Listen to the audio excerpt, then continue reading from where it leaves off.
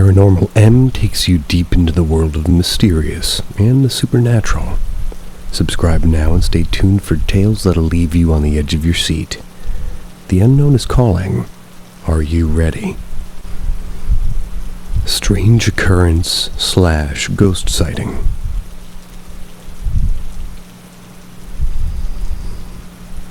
So a couple of nights ago I decided to sneak out of my house to hang out with 2 other friends.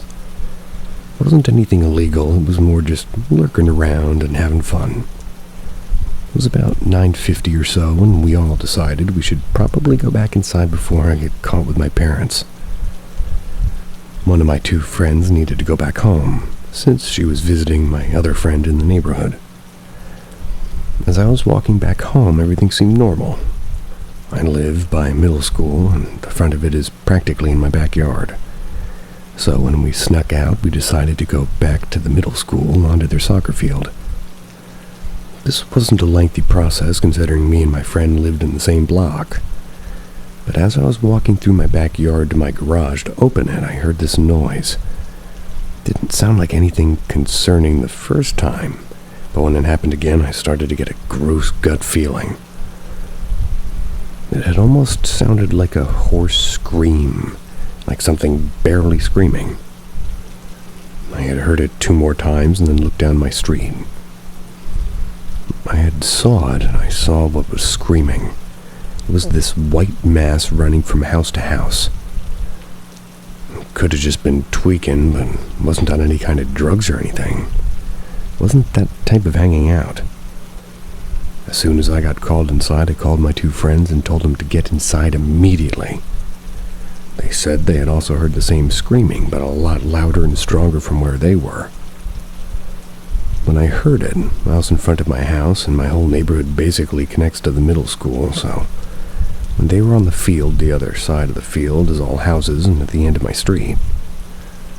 I had them run to my backyard and stayed out there until, my one friend's mom came and picked them up and took them home.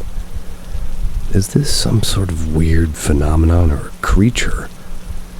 Someone help, it's been on my mind for the past 5 days.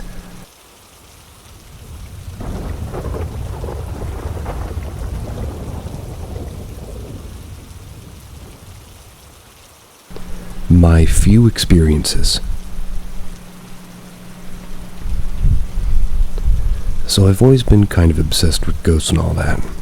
So much so that my friends and I like to do these rituals like Bloody Mary and trying to summon ghosts. My mom was always into the psychic side, so she even bought a Ouija board. I had the thing in my room for a few years. Not related, but whenever my mom asked about my future, it would always go straight off the top of the board. I don't usually believe in the Ouija board, but I thought I'd tell y'all. Okay, now I'll tell y'all the experiences. When I was younger, I was in the bathtub all alone. When I looked up, a tall figure with rags all over ripped, and then it ran past the door frame into the bedroom areas, and I never saw it again. Another time, I was home alone, and I set up a bunch of my toys like Lego doll houses and characters on my bed. Not close to the edge. When I went to the bathroom, and after a while of me being in there, I hear this loud thud upstairs.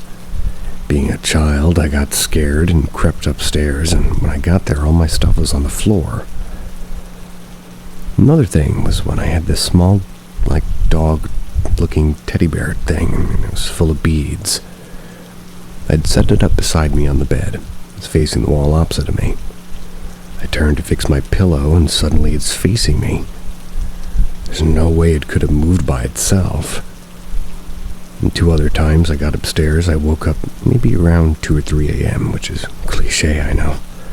And I saw these faces almost like they were crouching, but just high enough for me to see their heads, or disembodied heads, in front of my closet. One time it looked like Ghostface from Scream. Google it if you don't know what it looks like. It looked like it was laughing. The whole house was completely silent, like nodding its head back and forth, almost taunting me. I knew I wasn't asleep. I was fully conscious and wasn't sleep paralysis because I could move. I went and tried to sit up, and it inched its head closer to me. So I lay back down. I stayed looking at it and laughing until I passed out. The other time I woke up, I saw the head of a woman, and again in front of my closet. She was completely white or extremely pale, straight hair, but she seemed like she was splattered with blood, but didn't quote-unquote laugh. She smiled, swung her head side to side, even threw her head back, exposing her slit throat. She had a slit throat. That was the last thing I ever saw of either of them. My last experience that I remember was I was up late as usual, maybe 11 or so, and I was about to sleep.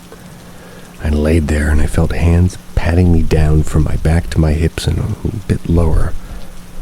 Wasn't anyone in my family. My bed was really close to the wall and I was facing the doorway.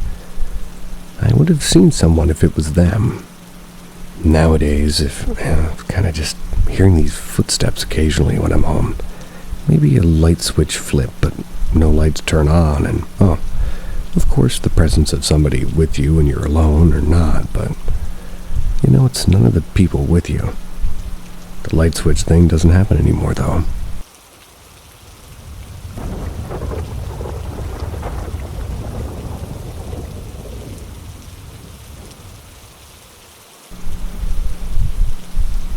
Extremely sinister experience as a young teenager in 2009. Extremely tall, skinny, grayish-white entity with no features like a face. This was about 15 years ago. Still get goosebumps and chills every time I talk about or think about this thing. It's traumatized me for the past 15 or 16 years. Best description is a human-shaped Slender Man type entity with no clothes. Imagine a featureless human shape made out of like a gray modeling clay that resembles a naked Slender Man type looking thing. At least 10-12 feet tall. Has the ability to induce an adrenaline rush followed by paralyzing fear, even though you have no idea if it was around or anything to make you that scared. Anyways, here is how it all went down. I'm 30 now, and I was maybe 14 or 15 at the time. I still live in the same house to this day. So, I was playing my Xbox in my room at night, had my window open, and suddenly I got this cold ice feeling in my veins from my head to my toes and an intense rush. I was rendered completely paralyzed from fear. Literally out of nowhere, this just hits me in the body. I knew something was behind me outside my wide-open window. Never have I ever been that scared in my life since then or ever before that point. So, I just knew deep down that I was being watched by something. It felt evil, and I felt the danger beyond words to even describe. Finally, somehow got enough nerve to turn around and broke free of this paralyzing fear that was gripping my whole body. Spin around, purposely avoiding looking out my window, dive on my bed, being it was right below that same window. Then I hid underneath my blankets. I was listening for anything that could tell me if there was something out there. I was confused and I was scared about what I was feeling and what was going on. After a few minutes of not hearing anything, I grabbed the windowsill and slowly peeked over and out my window to see if I could see anything. At the time, I owned a PT Cruiser that was parked outside about 15 feet away, directly adjacent from my window. And to my astonishment, this tall, gray thing, it looked like it had a fuzzy-like static that clung to its entire body. After it stood up, it turned its head in my direction and it had no face at all, just flat and gray. It seemed as if it stood up from a crouched position behind my car. The top of the cruiser was a little below the waist of this thing. Extremely tall and thin, its arms and legs were long and skinny. I don't remember seeing hands because I was locked in its faceless form looking at me in this static cloud kind of covered and made parts hard to see. Another weird characteristic was it moved, and only when it moved it made a sound like rushing wind or river rushing from a distance, like white noise. Like a really loud TV static noise with a wind sound. But when it stopped moving, the sound would stop also. It was a cold winter night. No wind, no sounds either. So because of that, it stuck out and was super out of place. This flat, faceless thing turned toward me. I assumed that it was looking at me. Then, in theory, just robotic-looking way, possibly its waist turned away from me, and then its upper body, and then its head turned away last, rushed out into the darkness into my field, and without skipping a beat, it just walked over a 5-foot cattle fence like it was nothing. And as I mentioned before, it made this rushing static wind sound the whole time. The static smoke that clung to its body became real static looking and like a heavy smoke. It trailed behind it and slowly fell to the ground and disappeared. Walked until the darkness swallowed it up. I could not see it and it disappeared. The top of my PT was a little below its waist, and I've done some research, and I think it might be a naked slender man in the closet thing. I know it sounds nuts, and if anybody's seen the same thing, you can share their experience with me. That'd be great. I've been fruitless in my search for other experiences or sightings of this thing with the same characteristics as mine. Thanks in advance. This experience scared the hell out of me so bad it wasn't until 3 years ago I was, for the first time, maybe 11 years since that experience, actually able to go out into that field and, shut the chickens in for the night. I really feel like I'm gonna see this thing again, and when I do, it's gonna try and take me. The way it looked at me the whole time as it turned to walk away wasn't a fleeing type of action. It's almost like it was like, oh yeah, just wait till I catch you next time. It's quite literally insane for me to even think about, because, well, it really happened and it's straight out of Donnie Darko. Like, if that's real, then what's not, Weird as shit.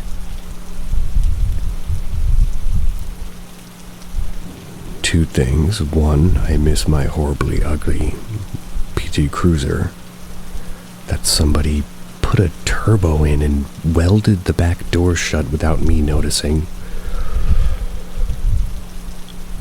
Very stupid me. And two, Donnie Darko is an amazing movie.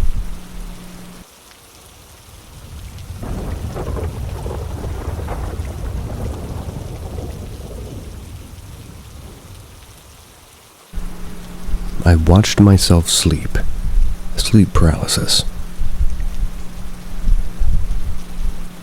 This is the story of the first time I ever had sleep paralysis. I was 17 years old, over 5 years ago. I've had sleep paralysis several times since then, but it doesn't scare me anymore. It was a Saturday morning. I woke up roughly at 8 a.m. randomly and everything was normal. Except for the fact that my mother took my phone away and left the house because we got into a fight the night prior. I didn't know what to do without my phone, so I just turned on Netflix. I dozed off at about 11 a.m. I instantly had a lucid dream where I was walking back from the Walgreens right down the street from my house. I had a pack of cigarettes in my hand, and I thought this was real and not a dream. I would frequently do that, and, well, I had a buddy at Walgreens that would hook me up even though I wasn't of legal smoking age. So I'm walking down the street back to my house, and that's where I noticed an old lady, hunched over with a cane. She was wearing all black, old and torn clothes with a hood up. I believe this was an encounter with the old hag. I bumped into her. As soon as I bumped into her, I was instantly teleported back to my bed. But it was still my dream, and this time I was under my bed and I heard two people have sex on top of me. My phone appeared in front of my face and I saw bright rainbow-like colors flashing all around, and I teleported again. I was on top of my bed, but I was awake and I knew something was off because I couldn't move. All I could move was my head, which was odd, and I heard about this. It must be sleep paralysis, I thought to myself. I've heard story after story, and I started to freak out. I just didn't want to see anything, and I turned my head to the left. That's where my door is. It was wide open, and I know it was closed when I went to sleep. I heard footsteps coming to my door, and I started to panic. Looked back at my ceiling, closed my eyes, and looked back to my left facing the door. And what I saw was shocking. Every bone in my body tingled, and my heart felt like it was going to burst out of my chest and run away. I saw my own face. I was sleeping, and my head was facing the ceiling, just how I fell asleep. But I was looking left now, at myself. It was almost like I had come out of my own body. It was only a few seconds, but it felt like forever. It ended. I could move again, and my door was shut just how I left it. My TV was on just like I left it too. Writing this story gave me the chills just from thinking about it after all these years. I've done a lot of research on the old hag to no avail. Reminds me when my eyeball popped out of my head for a moment and I could see down and straight at the same time.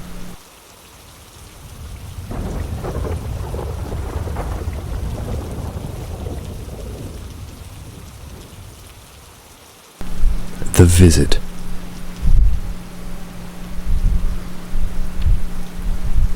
I was roughly 7 or 8 years old when this happened, but it is something that I won't ever forget. My great-grandma took a liking to me that she didn't have for anyone else in the family. She was old, of course, so she would sit on her recliner in the living room. I would always hang out with her and play with my fire trucks. She'd always make me this amazing beef stew, and yeah, we would just hang out together. One morning I woke up and I was on my way to my great-grandma's room. And to my surprise, the door was locked and my aunt and dad told me to go back to my room. I had no idea what was going on and, well, she passed away in her sleep. About 3 weeks later, I'm sleeping on the floor in my grandma's room. My grandma was sleeping in her bed, the same room that my great-grandma passed away in. I was sleeping on the floor with a sleeping bag because I was a kid and I just wanted to. I had a perfect view of the hallway and the bathroom from where I was, and the doors were open. On this night, something randomly woke me up at about 1 a.m. and the bedroom door was open and so was the bathroom door. My eyes were drawn to the bathroom mirror for some reason.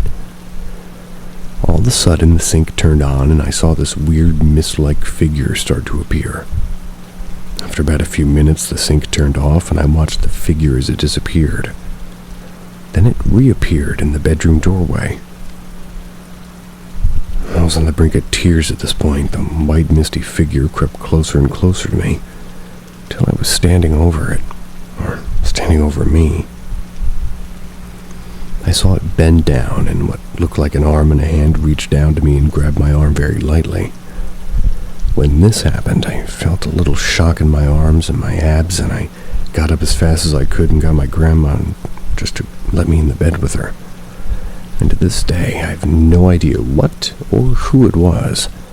I've always thought that it was my great-grandma trying to say hi to me. And I think that since I was so scared, she touched me. Never wanted to scare me like that again.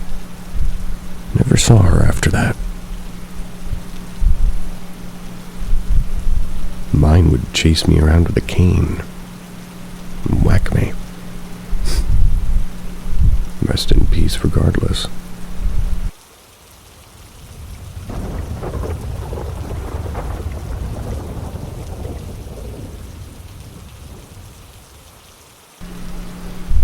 The Devil's Tramping Ground.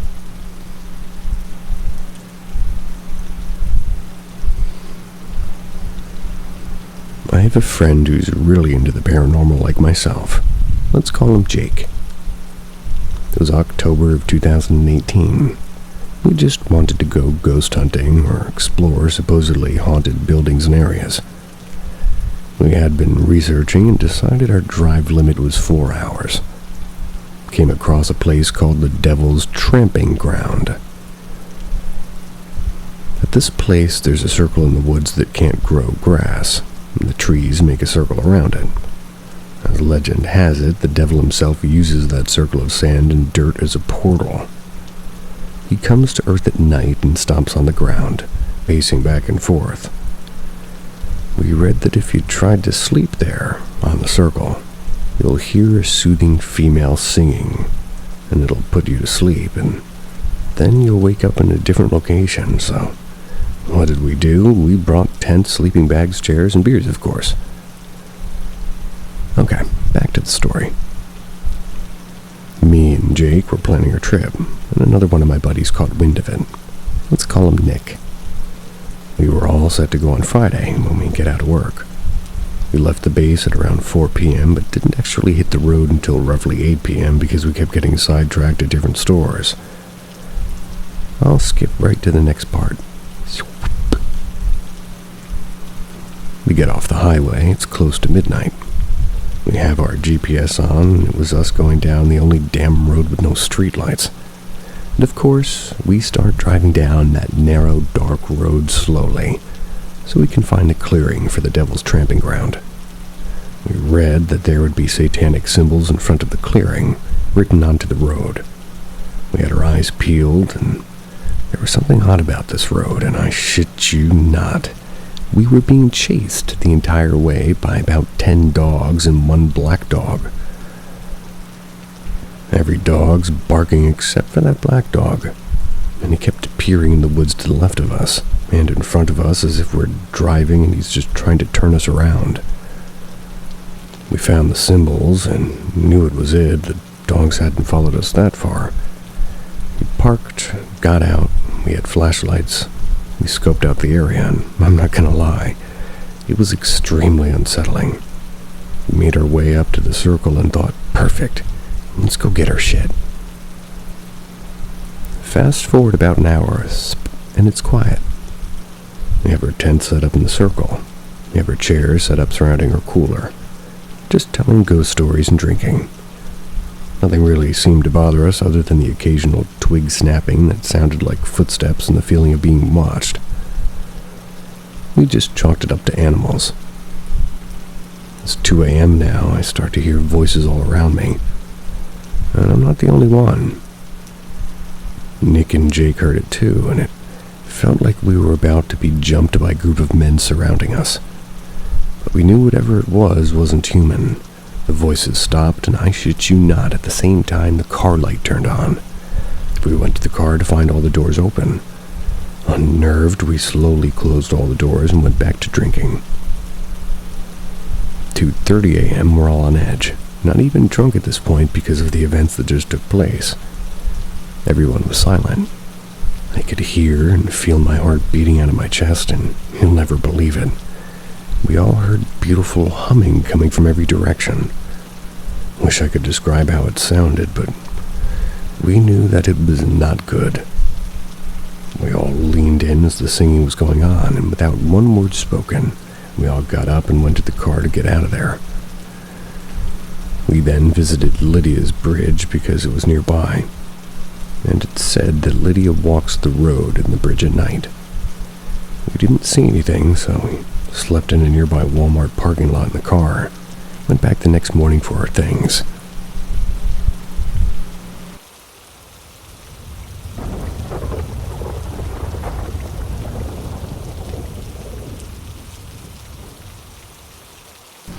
An unusual encounter.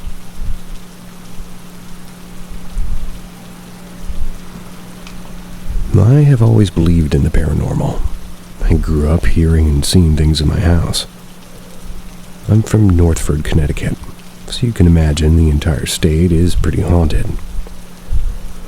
I've heard everything from the house settling to glass breaking, and to my shock, no glass would be shattered on the floor. Anyways, I was 12 when this happened. That makes it back in 2010. My mom and dad split up, so I would go visit my mom on the weekends and be with my dad during the week. My mom found a nice house in East Haven, Connecticut, set up on a hill with a road leading up the hill. On top was a farm with horses. My mom loves horses, so she jumped on the offer. I was a little shit when I was 12, so I had gotten expelled from school. I was living with my mom and my older brother full time. I'd stay up until the crack of dawn every night and sleep all day. I'd always hear things like creaking steps and doors opening and closing, the usual things. One day my mom has her boyfriend over. He was standing in the kitchen when he felt a tug at his shirt. He turned around and nothing was there. Left shortly after. This one night I'm about to tell you about has me shook to this day, and it still remains a mystery. I'll give you a visual of the third floor of the house. That's where my room was. When you open the front door to my old house, directly to your left is a staircase. You walk up the staircase, and on the second floor, kitchen and living room areas directly on your left. And as you keep walking up, there's a hallway that cuts to the right. At the end of the hallway is a bathroom and a dead end. My room is on the right as you're walking down the hallway, right next to the bathroom. One night my mom, brother, and 2 cousins and aunt went out for dinner. I just wanted to stay home and play Call of Duty. My dog Sydney was in the room keeping me company. She was a small Yorkie. And as I was playing, I suddenly had to go use the bathroom, so I waited until my game was over, and when I was back in the lobby, I got up and ran to the bathroom. And my dog followed me. I finished, flushed the toilet, washed my hands. As soon, and I mean as soon as I cut the water off, and I was just there and I was drying my hands, I heard creaking up the stairs. It sounded like somebody was walking up the stairs, and I froze, not knowing who it was or what to do, and I was home alone. Sat there for another second. Footsteps up the stairs stopped. A few seconds went by, which felt like forever, and then just like that, I heard a footstep reach the top step. The hallway. I didn't hesitate. Picked up my dog, ran to my room, and locked the door. Sat back down in my chair in front of my TV and just listened. More footsteps, but this time coming down the hallway toward my room. Heard the footsteps creak all the way until I got to my door. And then it slowly stopped. I was frozen with fear, and a few more seconds go by, and then knock, knock, knock. I immediately called my mom to see if she was home yet, and of course, she said no. And after the 3 knocks, I didn't hear anything. No more footsteps, no more nothing. Waited until I finally heard the front door open, and I just burst out of my room relieved. Told my mom what had happened for her to tell me countless other stories of experiences that she had in the house.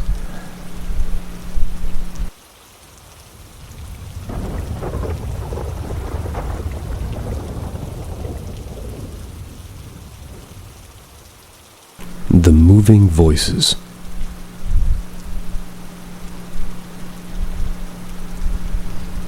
I've been told from my family that a few of us are sensitive, whether it be paranormal or otherwise. Never really truly opened myself or sought after any of this quote-unquote sensitive natures, but apparently most of my experiences have been because of this connection. I don't have any pictures or evidence, just my own first-hand experiences. My first experience that I remember vividly and have perfect memory of is when my family moved away from my childhood home when I was around 13. We'd been living in the new house for about a month or so and started having some strange things happen to me. It seemed that I was the only one who noticed things even happening. During this time, my parents were fighting quite often. I grew accustomed to hearing them arguing in their room, but then one night, I heard them arguing, and I stepped into the hallway to use the restroom. And as soon as I stepped outside of my room, the arguing stopped. Both of my parents were asleep. Everyone was asleep in the house. I'm not sure what I heard. I was young and confused and thought maybe my mind was playing tricks on me. But the next night, it was the same thing. I would hear mumbling far away and voices arguing. Just to step into the hallway and hear nothing but silence. Then one night it got even stranger. Stayed up very late, almost into the morning, and for some reason I just couldn't get to sleep. Turned off my TV just to try to shut my eyes. Everything was very quiet, and then suddenly started to hear the voices again far away arguing. The voices started to become louder somehow. Then they started to move. Tried as hard as I could to understand what the voices were saying, but I couldn't distinguish any words. Then I heard them by my front door, then in front of my closet, then at the foot of my bed. I was so scared I jumped out of bed and turned on all my lights. Stood there waiting to see if I could hear the voices again, but it didn't happen again. After that night, I slept with my TV or my radio on, or I would sleep with headphones in my ears so I wouldn't hear the voices. A few months later, we moved out of that house and I never heard the voices again. This was something that did affect me at a young age and never forgot the experience. It was one of my first experiences that I considered to be paranormal.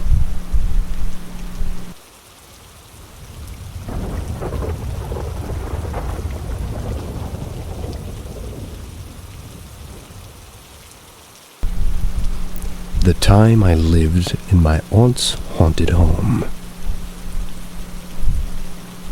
A little background on my aunt. My aunt is more than just a sensitive. She can see, hear, feel spirits or entities and even talk to them. These beings can be human or otherwise. They can be dark or positive, it doesn't matter.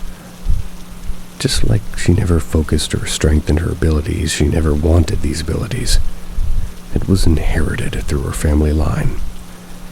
But different from me, my aunt is extremely powerful without even trying. During the time I was living there, we became very close. She told me a lot of things about my own abilities that I never would have known if I hadn't lived with her. I want to say it was around maybe the second month of me living with her. That's when strange things started to happen to me. I had a little more experience then, and I noticed that if I paid attention to it, it would only become more noticeable. So the little things that would happen, I would ignore and I would pretend it wasn't there. The room where I was staying didn't have an actual door. It had a simple entryway which led straight into the kitchen area. And I also had a view of the other rooms in the house from this entryway. My room was all the way in the back of the home. Now, my aunt had 4 children. 3 smaller children, 1 child who's in high school, and there was one night that I was about to finally fall asleep after coming home from work, and I heard little footsteps in the kitchen. My first thought was that 2 of the smaller children were up and sneaking a snack. I stayed quiet and I listened, and I heard the little footsteps now running back and forth from the main hallway to the kitchen. Continued on for about maybe 2 minutes. At this point, I got up to confront them about being up so late, and walked into the kitchen area.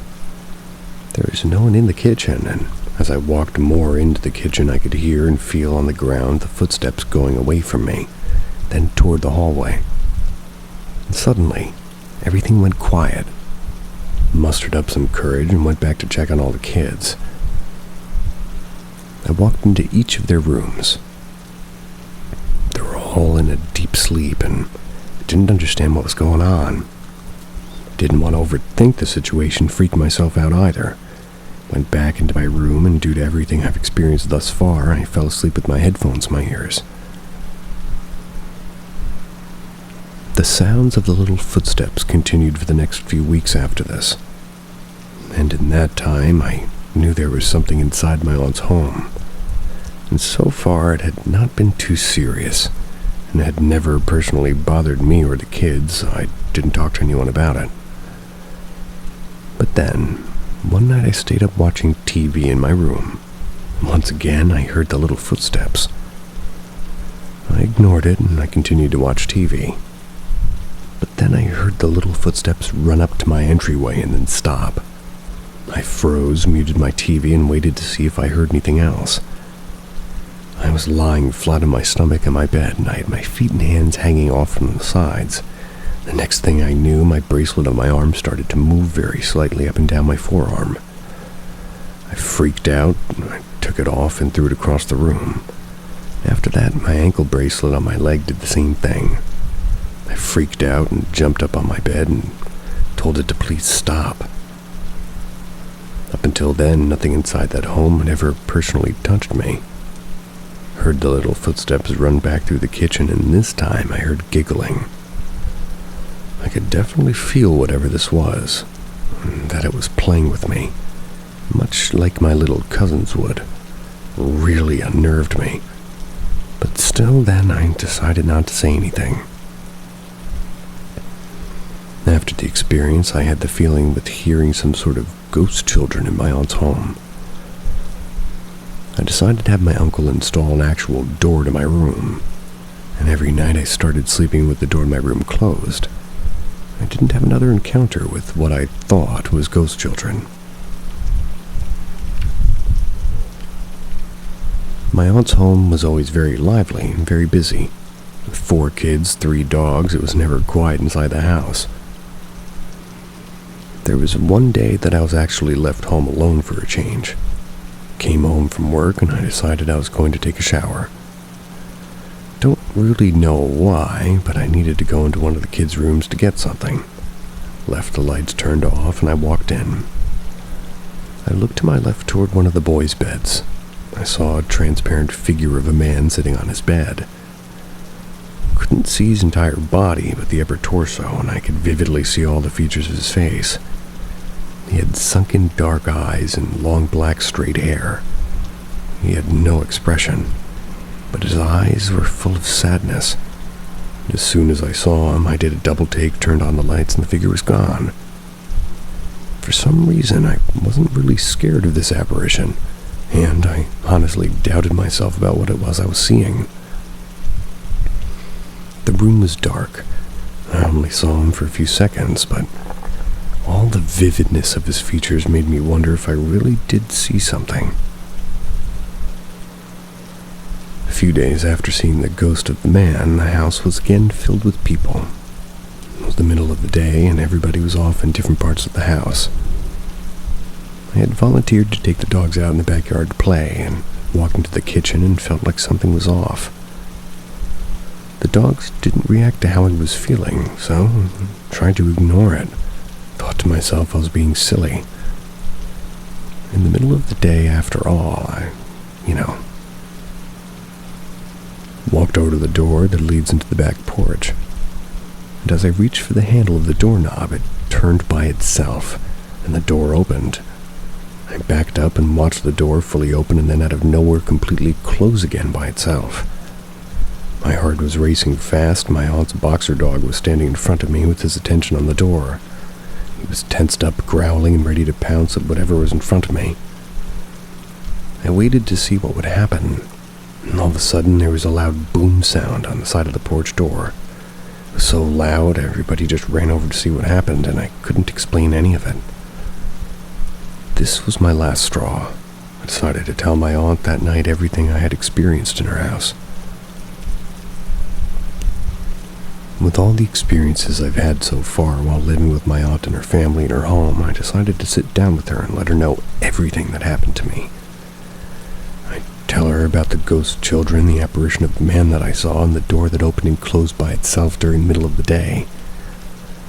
My aunt then began to explain to me my family's connection to being able to feel, hear, and talk with the other side. Apparently, it was mostly just the women on our side of the family.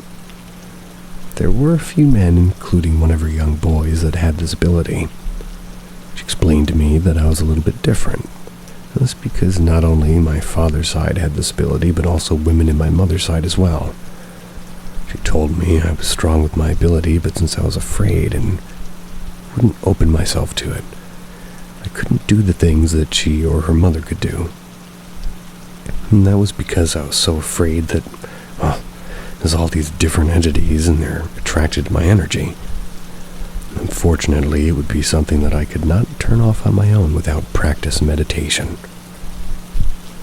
Then she revealed to me something that, until this day, I'm not really sure if I believe yet.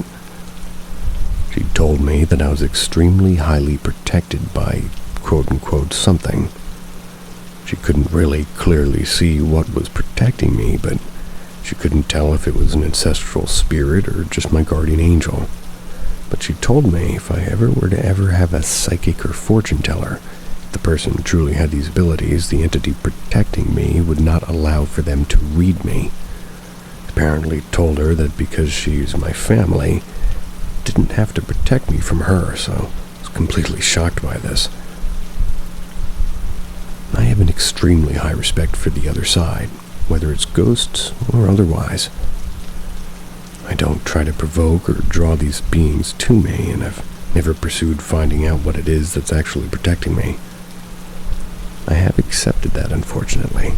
I do have this connection, and, well, maybe one day I'll not be so afraid to open myself to what I can really do. After everything my aunt shared with me, I was a little bit unnerved about everything.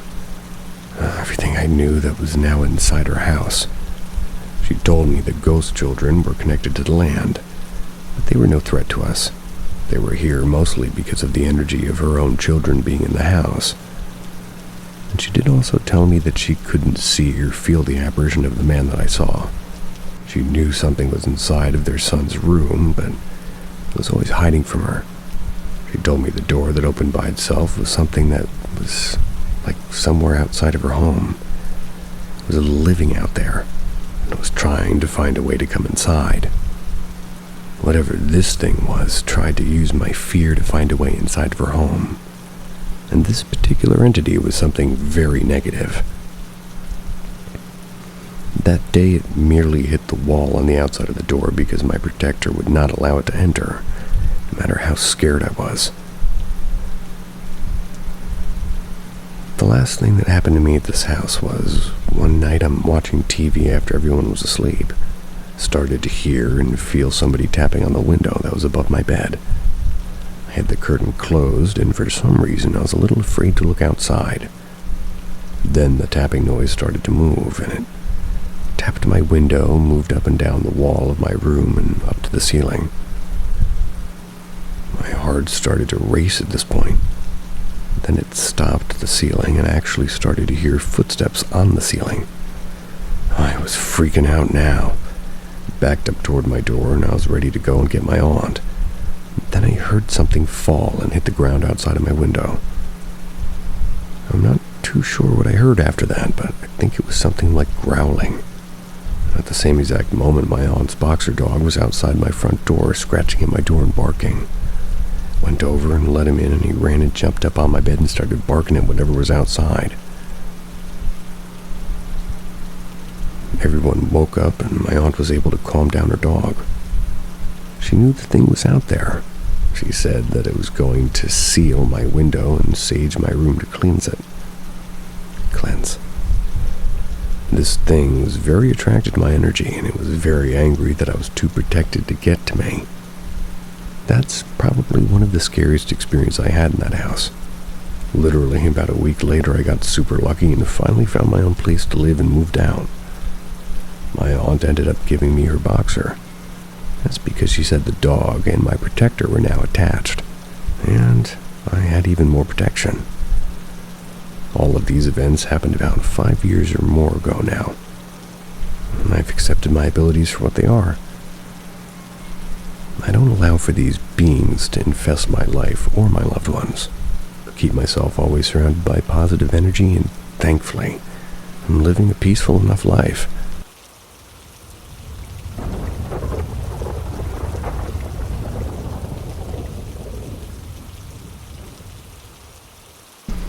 Never play the dark cards game.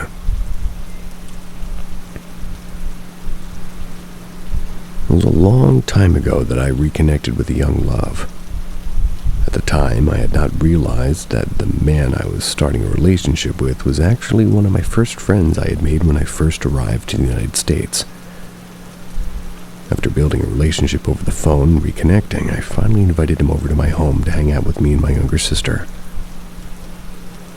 He had previously mentioned to me that he was a little sensitive to the paranormal, which I honestly thought it was really cool since I like all that kind of stuff. The day he came to visit, we're all hanging out in the living room. That's when he asked us if we wanted to play a game with cards. Apparently, we needed 4 players, and there just happened to be 4 of us.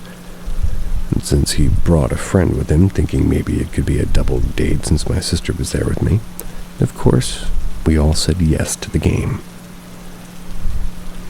As he set it up, my sister and I brought out some pillows to place into the floor so it would be comfortable. We all sat down, and the first thing I noticed was the cards themselves.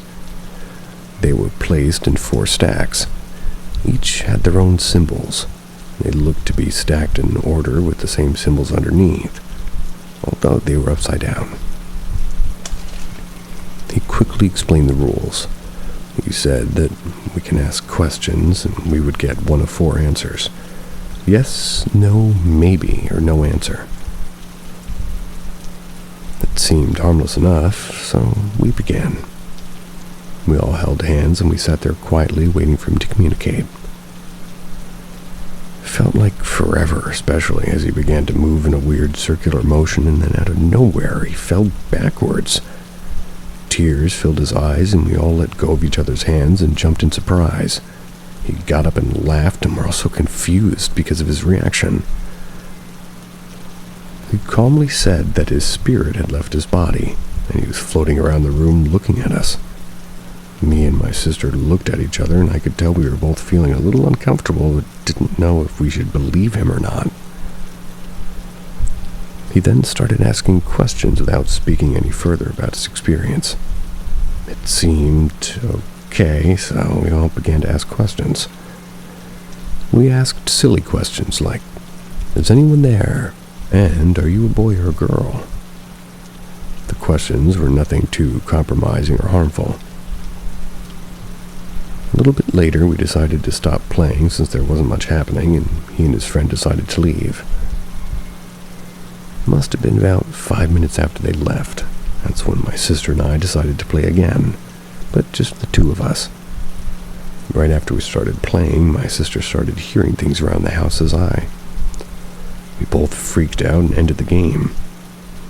She was crying by the front door, begging for us to leave the house. I was facing the front door with my back toward the living room. My mom had a picture frame by the door, and as I'm trying to calm my sister down, I see a shadow in the reflection of the picture I'm facing.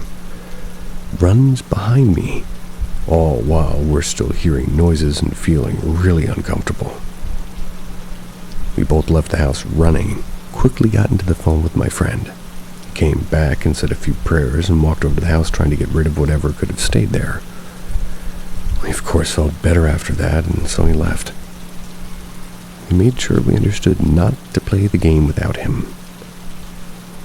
A few weeks later, I started to have some weird dreams and difficulty sleeping. Started sleeping with my radio on, but sometimes the volume would change and other times the voice on the song would get deeper and faded. I then started sleeping with my television on, and the radio left off.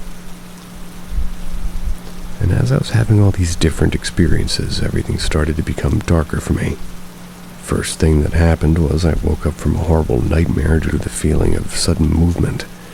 I realized I was halfway down my bed, and it's as if I'd been pulled. A few days after that, I woke up around 6 in the morning, and as I'm laying on my stomach, I felt this weight on my back, and I tried to get up. I couldn't. I got desperate, and I was starting to lose air. And as I tried to scream, no words would come out. I tried to get up, but it only became stronger and heavier, and I was yelling and screaming, or so I thought. I kept repeating in my head, "Get off me, let me go." It felt like an eternity. I suddenly heard a firm, strong, and demanding voice say, "Let her go." I felt the relief off my back, and I heard footsteps run off my bed. Tiny footsteps. After that, I could finally get up and scream. I sat up, but for some reason I wasn't scared. I felt peaceful and calm. My room was just alleviated. and all the eerie feelings were gone. Meanwhile, in my sister's room, she had her own episodes. Later found out that she too had suffered from bad dreams. She said that she was in a lifelike nightmare no matter what she would do. She was unable to wake up. She mentioned to me as well that during her dream she felt a cold, tiny hand placed into her forehead.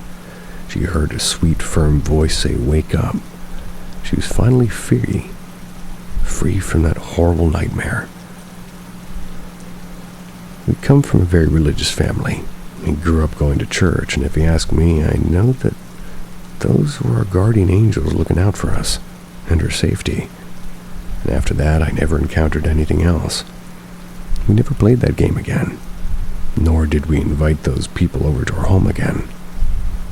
Never spoke about those incidents, and it's something that we decided to leave in the past. Of course, we never told anyone in our family about what happened to us. But we will never ever do anything like that again. We have enough respect to leave all that alone, and enough faith to know that we walk in the light along our guardian angels.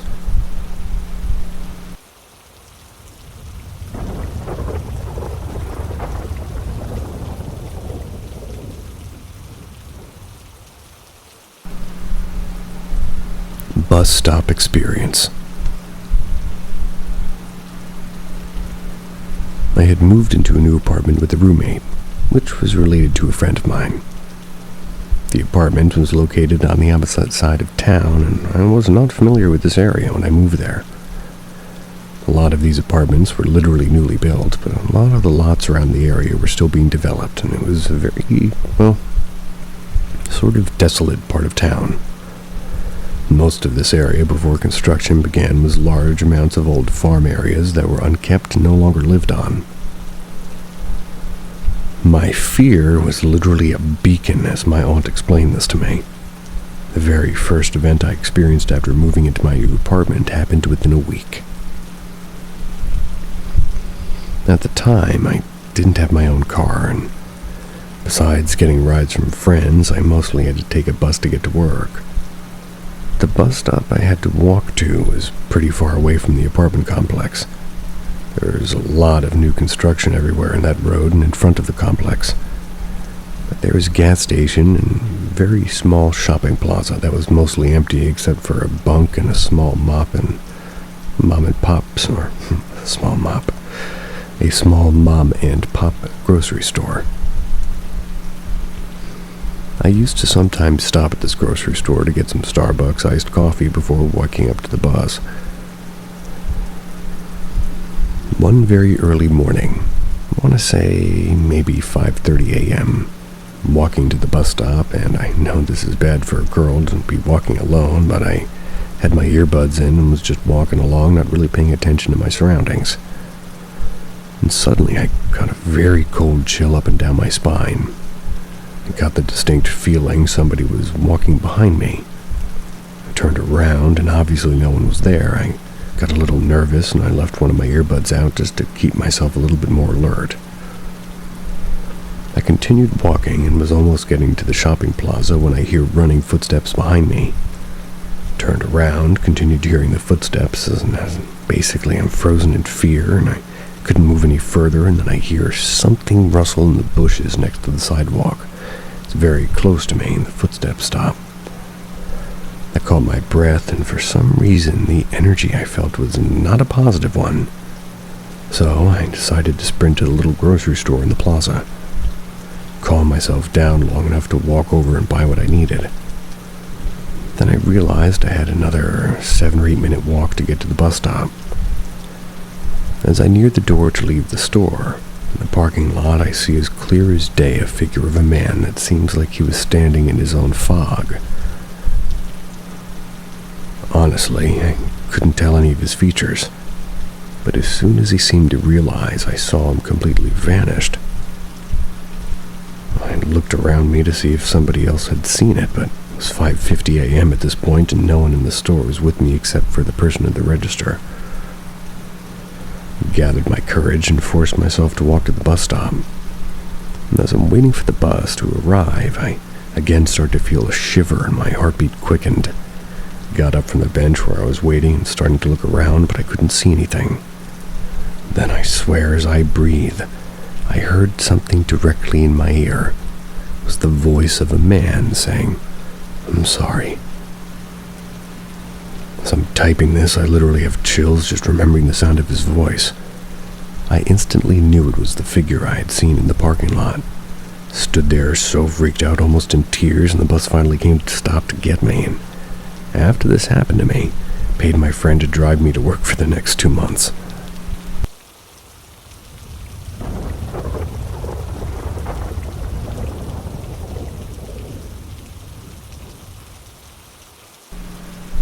Message from the boy in the blue striped shirt.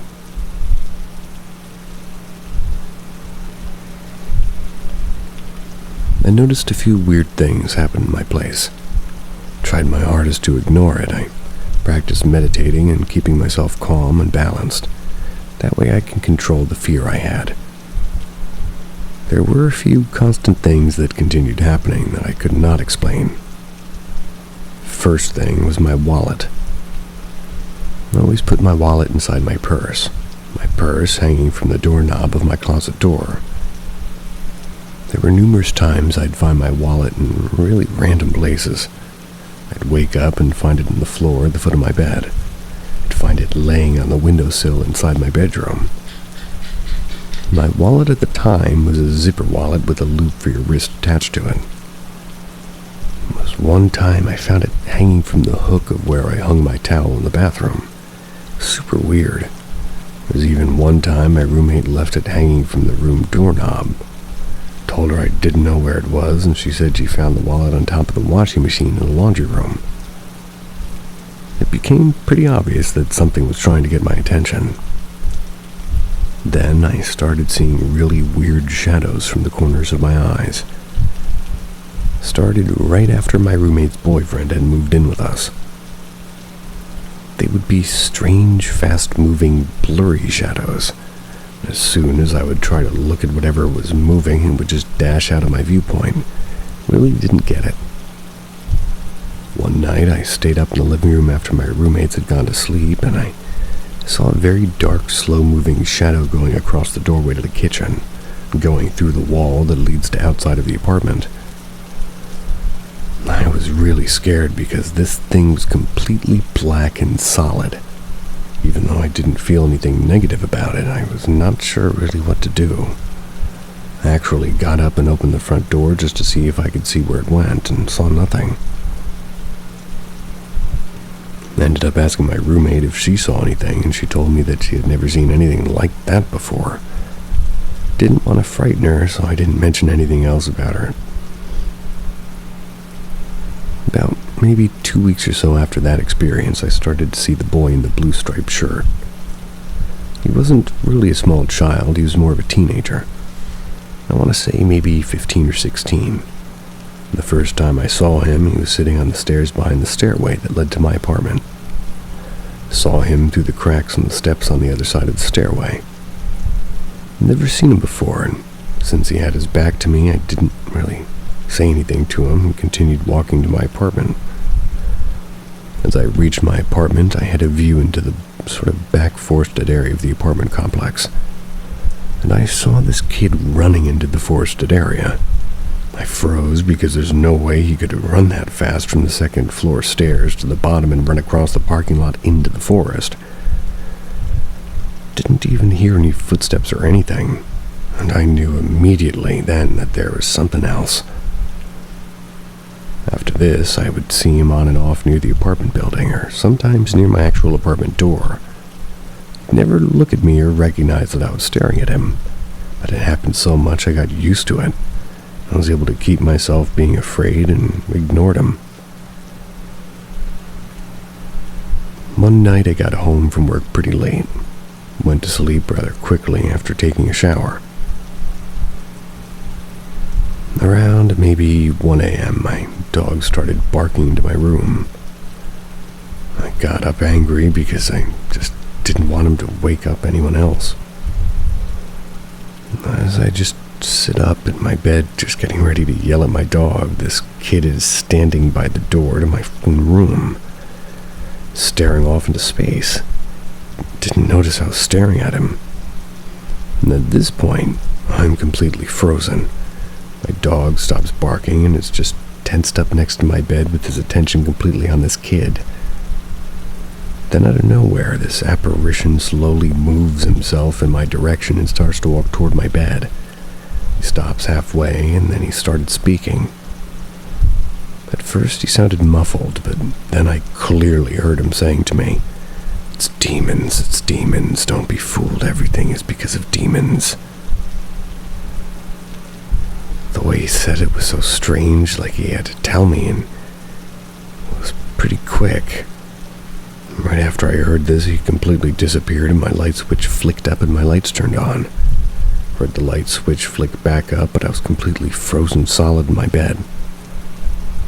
Afterwards, my dog calmed down like nothing happened. Jumped up onto my bed to sleep with me. Didn't dare get up and turn my lights back off. Such an ominous message. Sort of thought maybe he was trying to give me a warning about the apartment. Never saw the kid ever again after this.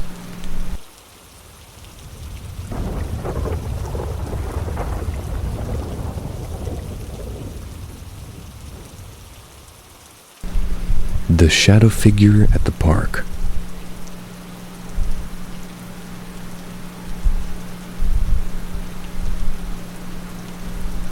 This experience I actually shared with an old friend of mine who was staying with me for a week. This didn't happen to me, which actually made it a little bit less scary for me. And since usually stuff would happen only when I was alone, my friend, who I'm going to call L for privacy, had come over during his vacation time from work, decided to stay with me. He was living in a different state at the time, and he would visit his family during the day and then come back to the apartment at night to sleep. Towards the middle of that week, I finally had a day off from work the next day. We had agreed to hang out that night. He picked me up at my job after work, and this was almost 10 p.m. Picked up some takeout and drove to the small park in my apartment complex to eat. We walked over to one of the 2 picnic tables that were at this park, and we were there for maybe an hour just eating our food, reminiscing about old times, and just joking around and having a good time. Suddenly, I felt some really heavy energy in that atmosphere. It was a familiar but still creepy as hell feeling. Kind of froze up and got really quiet and had the urge to get up and look around. I ignored what I was feeling and stayed sitting at the table. L was now giving me a funny look. He asked me if I was okay, and I told him yes. I was starting to get a bit used to this stuff just randomly happening. Didn't want to make a big deal about it to my friend. I then felt like someone was staring at me from a distance. I got chills up and down my arms. Apparently, my friend had some sort of strange feeling too, because I saw him slightly jump up in his seat at the same time that I got this feeling. We looked at each other and we were quiet for a few seconds, and then he asked me if all of a sudden I felt cold. Told him yes. Yeah, I felt cold, and then told him that we should go back to the apartment. We got up, started packing up our trash, walked away from the picnic table and went over to the trash bin, which was to my right. It was near the sidewalk. Turned around, and I can see my friend had stopped, picked up the trash since he was answering a text message on his phone, and well, right behind him on the second picnic table was a shadow figure sitting at the table. I froze and was completely getting chills all over. I automatically assumed, because of my sensitivity to these things, that I was maybe the only one who could see it. My friend then noticed that I was staring behind him. He turned around, my friend jumped back, dropping his phone in the process, and ran over to where I was in panic. I asked him in a whisper if he could see it. He whispered back to me, "Holy shit, is that real?" I told him I could see it as clear as day. We both froze up, stood there super quiet while the shadow just sat there not moving at all. This figure had no discernible shape. It was not in the shape of a person or anything. It was just a round black shadow that only had shoulders and a head. And as I was staring at it, I started to get a sick feeling in my stomach. Started to pray silently in my head that this thing would go away. and suddenly it just randomly vanished. I swear it must have been sitting there for almost the longest 2 or 3 minutes of my life. And as soon as it vanished, we both ran straight to my friend's rental car, with him briefly stopping to grab his phone. Jumped into the car and locked the doors. Elle started the car, and as he was starting to back up out of the parking space, we both heard 2 bangs on the hood of his car. We screamed. He literally did almost a burnout as we drove away from the parking area. He drove fast as hell to where my apartment building was, parked the first guest parking he saw. We then both literally ran straight to my apartment. Eventually, after a long while, we both managed to calm down and talk about what happened. I explained to him the stuff that had happened to me since I moved to the apartment. He was completely freaked out, told me to come stay with him in his family's house because he didn't feel safe. Didn't feel safe with me staying there alone, really. And I explained to him it didn't matter, this stuff happens to me all the time at random places.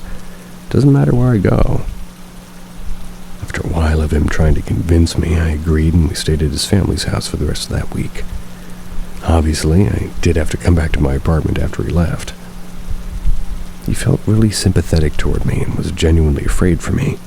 Still lives in another state and calls every once in a while to check up on me. And I, of course, avoided that little park in the apartment complex like the plague after that.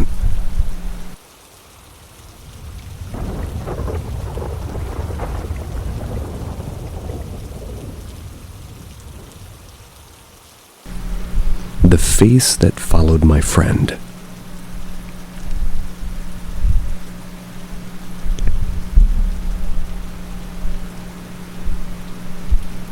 Here's something that I experienced with a friend of mine over 3 years ago.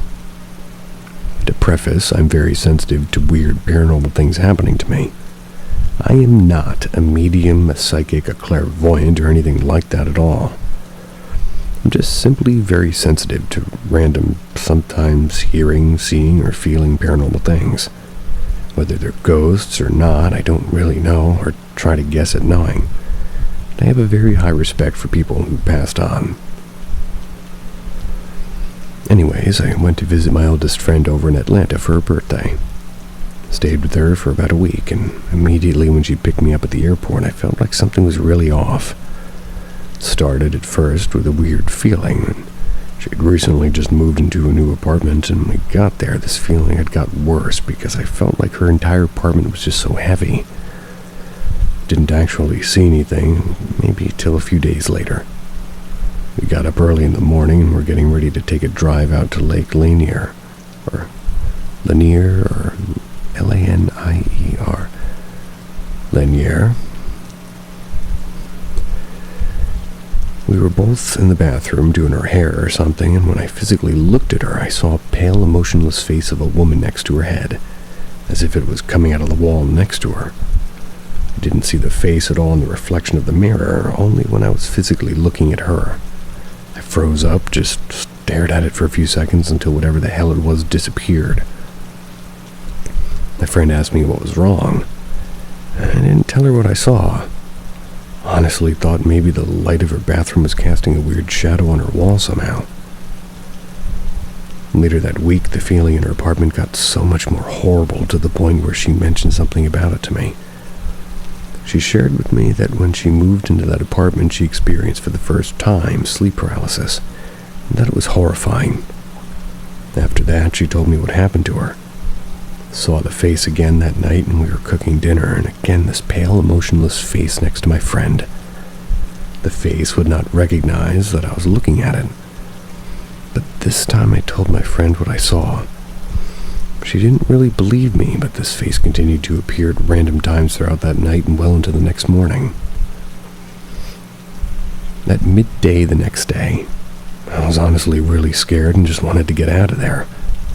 Ended up driving out of her mom's house, and during the drive we stopped at a restaurant to have a quick lunch. Both went into the bathroom together. Oh, guess what? The face was there again. My friend finally saw it. We both super freaked out, drove kind of really fast to her mom's house, and we both told her what we experienced. Her mother was not sure if she believed what she was told, but she is very religious and managed to calm the both of us down. wanted to do a prayer with us and bless us with some holy water that was given to her by her pastor. After that, I didn't see the face again for the rest of the time that I stayed with my friend. The feeling in her apartment was still sort of weird, but not as horrible as before. I left Sunday, and when I called her the week after, she told me her mom had her pastor come over to her apartment and said some prayers. My friend never told me if she ever saw the face again. I let it go. I didn't want to stir anything up. It was really strange for sure, and I think maybe something was in her apartment when she moved in and somehow got attached to her. She doesn't live in that apartment anymore, but she still sometimes has sleep paralysis. I don't think it has anything to do with her experience in that apartment, though.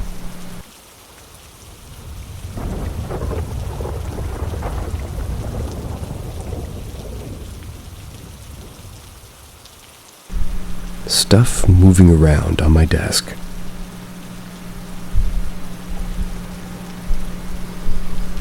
This is something I've noticed randomly happening just more recently, like within the very past month or so. I believe stuff has been moving around on my desk at work all by itself. I'd come into my office in the morning and notice very small different objects not where I usually always have them. Now I noticed this because I have weird OCD with my organization of my desk. I do not like changing my setup with how I have things on my desk. I'd noticed my stapler in a different spot, my paperweight, which is also a sticky note dispenser, it would be inside my drawer cabinet. And when I know for a fact the previous day it was on the top of my desk. I have separate computer speakers that are movable located behind my dual computer monitors, and those have slightly moved around as well.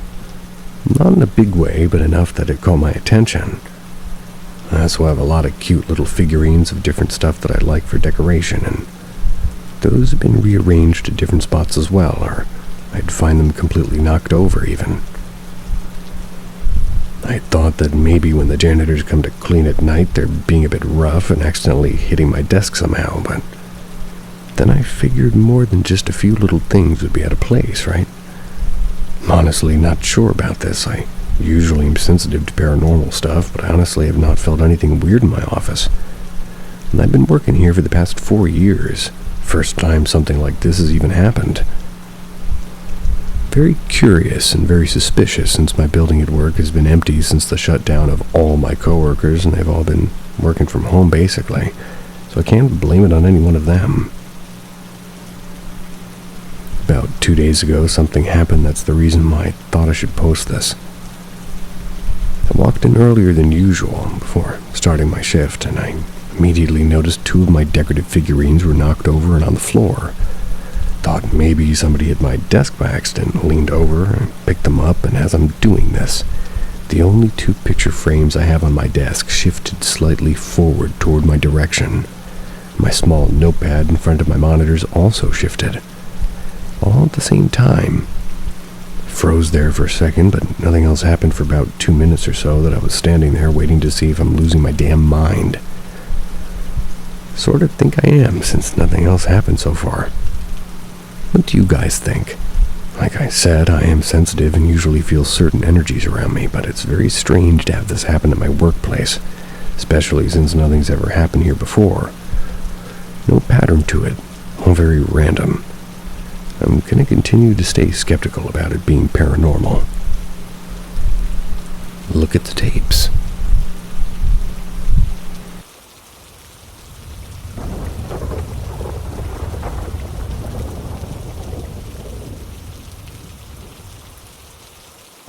Some strange things have been happening.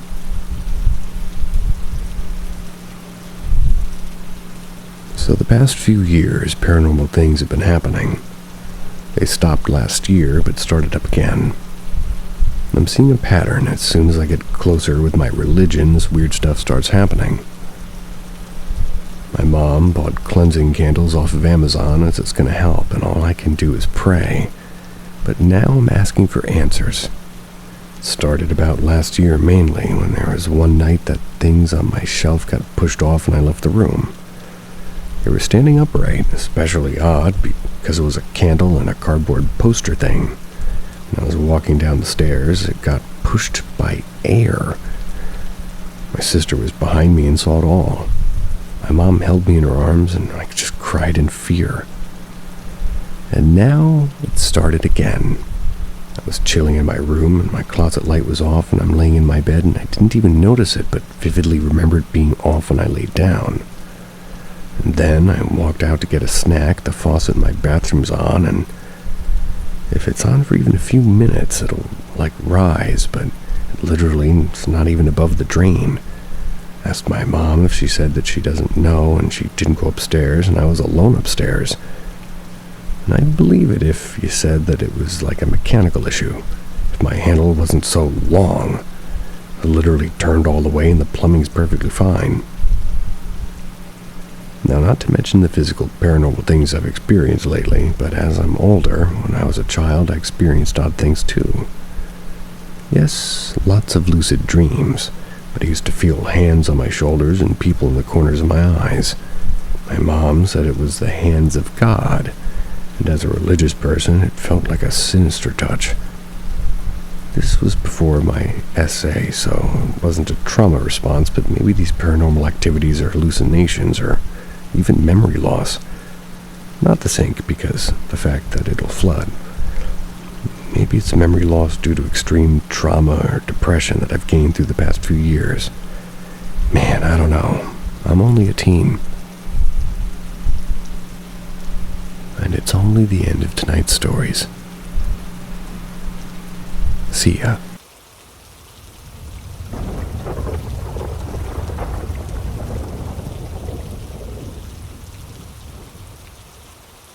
Step into the shadows with Paranormal M, where haunting mysteries unfold. Don't forget to hit subscribe and ring the bell for your weekly dose of chills. The adventure begins now. One of 3 of my true paranormal stories. So I'm like 10, maybe 11. Either way, my family had recently moved into this house right at the bottom of the Appalachian Mountains. We bought this house from a widow whose husband passed away in what had been the TV room. But we converted it into a library and a stereo room for a custom setup my dad had built about 4 years ago that I was extremely proud of. My brother, 14 or 15 at the time, and we were military brats. My dad had just retired from Coast Guard, hence why we were living as far away from the ocean as we could. Given that we were under the impression this kind of place is crime-free, and we were used to my brother looking after me, our parents are okay with leaving us home alone.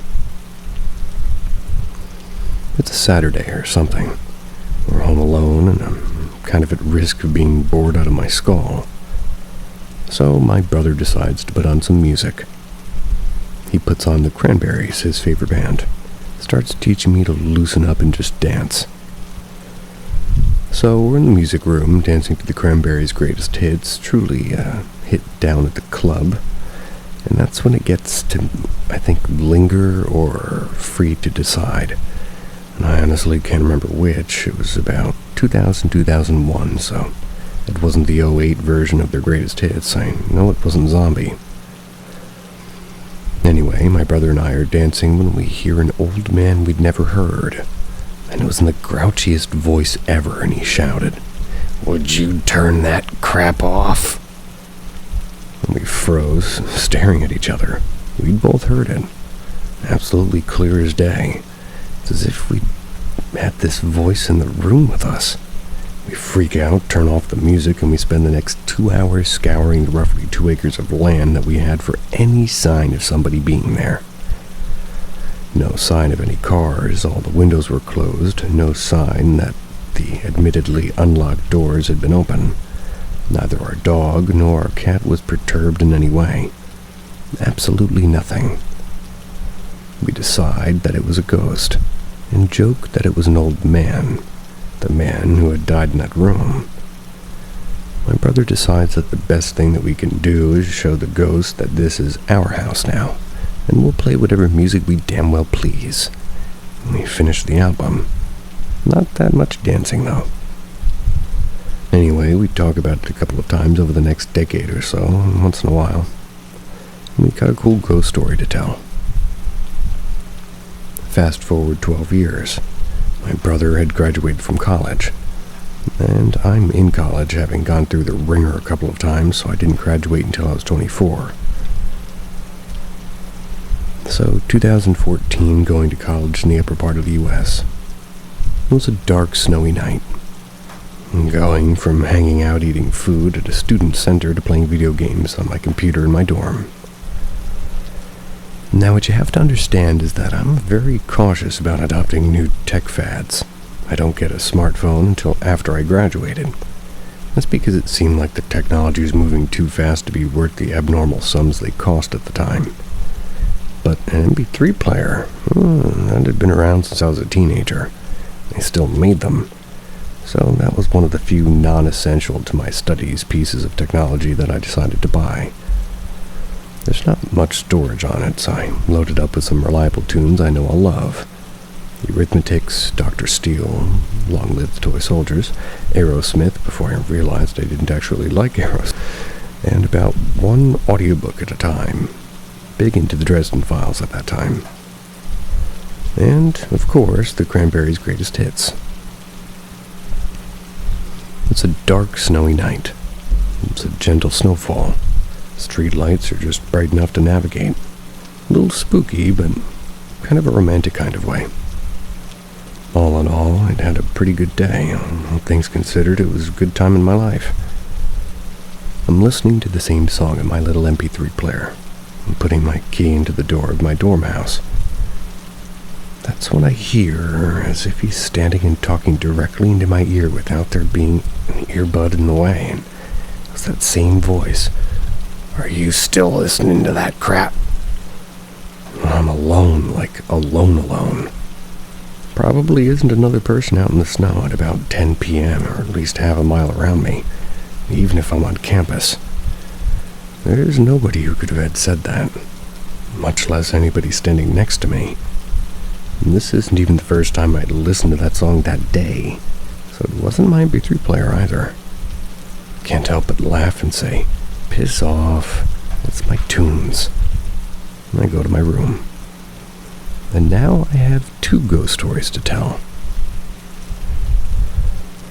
I don't know if it's a ghost, but I have a similar voice in my head at all times, in regards to music.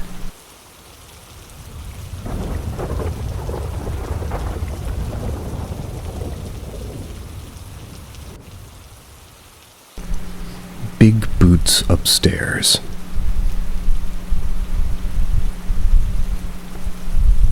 This is something that happened around 3 or 4 years ago. I still occasionally think of it to this day, and I now, being in my early 20s, I just can't explain. My home was built around the late 50s or maybe early 60s. It's not incredibly old, with little to no history, except for the fact that it's near a 100-year-old farm that sits on the hill near the house, and it's near a patch of woods. Ever since I was little, I've always felt uneasy being in the basement. You have your stereotypical wooden steps that creak and moan every time you step down. The cold draft that leaks into the cracked windows, making the basement colder than it already is. Dark corners of the basement where the light never seems to reach. And this was, and it pretty much is, one of my biggest fears of the basement as well. Never being able to see if someone was lurking in the dark corner and having that unnerving feeling that someone's watching you. The door leading down to the basement is located in the back of the house, so you'd have to do some walking to get there. This comes into play later in the story. There's no room upstairs to have the washer and dryer, so I have to resort to doing laundry in the basement. And this also will come into play later. So enough of the backstory, let's get into this. I've always been the maid of the house, by choice anyway. So I'm the one who does the basic cleaning, like cleaning the floors, washing the dishes, and you guessed it, doing the laundry. It was around 2 or 3 o'clock, and my mom and brother had already left for work. My mom had left at 10 that morning, my brother at around 1:30. I had a job at the time as well, but I had the day off. Now, ever since I'd woken up that morning, I was already feeling uneasy.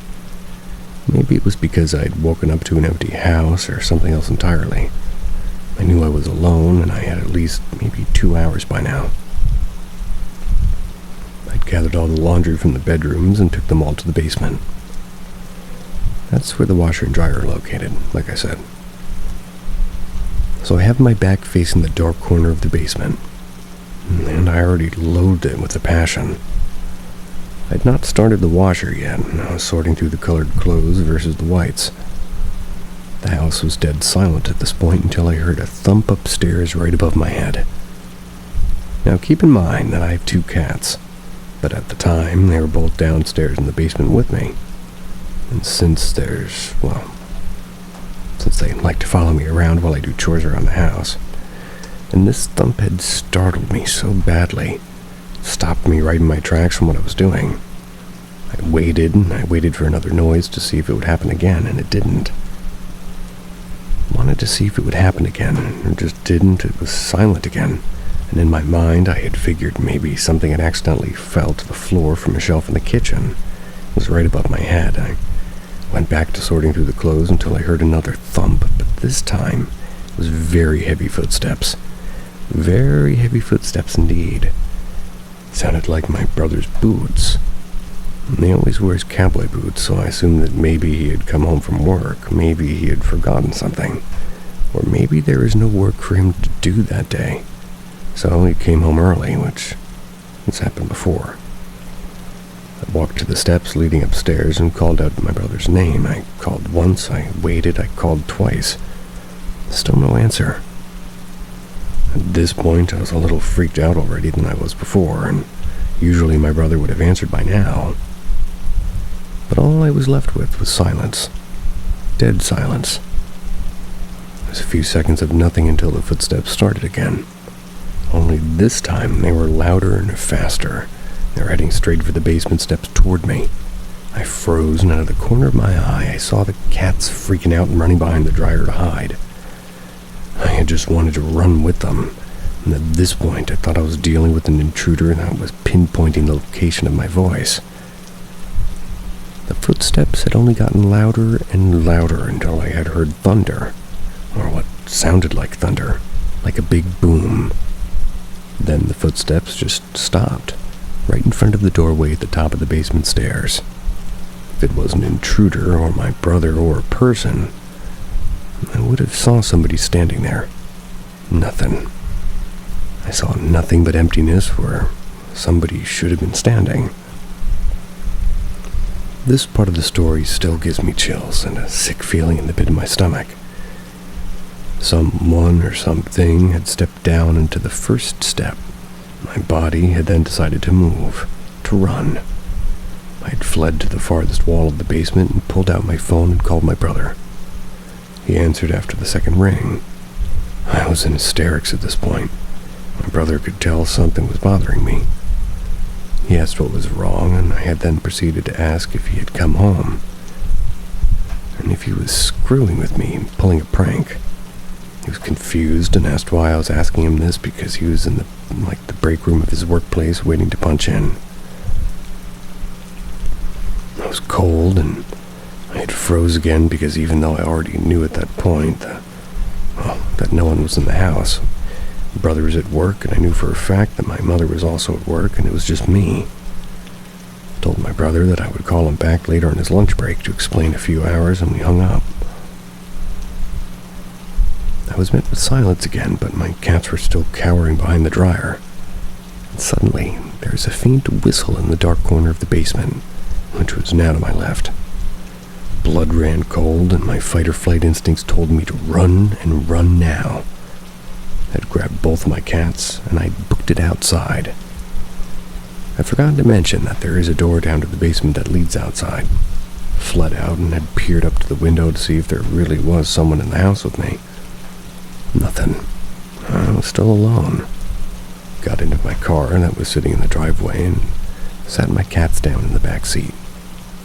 I had noticed that it was a clear sunny day, so the apparent thunder I had heard from earlier was unexplainable. Hesitantly, after about 30 minutes, I mustered up the courage to go back into the house. With my cats through the front door, which, by the way, was still locked, I had unlocked it with a hidden house key underneath some rocks near the garden that only my brother, my mother, and myself had knowledge of. I walked in, and the house felt fine at this point. It felt normal and no longer heavy. No longer felt uneasy. And to this day, I cannot explain the big heavy boot steps that I heard, and the ones that came down after me. I cannot explain the boom like thunder I heard. I still have never explained fully what happened that day to my brother. Never told my mother either. Out of fear of, I guess, accidentally manifesting the event again and worrying her. And to this very day, I no longer go down to the basement to do laundry unless I have music playing in my earbuds to block out any noise to distract me. Always keep a close eye on the dark corner of the drafty basement and the creaky wooden steps, based on my personal events.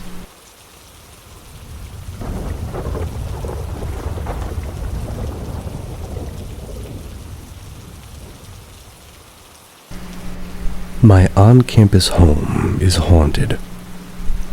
Advice.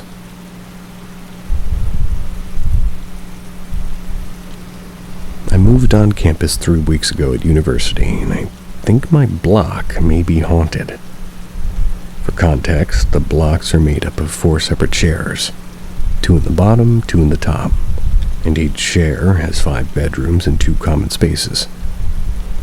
During week 1, I was the first to move into my share.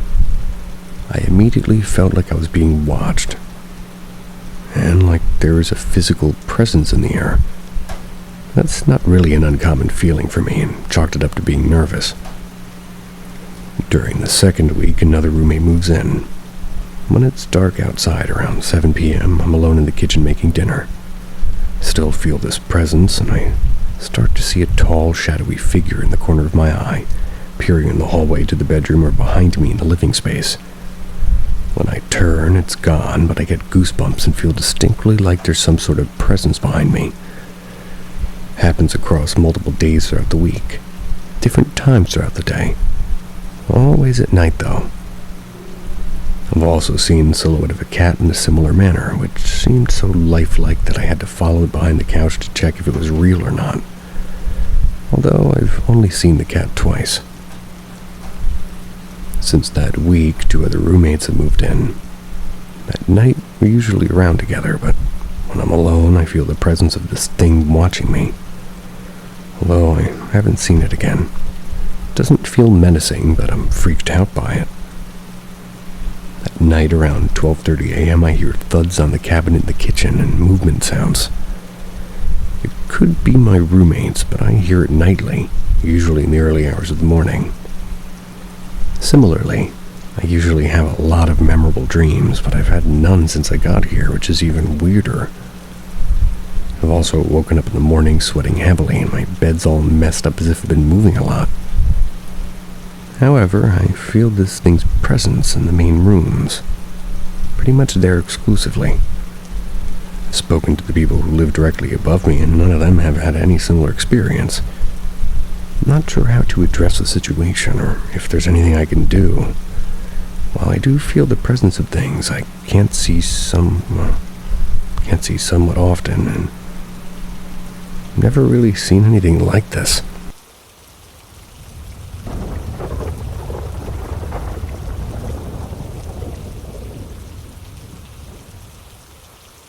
My family's inheritance. A ghost that follows the males in my family.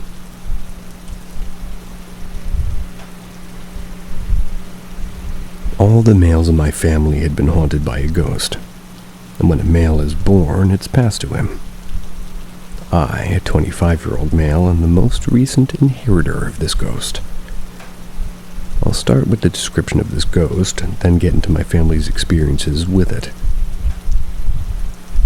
The ghost is around 5'9", is a male figure almost completely silhouetted, and its key feature are its gray reflective eyes. Think if you shine a light on a cat's eyes, but it, being the ghost, reflects a grayish color instead of a green and yellow.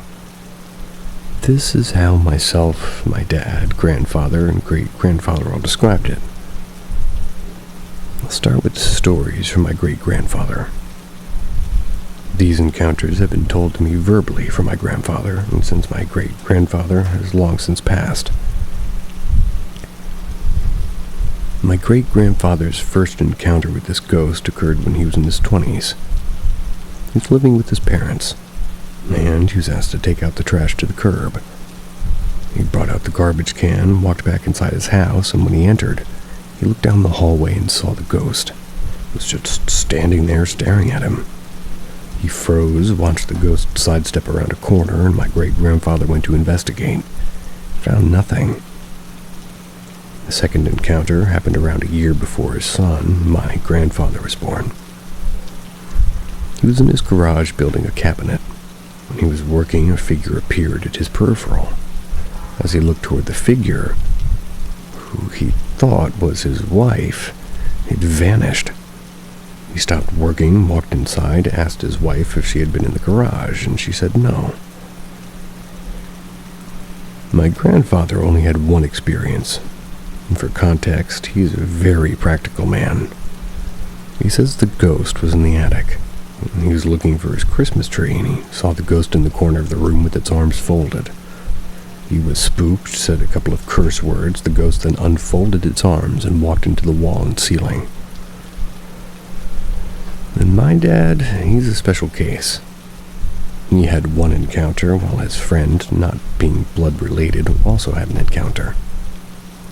My dad's encounter was fairly generic.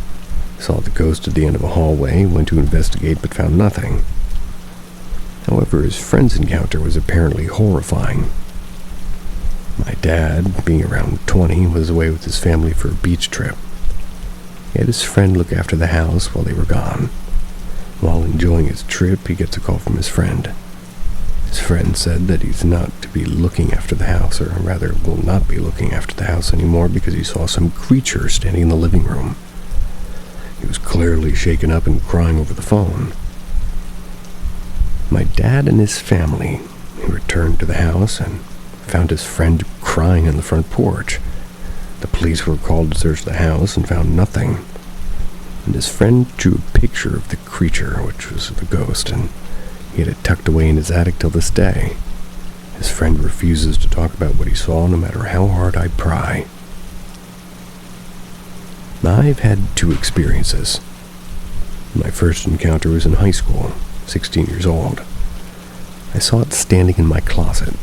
I was looking at my phone. I yelled at it so loud where my parents came into my room. Told them about it. My dad seemed to understand the situation, while my mom seemed confused by how my dad was relatively unbothered. My second encounter was much different. I was laying in bed watching videos, and it appeared in the corner of my eye. It was just standing next to a shelf. I had it in the corner of my room, and I freaked out, threw a pillow at it, and just charged at it, throwing my whole body weight into it. Backed away, and it was gone. My mom and sister came into my room asking what happened, and I explained what happened. They understood and then left. Really want to know if anybody else has a sort of inherited ghost. In my family's history, there was a man who murdered his wife, and part of me thinks he might be the ghost that haunts us. Let me know what you think.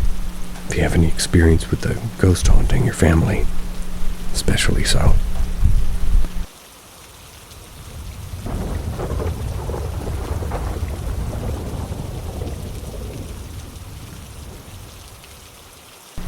My experiences with unknown entities.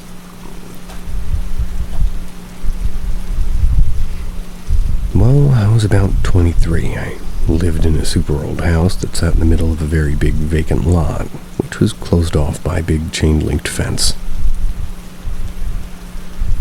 Growing up, I had some creepy experiences here and there, but the experiences I had in this house could never compare. There was always a dark cloud hanging over it. Anyone who came over immediately felt the gloom, and as soon as they stepped into the house, and anybody who stayed the night would wake up feeling someone staring at them. Not just staring, they'd feel harassed and frightened over it. Some people would see black shadows out of the corners of their eye, and a couple of times the bathroom faucet would turn on randomly while someone was in there relieving themselves. I've had friends run out screaming because they were in complete shock. Anyway, the person who lived with me was out pretty much every night partying, so I was home alone a lot when the sun would go down. Every now and again I'd hear knocks at the front door, my bedroom door, but when I opened them, no one would be there. I'd hear a whisper here, a whisper there, maybe creaks, maybe footsteps. And eventually I started having night terrors. I had sleeping problems for about a year because I'd wake up either screaming with somebody on top of me holding me down, or both. I'd see and I'd hear things if I tried to go back to sleep. One night a friend stayed over with me, and when we woke up the next morning, all the desk drawers were stacked on top of the desk in my bedroom. I asked her what happened, and she said, "You don't remember?" No, obviously I did not. She told me she woke up to me standing at the bedroom door facing out. She asked what I was doing, and I didn't answer. She asked if I was okay, and no answer again. And finally, she yelled my name and turned around and started pulling the drawers out of the desk, just sort of setting them on top of it. She said she was too creeped out to do anything, so she just watched. When I was done, I went right back to bed and was suddenly asleep. There was another time I was home alone watching a movie in my room. I hear a knock at the front door, so I go to answer it. No one was there. As soon as I closed the door, there were more knocks, harder and louder. I just kept a baseball bat next to my bed, so I grabbed it and opened the door again. Walked around the lot, and there's no one. Fence still locked. I went back inside my bedroom, locked the door, and as soon as I did that, I heard a crash in the kitchen. At this point, I was like, why the fuck not? So I grabbed the bat and went to the kitchen. Every cabinet was wide open, and all my pans were scattered across the floor. Grabbed my car keys, drove to the 24-hour Walmart. I stayed there until the sun came up. Then I went back home, cleaned up the kitchen, and just exited after that. Then I had some friends in a band, and they'd come over to practice and party every now and again. We'd video record and play it back after, and you could see orbs flying across the screen like crazy. Hear noises like static or distortion in the back, and not feedback from the amps either. Things would fall off the walls randomly. The radio or TV would turn on by themselves, and this would happen when people were over too. After a couple of years, it just became more like an attraction than anything scary to me. I forgot what it felt like to live in a normal, lightweight home. The dark vibe became normal to me, until I moved a few years later. I'll never live in a space that feels heavy ever again.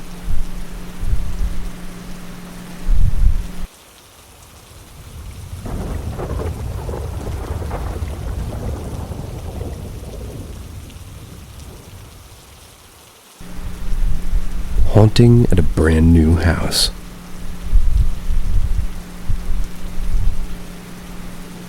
One family member is still in denial. The other 4 refuse to talk about it.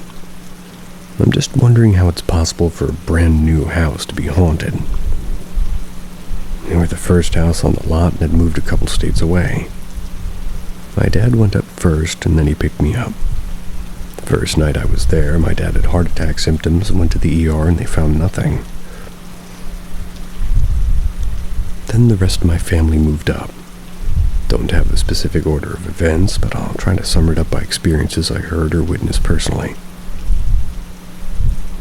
My mom and dad, they would hear sounds of rubbing against the inside of the walls. Not only that, they would also hear voices whisper as they slept. My dad heard several voices, and when he started to open his eyes, the voices said shh, and then ended. My mother one time fell down a flight of stairs. It was as if her feet got kicked out from under her. My infant sister had a baby monitor. My parents would hear something talking to her, like hitting her. Just cry out of nowhere.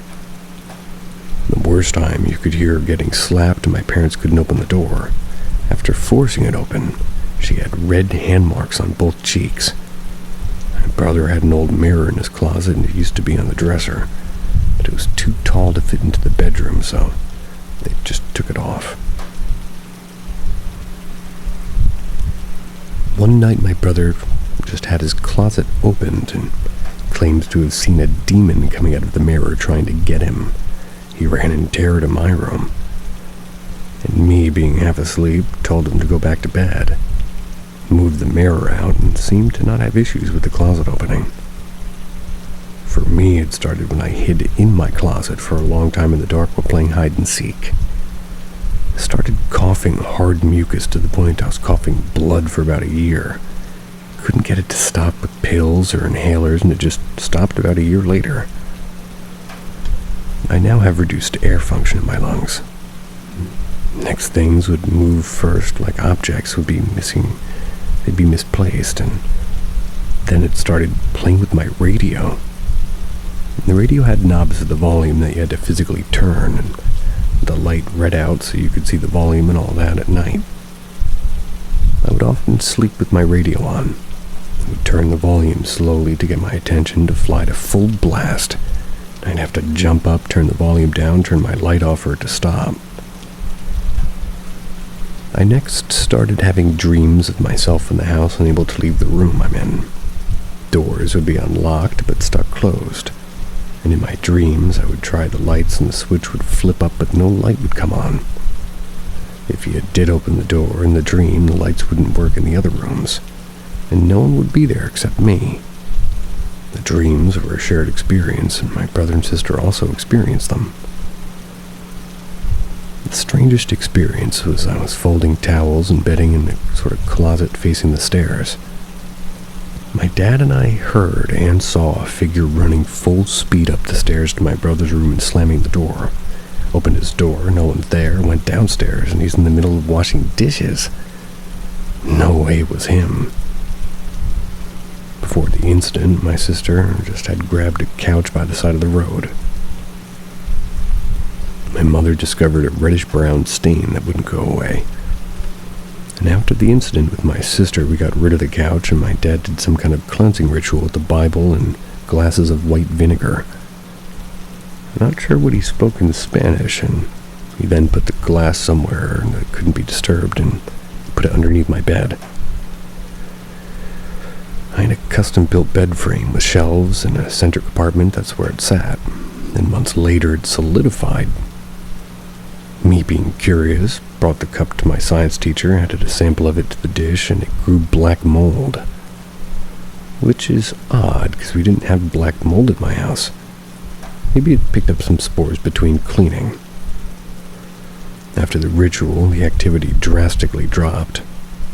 However, we'd still get the dreams, misplaced things, and touching my radio continued at random times. My thoughts on it, after some research, this area was an area of conflict during the Western expansion days. And the Ward massacre happened only a town over. Who knows what kind of unknown slaughters could have happened. There's also a graveyard 2 blocks away, as well as a very dangerous stretch of highway with plenty of accidents. That could be a portal for lost spirits. Could also be a poltergeist, the time spent at the house for my teen years, as well as a bitter divorce between my parents. My father is a bit tough and strict in the house, with no stranger to anger and violence, as well as sadness. And then my mom lived there, went to college, got away for a time.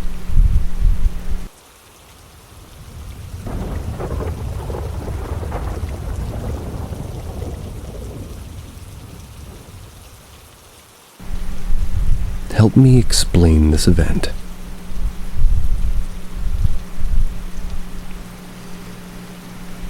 Around 2006, my family moved to southwest England, moved into a detached home in a medieval city. I was around 11 at the time, and my older sister was 13. We lived with our mother and father. We were only made aware after we moved in that house that it was known to the locals as a paranormal house. We actually had builders and renovators straight up refuse to work on the house after we told them the address. We were also told the house was being sold by a couple who were in the middle of a divorce. But it wasn't until years later that we discovered the house had been empty for years before we moved in. I'm not sure if that's important to know, but thought I'd mention it. Anyway, there's a lot of peculiar incidents that happened in the house whilst we were there. Doors jamming, random knocks and bangs. Our dog physically refused to walk up the steps to the house and seemed very uncomfortable when we first moved in. But we all put that down to it being a new home, and that there was always an explanation. So, throughout the years living there, a lot of people experienced weird and unexplainable things that happened. Although I witnessed some pretty weird stuff, there was one night that will always stay with me. Something that I just try as I might, I really can't explain. So I'm reaching out to Reddit in order to give me some clarity to that evening, if that's even possible. It was 2010. My parents are now separated. My sister was staying with my friends, so it was just me and my father in the house. It was the middle of the night and we were both asleep. When I was woken by the sound of a radio going off on the top floor of the house. It started off quiet, but it was as if somebody had their finger on the volume. It suddenly went from quiet and grew to as loud as it could get. My dad, obviously irritated, thought it was me staying up late playing music. I heard him get out of bed, shouting to turn the music down as he went upstairs where the noise was coming from. I remember hearing him go silent mid-sentence, the radio turning off and the footsteps going downstairs as he went back to bed.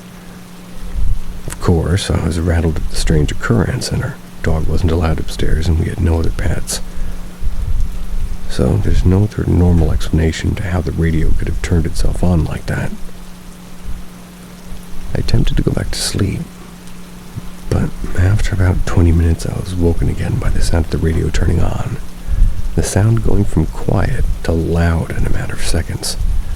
I was paralyzed in my bed, terrified of what was going on. So I heard my dad get out of bed and go to the sound of the radio, which was now coming from my sister's empty bedroom. She was at the sleepover. Except, when he opened her door, there was a sudden loud crash.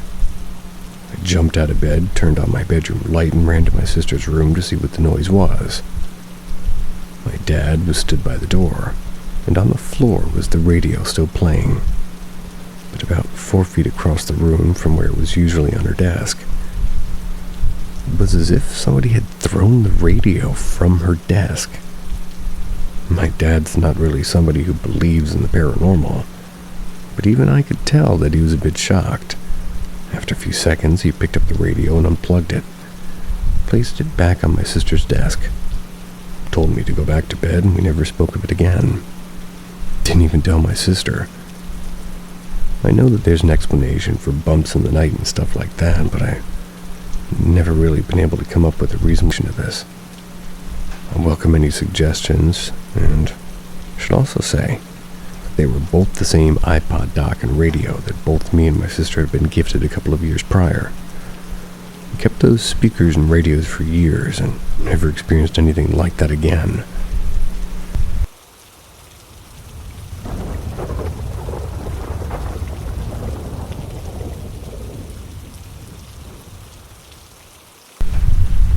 Mini ghost stories.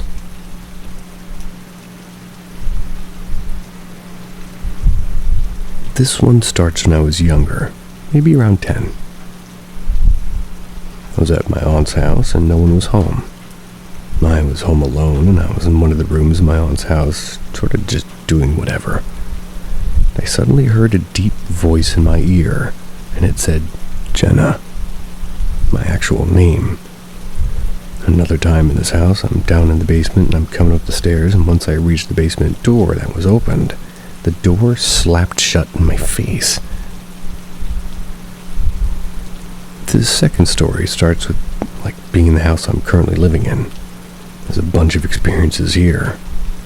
I was down in the basement doing laundry, and as I was coming up the basement steps, I could hear the steps I already passed creak behind me like somebody was walking behind me.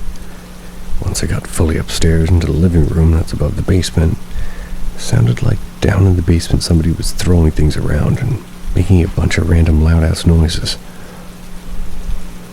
Another instance in this house I experienced was I was in the living room with my toddler and older brother.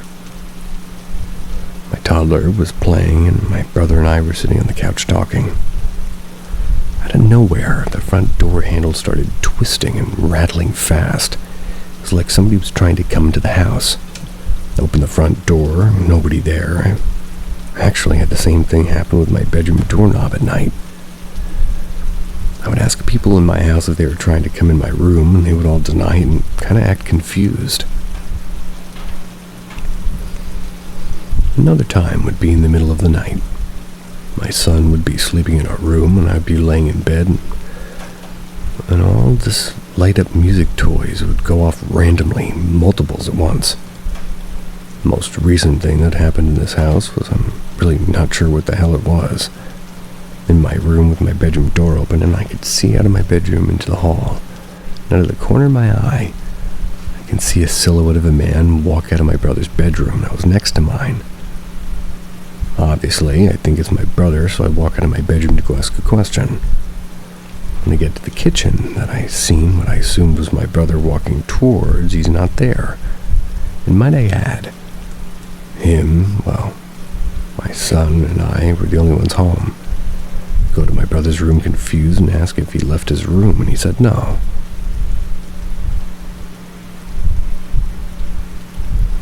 The last instance of experiencing something in this house would be I was on FaceTime with my boyfriend. Had the phone positioned at me, but he could see behind me, and this was at night. He's randomly talking about who knows what when he got this nervous look in his face. I asked him what was wrong. Told me that he saw what looked to be a tall black silhouette of a man appear in the wall behind me. There's been many times in my bedroom at night where I'll be laying in bed as my toddler is almost asleep, sometimes already asleep. I would see this black shadow appear and then disappear. It would disappear when I would sit up and try to look closer. This is an experience where I lived in Indiana with my ex. We was driving at night, and we was arguing in the car in a back road, and my ex pulled over randomly in this back road to talk. While we was talking, we heard something randomly hit the car. A couple minutes later, after being silent to see if we heard anything else, we heard a slightly loud scream, and then something or someone sobbing. There's no one around, and we got the hell out of there. Another experience would be when my son was born and I was still living in Indiana. So I'm alone with my son, who was a newborn. We both had COVID. His quote-unquote dad left to go get medicine. I went home alone. My son was sleeping, and I'm just awake scrolling on my phone, and this house had a basement. And all of a sudden, it sounded like somebody was running up and down the steps of the basement, like constantly. The second my ex came and just walked through the front door, it stopped. Third story would be at my now boyfriend's house. It was our 1-year anniversary, and I wanted to surprise him by showing up. He lives 2 hours away, and he didn't think I'd be able to make it that day. He was working, and plan was for a show to show up before he got off from work, which I did. I want to mention that he's told me he believes his house is haunted by a man that he calls Toby. He's had his own experiences with Toby. Anyways, I was there by myself waiting for him to get off work, and I was cleaning around his house. I was keeping myself busy, and suddenly I kept getting this overwhelming feeling of something else was being there. Random noises started happening. I swore in these things from the corner of my eye, and when I would fully look, it would just vanish. The one that really got me was when I was walking out of his front door to go to my car for something. And as soon as I went to reach the front door handle, the door blew open in front of me. His neighbors had to think I'm nuts because I kept running out of his house multiple times from being scared, and then eventually going back in. When my boyfriend got home, I told him what happened, and he laughed and said, "It was probably Toby messing with you."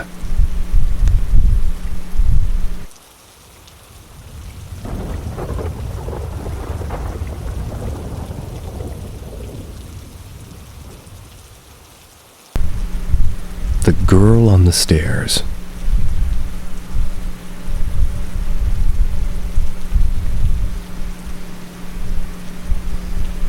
I grew up in a village in UK. It's known for its history, with windmills, an old manor house, pubs that are hundreds of years old, and it was mentioned in a Domesday book. Maybe Doom. I lived on a road that backs into the manor. Multi-million-pound house that at some point would have been owned by somebody with some importance in the village. And that night when I was 12, probably around 1 a.m., I woke up needing the toilet. I got up, crossed the landing, glanced downstairs, and at the bottom, I saw a little girl stood there. Thinking it was my younger sister and completely ignoring the nightgown that she wore, went to the toilet, and I just crossed back to the bedroom and noticed she's gone. 7 years later, I was having a summer barbecue in the back garden whilst my parents were on holiday. My then girlfriend had invited some college friends to come along. We're sitting outside at probably 11 p.m. That's when one of her friends, who I'd only met twice, came running outside while I was being white as a sheet, really. She looked about and out of breath said, "You're all here?" as if it surprised her. She continued, "I've just followed a little girl up the stairs, but she disappeared." We all sat in silence, a bit freaked out. Turns out that apparently the daughter of the manor, several hundred years prior, had been picking apples in the orchard and slipped, trapping her between the branches and breaking her neck. And finally, one night whilst I returned from university for the holidays, my parents and siblings were out of the house. I was alone other than a cat. I was talking with my girlfriend on MSN Messenger when my bedroom door with a very stiff door handle opened. No explanation. I drive off and I just look into the landing, and there was no one. I called out and there also was no one. And since then, when I visit my parents, I try to avoid crossing the landing late at night, in case I come face to face with the same girl that I and my ex-friend saw.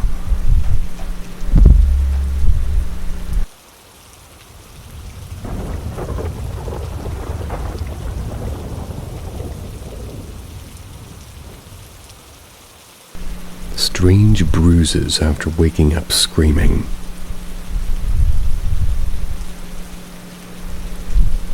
A few nights ago, I remember waking up screaming, having this feeling of dread and violation. Couldn't remember anything from the dream, though. Well, the next morning I woke up with these strange bruises. They look almost like a larger handprint. 4 fingers on the forearm and a thumb on the back of my arm.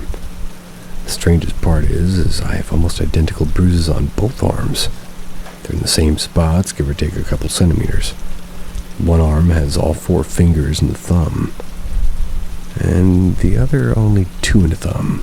They're deep bruises, painful to touch and bright purple and blue, slowly yellowing to the outside of the bruise.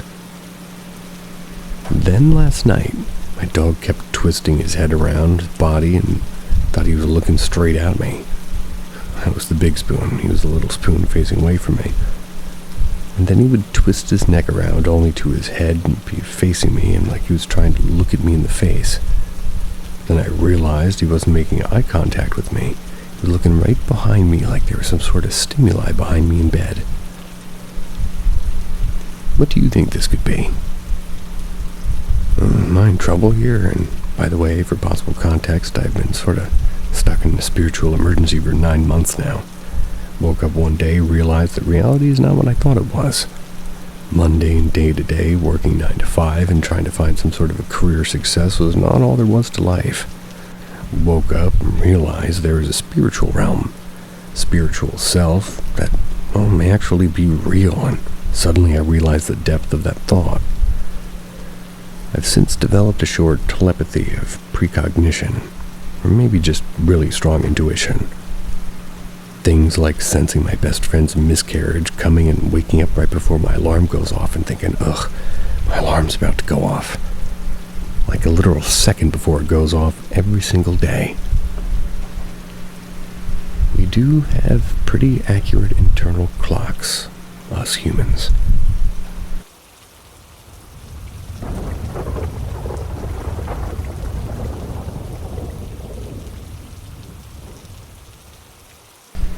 Never believed in much of these sorts of things, but I believe I saw and felt something last night in my bedroom.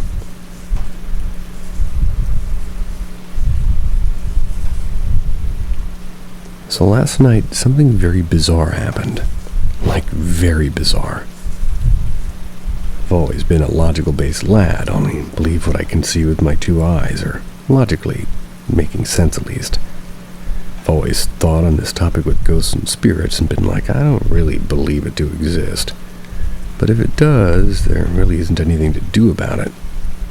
They have as much right to be here as us, and kind of mostly believed it to be superstition. So, for information, I, a 21-year-old male, live very close to a graveyard and cemetery. I can look into it from my apartment even. Roughly 20 meters to it, and I've lived here for 4 or 5 years. And I have on multiple occasions walked through the cemetery at night, like after, 12 o'clock a.m., and just generally very late. But on the way home, nothing has ever happened. Never really been disrespectful in there, just as a common decency, and I never really believed in the occult. Never been scared to go in there in late hours. But yesterday and today, Sunday the 16th of March at around 2-ish, I woke from a dream. I can usually force myself to wake up when I dream, especially if it gets uncomfortable. Like, when I dream, I can wake myself up. It's actually quite nice, but anyway, I had this weird dream where a snake or something tried to crush and suffocate me, which isn't a comfy feeling. So naturally, I woke up, and I could still imagine this feeling when I woke up. I blinked a bit.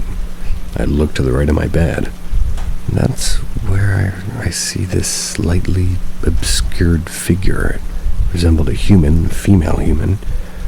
I couldn't make out the face, and the hair and the body were undeniably human and female.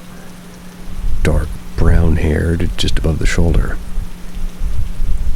I wouldn't say I was downright scared, but I was shocked and a bit worried. I stared at it for roughly 1 to 3 seconds, and then it disappeared.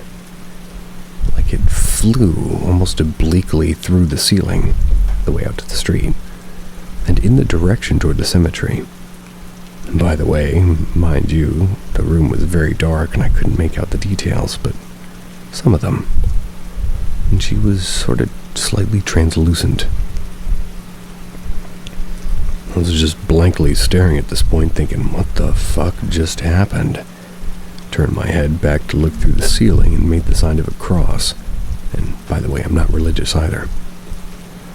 And as I know a little Latin, I said, E nomine Patris et Filii et Spiritus Sancti, before looking at my phone to see the time. I don't know if this is just my imagination playing games or if it was sleep paralysis. Besides the fact that I was able to move, I'm really no longer certain about ghosts being superstition and religion fools believing it. Got to admit, but anybody in here explain to me whether I saw and if it's a ghost or not? Or maybe simply my imagination doing tricks on me. Bad if it's real, but shouldn't I be worried? I think I took the whole thing quite chill, really. Didn't freak out or have any feelings of dread or fear, more like, what the fuck, I guess the paranormal stuff is true. I mumbled it to myself, even. Can anyone please help me out here, or at least share your thoughts?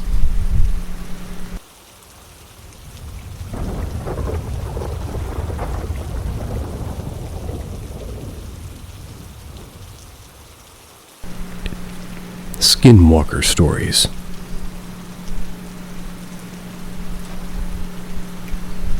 I'm trying to do some research for a project about skinwalkers, wendigos, and doppelgangers, and their origins, sources of information, and people's experiences. The crazier the better.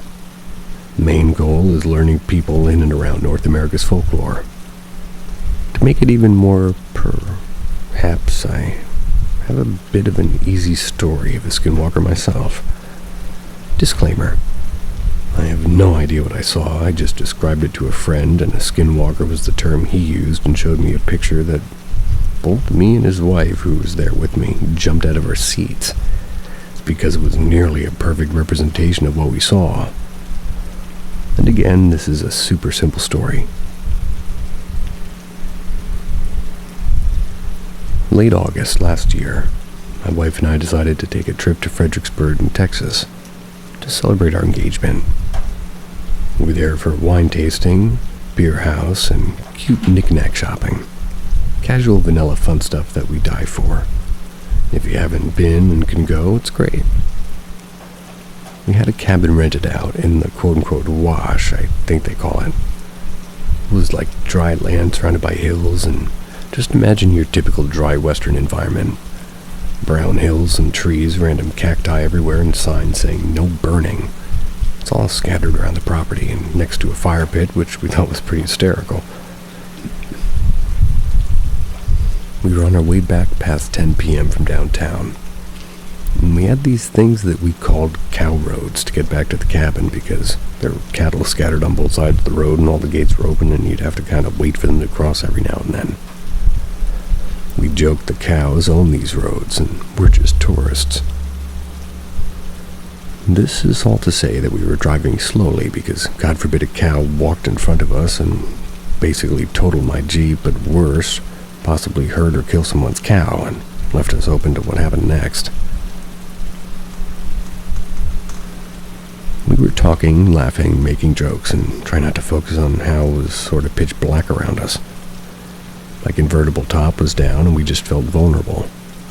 And in front of us was this black figure on the left side of the road. Dirt road, mind you. Not very wide, maybe a car and a half. It was on all fours and had this short body, long legs and massive head, and was black. And as we got closer, there was a hue mixing of black and gray to its skin. And it was kind of hard to tell if it was fur or skin.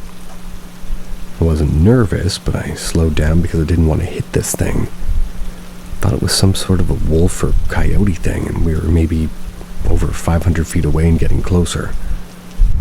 And by the time I could really look at it, it was in the middle of the road, and we were even closer, literally a stone's throw away, and it turned to face. But as it turned, it stood up and what we thought were back legs, but just human-like because this thing like flat up stood and looked at us and turned back the way it came. But went back to the all fours as it walked. When it faced us, its eyes, which glowed yellow, I remember wolves glowing red. I could still be wrong about that. But that added to my confusion in the moment, as this thing looked so off and we realized its short body was more like our torso and it moved so awkwardly. It's because it really was like a person walking on all fours, but its head was a thing of nightmares. That's all I know. It looked right at us. Had my brights on, so maybe it actually was blinded and just left, but I was scared enough to think it looked right at me. Started driving off, and my wife didn't say a word for a few minutes. That felt like forever. She started to say, "Did you?" And I just said, "Yep." That was before she could finish her sentence. If she wasn't there to confirm it, I would have thought it was just a trick of the night and I needed to go to bed. Like I said, easy story that leaves me wanting to learn more about these things and, well, not be where Bigfoot guy, or rather, not to be a where's Bigfoot guy, but kind of. Just genuinely interested to see what others have seen to know, and correct me if I'm wrong, but I thought skinwalkers were and Arizona, New Mexican culture. I think it's just Native American in general, sir.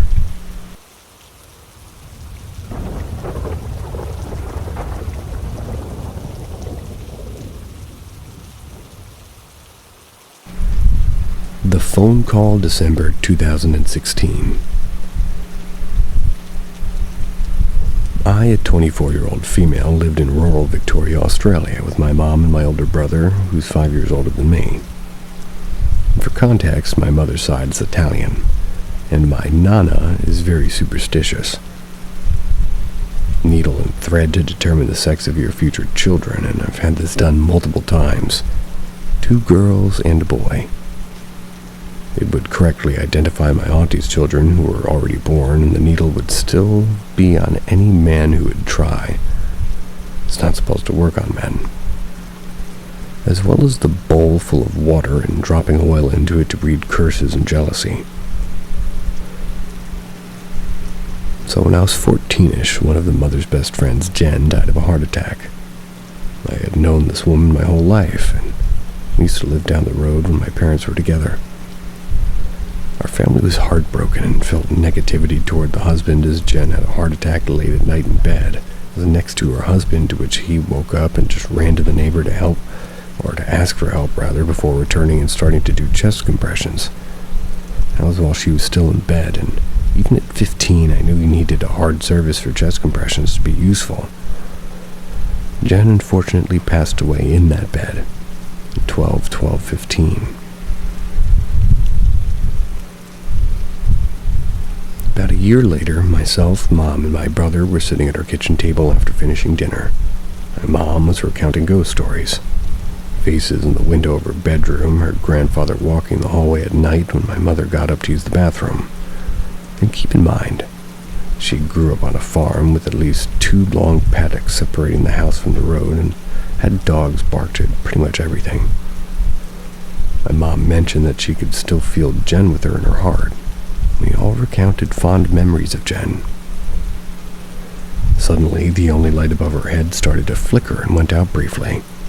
The light of the TV, with MASH on mute, was staying on, as well as our Christmas tree.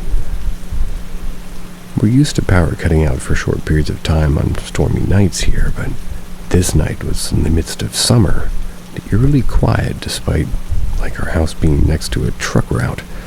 Also so happened to be the week of the first anniversary of Jen's passing. Our family was silent during the seconds the light flickered out, and continued to be silent when the light came back on. The kitchen felt breezy, and I could see that we all had goosebumps.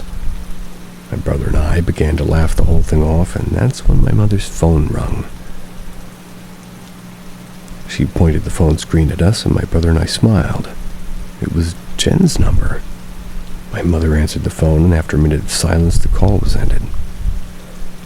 We all sat in silence together for minutes until my brother and I pushed out of our seats saying, "Nope, nope, nope," repeatedly. My mother clutched the phone to her chest and cried silently. My brother and I were pretty freaked out, so we stayed, pretty much with Mom in the lounge. And that was the first and only night our family watched MASH.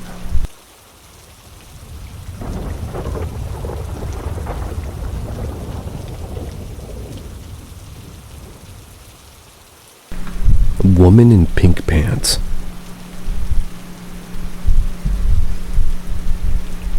A long time ago, when I was in high school, I had a friend over and I had a sleepover.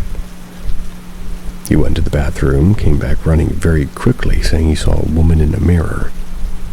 I think he was just playing, but he had to stay outside when he was peeing because he was scared. I didn't see anything.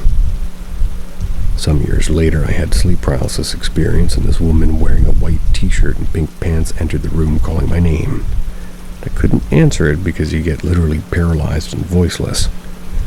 She approached me, touched my head, and kept calling my name again to no answer. She gave up, walked out of the room, and as soon as she did, I woke up panting. Got up, went searching for the house, and I saw nothing. Nothing except a medicine box that was on the table and that was on the floor, which is kind of weird, but okay.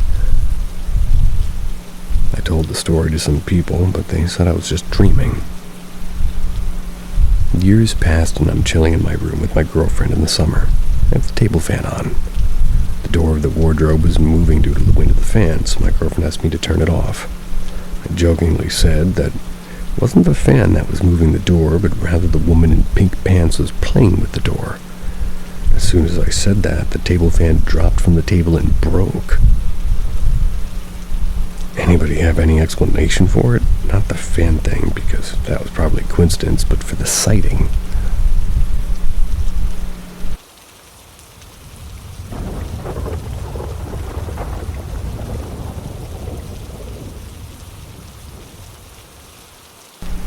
This is my ghost story.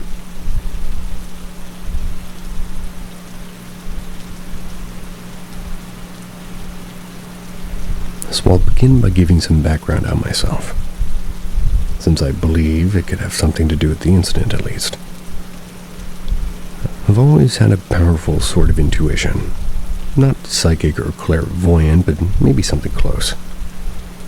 I can just sense things before learning the facts or the truth, and I've had strange experiences my whole life. When I was younger, I would get this rush of euphoria, and for lack of a better word, love out of nowhere. And for no reason almost. It was always very intense and lasted for several minutes. It was a good experience. It felt like I was wrapped in the embrace of something powerful. Felt complete euphoria and happiness and a sort of energy that was extremely powerful. When this would happen, it was like the world around me seemed brighter as well. Like there was some sort of a light that was being emitted from within everything. Much like an aura, but even coming from inanimate objects. This is really best as I can describe it. It felt as though there was a presence, but I can't be certain. Never actually saw anybody or anything of note besides the increased brightness of the world around me, and it's just weird. These incidents have always kind of stuck out of my mind, but for whatever reason I haven't had a similar experience as I was a child. The last one I can remember was when I was in first grade. However, that was just the most powerful one of them all. I remember it vividly. I've always just felt different in a way I can't quite describe. Not in a way that makes me, special or anything. I don't want to come off as believing that I'm somehow special or better. I've just noticed I think differently, and I have always been a very deep and philosophical person, especially as I got older. But I had deep thoughts and opinions as a child too. They remained with me my entire life and still feel this way now as an adult. I've always been a searcher, one who's constantly searching for the meanings behind life and how everything functions. So with this story there was sort of a build-up to this actual event, and it began as something simple, but weird nonetheless. I noticed that when I was lying in bed, it felt like my bed was slightly shaking. At first, I'm just dismissing it as being in my head, but as time went on, I became more and more certain that it was actually happening. Started paying more attention to it as a result, and after a while, I began to feel something pressing on my back from within the mattress. I know it sounds crazy, but that's what it felt like. I tried my damnedest to ignore it and tell myself I was imagining it. But it continued. Night after night, I felt what seemed like arms and hands lightly pushing up on the... almost inside the mattress. Tried lying completely still, focusing on something in my room, and I could see whether or not if I was actually being pushed upwards. And to my surprise, I think I was. I could actually see my view of, the item changing as I was pushed slightly upward. I was baffled. Never been a believer or been a religious person. Always found a logical explanation or dismissed things as being my own imagination. But this was different. Couldn't dismiss this as just my imagination, and I was certain I could feel and see myself move. It was real. I chose to ignore it and hope it ended, and I even began to wonder if I was losing my mind. During this time, I started having nightmares of being chased and shot, which were extremely vivid. I felt the emotions and fear like I was actually there, and when shot, I felt the pain and burning of a bullet ripping through my back. I even felt the heat of the bullet. I can remember the setting just as well as if it had actually had me spending time there. The place seemed familiar, and I can't place it. I can only feel that I know this place somehow. Also experienced several events where I would wake up in a sheer panic. I'd be consumed by fear, trapped in my room, which is usually dark, but by dark, I mean completely pitch black to where literally I couldn't see my way around my room. During these events, I would jump up out of bed, frantically struggle to find my way to the door using just my hands. And I'm beginning to feel very uncomfortable just talking about this part. I'm reminded of the fear and panic I felt, and it turns my stomach into a knot. It was one of the worst experiences in my life, and I hope I never experience it ever again. I can remember finding the door and collapsing to my knees once I was out of the door into the hallway. It took me days to get rid of the feeling and get right again, and to get it out of my head enough to sleep. But I dreaded the nights for a long time. Still have to have a light in my room to this day, and I'm over 40 years old. Not something I'm proud to say, and it does make me feel weak. Now is the main event. So I remembered that I had been experiencing the same shaking of my bed and pushing before falling asleep that night. I had fallen asleep for some time, but I'm not really sure how long now. I have a tendency to wake up multiple times a night, and this night was no different. This is going to sound cliche, but I awoke at around maybe 3 a.m. and was laying in bed thinking. Not really sure that the time has any bearing on the story, though. But I've wondered if I did, maybe. Perhaps the veil in between our world and the world beyond is truly thinner at this time. I remember I was wide awake and I was considering turning the TV on, and that's when this pushing on my back started up. Only this time it was stronger than usual. I thought I could feel individual fingers. At this point, I'm kind of over the whole thing, and I'm beginning to get angry and frustrated, and as a result, I started kind of pushing back by shifting my weight and using my arms. And due to this, it seemed to stop for a time. So I turned on the TV, started watching Adult Swim. But suddenly I felt something else. I felt like something had risen out of my mattress because it was brushing past my arm as it came out. I was confused, but I wasn't really concerned, because I just assumed in the moment it was my blanket or something. Nothing was visible, just the sensation. So suddenly it became clear that what it was, because I just felt a hand grab my left forearm tightly. I knew it was a hand because I could feel each finger as it clasped into my left arm. It wasn't cold or hot, it was just neutral, and all I felt was the pressure. Immediately freaked out, rolled off the bed and to the left with my closet doors on, and I remember my shock as my arm stayed firmly on the bed, but was able to rotate in the grip of the hand as I rolled, just like if somebody grabbed your arm and sort of hung on you as you struggled and turned to free yourself. I can remember thinking, this is all in your head, for about a moment. That's just before trying to pull my arm away, and when I did try to pull my arm back, it remained stuck to the bed, and I could feel the grip tighten when I pulled it. That's when my fight or flight response really kicked in, and I chose fight. I began to punch as hard as I could where I thought my hand or arm to be, and in the dark of the room only lit by my television, it felt as though I was hitting something. The sensation I felt in my fist was strange, like punching squishy air. After a few solid hits, I felt its hold release and my arms were finally free. Immediately turned on my bedside lamp and looked at my bed to find nothing. Nothing at all. Just empty sheets. I still struggle to understand this event, and I'm still trying to find ways to explain it to myself logically. I want to just brush it off as being something I imagined, but that's a lie. I know it wasn't just my imagination, it wasn't a dream either, and I know that deep down I've always been a believer in science and the tangible. Laughed in people's faces who told me they have faith.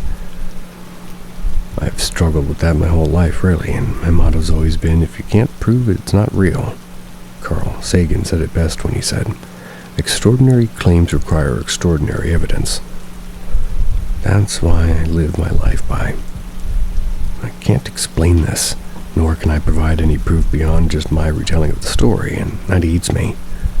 When asked about my religious preferences, I always claimed agnostic.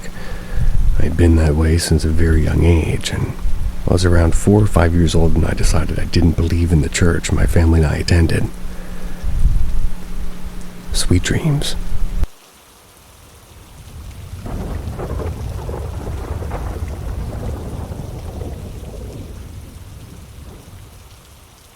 Explore the unknown with Paranormal M, your home for thrilling and eerie stories. Subscribe now and stay updated on every haunting tale.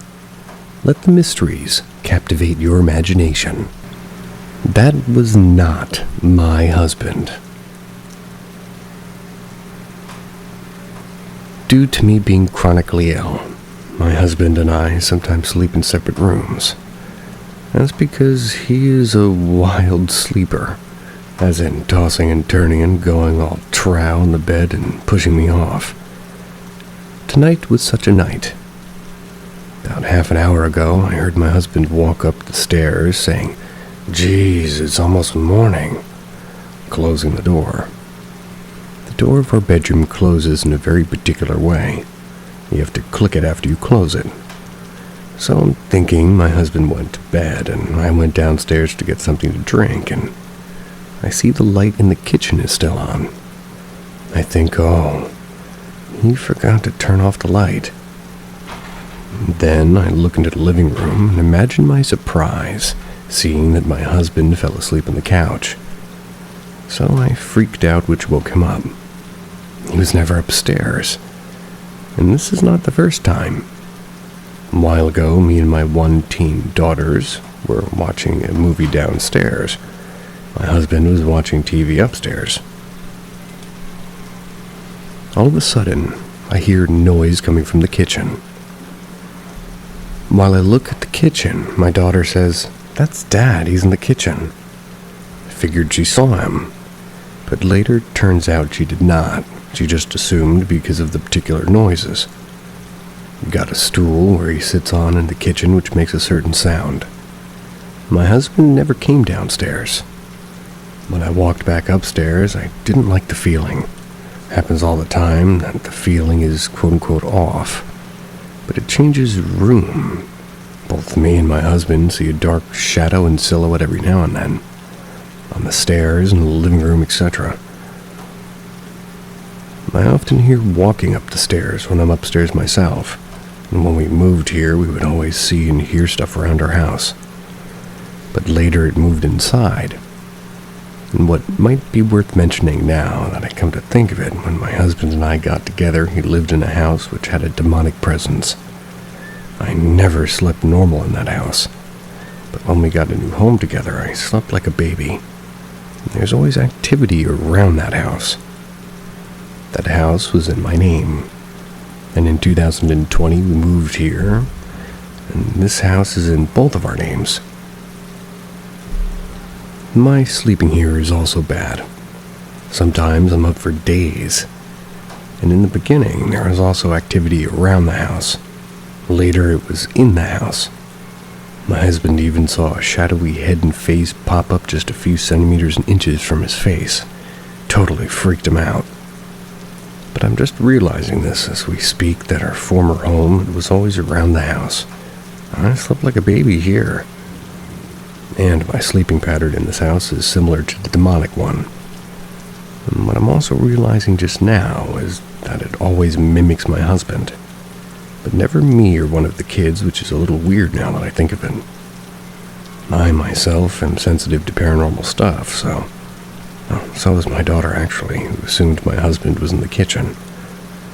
And I say my husband because he is the stepdad to my 2 eldest. I also get touched a lot, and that thing is only happening to me. I'm the one who hears, like, a lot of weird stuff and sees things every once in a while. My husband is the one who sees it and things a lot instead of hearing it. I have no explanation on how it moved from outside to inside.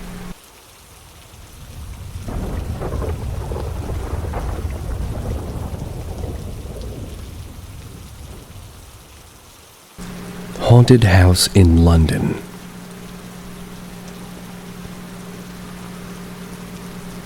So I've never been the kind of person to believe in ghosts. I'm a non-religious guy, but I've seen some odd things in my 26 years, but nothing to convince me 100% that the paranormal is legit. However, I have one interesting experience that tends to get interest and honestly has made me question my stance on the paranormal ever since. About 6 years ago, I was 20 years old and I was a student living in London. My latest flat contract had run out and I needed a place to live as soon as possible. I had very little money. I felt guilty needing my parents to be a guarantor. So, as any broke Londoner would do, I googled the cheapest place possible, somewhere I could move into the next day, and that's how last minute this was. I was fortunate, or actually, misfortunate to find a place available to move in that day. Contract signed. I had a place to live. Moved into this detached house with all my stuff the following day, and it was a dirty house, but the flat occupants were all 20 or 30-year-olds, 4 of them, and very friendly. The area was quiet, and I felt reasonably comfortable. Weird noises and objects moving. This house was always damp and cold. It was autumn, so it's not really surprising, but it was always an unpleasant atmosphere. The garden was overgrown and creepy. The windows that faced it were scratched, cracked, and looked dirty. The hallway light didn't work, so the entire interior of the living room and hallway connecting the 2 rooms were pitch black at night. The bathroom was just something else. On my first night after speaking to one of my new flatmates, I was told that they've all experienced weird noises, especially scratching on the blackened window in the bathroom. I laughed this off as nonsense. Probably a tree brushing it when it gets windy outside. So, after a couple of weeks, I finally started noticing weird occurrences in the building. My room's window faced the driveway. I like to keep my curtains closed just because it was west-facing as far as the room goes, and I didn't like the sunlight pouring in and blinding me every day. So I would close the curtains in the morning, head to class, come home, find the curtains opened more than halfway. This happened every day, and in fact, I could come home from class, close them again, go out to work or see friends, come home to open curtains. Yet, when I was in the room for hours on end, they never moved when closed. A bit weird. My windows were closed and locked, and so was the bedroom door when I wasn't there. I was the only one with a key, I hope, and also above me was just an attic.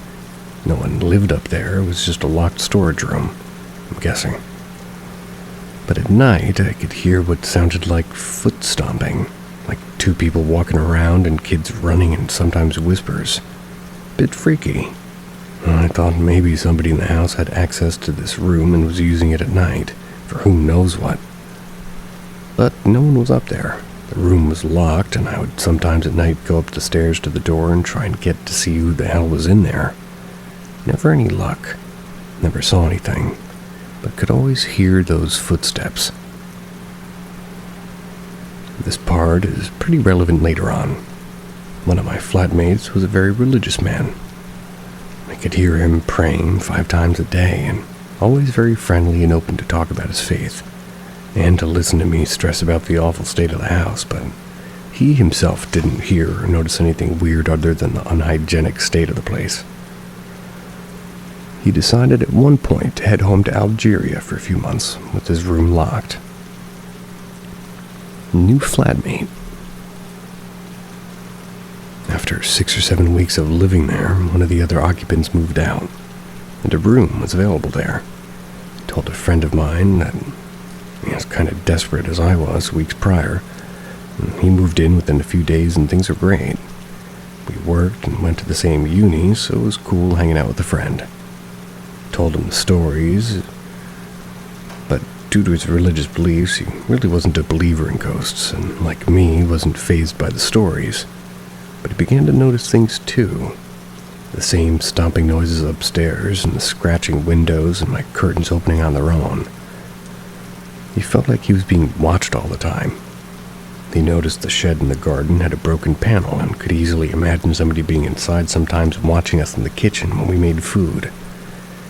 Routine pest control opened the shed during a visit one day.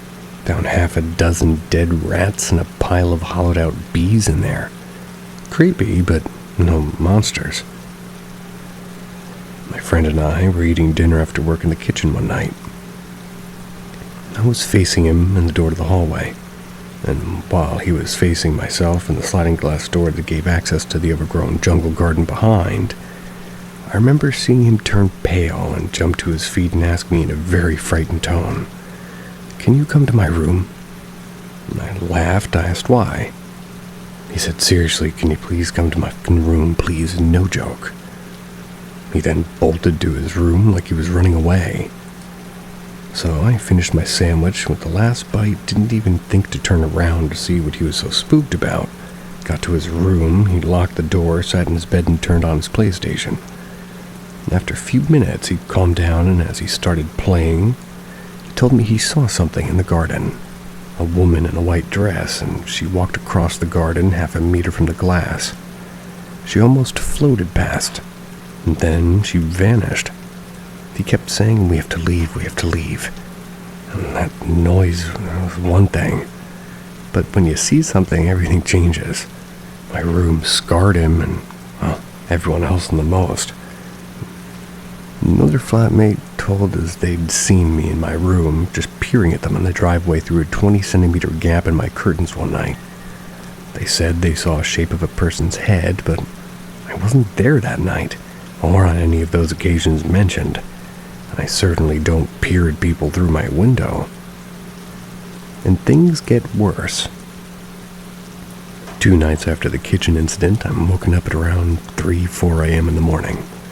My friend's banging on the door, and it's like pitch blackness of the hallway, and I open it and he comes in shaking with fear, saying his bed was vibrating and moving. We can't stay here any longer. The next day, he speaks to a friend. He's a place to stay, so packs up most of his stuff and's gone. And within a few days, another person left. A little creeped out, but mostly annoyed with the poor state of the house. And at this point, we are the really last remaining occupants, and we're all looking for alternative living arrangements. And remember the religious guy that went back to Algeria? Well, he's been gone for months now and hasn't returned. The landlord makes a visit one day, and as he has a spare key, decides to inspect the room to make sure all is okay. So he opens it up, and we go in. Wow, his room was amazing. It was warm and cozy, no damp or cold, and honestly like a different house. It was nice. My last night there, I decided to move in with my partner, who has avoided this house pretty much the entire time I'd lived there. Maybe visiting once or twice. She hated it and hated being there and always felt uncomfortable. On the last night, I again heard weird noises, but this time in the hall.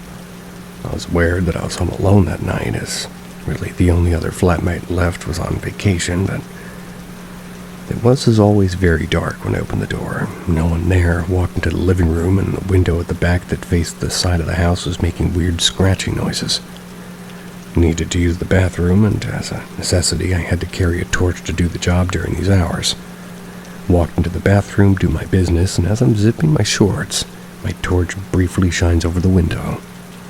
I, for some odd reason, looked, as if expecting to see something. I didn't. I walk out of the room, and I don't know why, but I decided to look at that window again without the torchlight. I saw the shape of a large man. Went back to my room, locked my door, and all night I heard just feet stomping upstairs in the attic. Couldn't sleep, so I moved all my things into a pile in the middle of the room, sat in the bed, and waited for sunrise. Got a taxi in the morning. Finally got the hell out of there. Couldn't pay me to go back.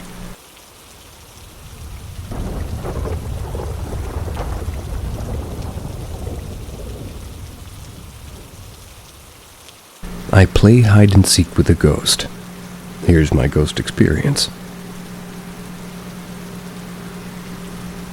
My family meets for dinner every Tuesday night at my grandparents' house. Everybody comes, aunts, uncles, cousins, family, friends. It's a tradition that we've had going on for over a decade now. Us teens and kids are usually pushed to play outside, and being that my grandparents' house is on a decent-sized property, we tend to explore and make up games. Well, recently, our favorite game is flashlight hide-and-seek in the dark. The rules are simple. Wait till it's dark out, seeker has a flashlight, you shine it on somebody and say their name. If you're right, they have to go sit on the porch till the game is over. If you're wrong, the person can hide again. We play till everybody is found or have to go home, and usually there's at least 6+ people hiding and maybe 1 to 3 seekers. Not long after playing this game, pretty much every week, we started noticing after a few rounds that somebody extra was playing and would hide in unusual places. They were hard to reach and rather dangerous, but very obvious if you shone a light in them. Places like pricker bushes and trees under the shed. Even in the window of an abandoned RV. And at first, we thought it was our younger cousin who didn't normally follow the rules and would hide in odd places then claim that they were never found. We also thought he was lying and let it go. So one night we're playing and I saw my brother hiding in his spot, and he yelled at me to move away and I tried to join him. I was forced to run across the way and hid on the other side of the swing set, hid in some trees. And the only thing between us was a large pricker bush that nobody seems to hide in. We were giggling during this game because my sister was the seeker. She kept walking past us even though we were very poorly hidden. She shined the light close to my brother and I at the bush between us, and this made us go quiet. And my sister said, "I found you, come out, I see you." She broke the rules by naming every kid that was still playing the game, which is only 4 people left hiding. So for a second I stood up because I thought she was talking about me, and my brother stood up too, and that's when somebody stood up right in front of my sister from the bush between us. And what made it so much more heart-stopping was that it didn't even make a sound when they stood up from the prickers. Nothing caught their clothes, no leaves rustled, and silence. Yet they stood up very quickly. Neither my brother nor I have ever seen this kid before. He was too short for any kid playing the game. Even my cousin was taller than this kid. My sister said, "Who are you?" before she screamed through the flashlight at the kid, and I didn't even take my eyes off of him. I was frozen. The flashlight just flew right into the bushes where it should have hit the kid in the chest, and as soon as the light disappeared into the branches, the kid sat back down and crawled backwards back into the bushes, never making a sound till he was gone. My brother and I had our jaws on the floor, and we ran out, asked our sister what happened to confirm our stories. She said she swore she could see right through him, and he had no arms or eyes. That was only the first time we realized that there was a ghost playing with us, and since then we would see him hiding from time to time. Sometimes we'll go looking for him to call him out. He usually just stands up and disappears. Over 20+ people and counting have found him. We invite anybody to play as the seeker to find him. Even a few adults have seen him when playing with us. I don't really believe in ghosts till this game, and now I'm determined for people to play it if they don't believe.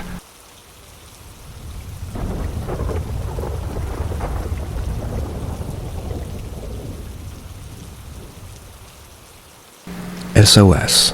Something in my house will not leave me alone. Don't know what to do. It started when I was a kid. My cousin who died, never really met her when I was 1, she died. I'd call her name basically, and she would appear as a sort of dark shadow floating. Just a vague shadow, and I knew it was her, and I could hear her sometimes. I chalked it up to my imagination until the same cousin started popping up again when I was 18, when I moved into her old guest suite. I was at my aunt's. They were like a second mom to me. All friendly, nothing angry from her, but I mean, come on, ghosts are creepy, and it's hard to accept they exist even as a spiritual person. I think she entered my body for about 2 minutes on her death anniversary that year while my aunt was telling a story about her. Hasn't happened since. Current issue. Anyways, that's been the clearest experience. But this past year, this place I live in across the country It has something that will not leave me alone. I've saged, I've done a 7-day candle uncrossing ritual, I've prayed. It just keeps trying to show itself to me, and I can tell it's trying to tell me something, and I don't know how to figure that out really, and I'm just wary of dabbling in areas I'm not educated in. I don't want to get caught in something between or something, I don't know. Scared my first roommate, who was horrible to me by the way, scared him out of the house, and now I live alone. It opens doors, it makes shadows, it creaks, and the lights flicker when I talk about it. I've tried to do a sort of yes or no back and forth thing to try to figure out why it won't leave me alone, but nothing worked. And last night, 2 times it started blasting music from my speakers downstairs randomly. It was playing music that I wrote and made. My laptop was closed, my phone wasn't playing anything, and I can't explain why. But I knew when I went down to turn the music off that this is not something trying to attack me, I don't think. I'm moving out in 2 weeks, and a psychic friend told me she thinks it's following me specifically, and not necessarily in the house as its home. My dad died last year, and he dabbled in magic, but I stayed away from it because it was some spook deep south black magic stuff. I just don't want to mess around in it. I have a storage room I'm paying for in another country full of a bunch of his magic stuff that I've been avoiding unpacking because I don't know what to do with it. But I don't know. I haven't gotten any clear indicators about this as him, really. Don't think it is, because I think he would communicate more clearly or something, and I think this thing might be more feminine. Then again, I have no clue.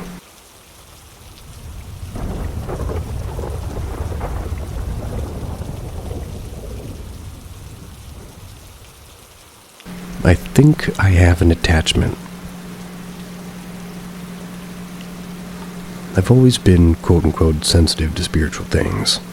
When I was little, my biological mother, I was adopted at 13, was a self-proclaimed black witch and used me in seances.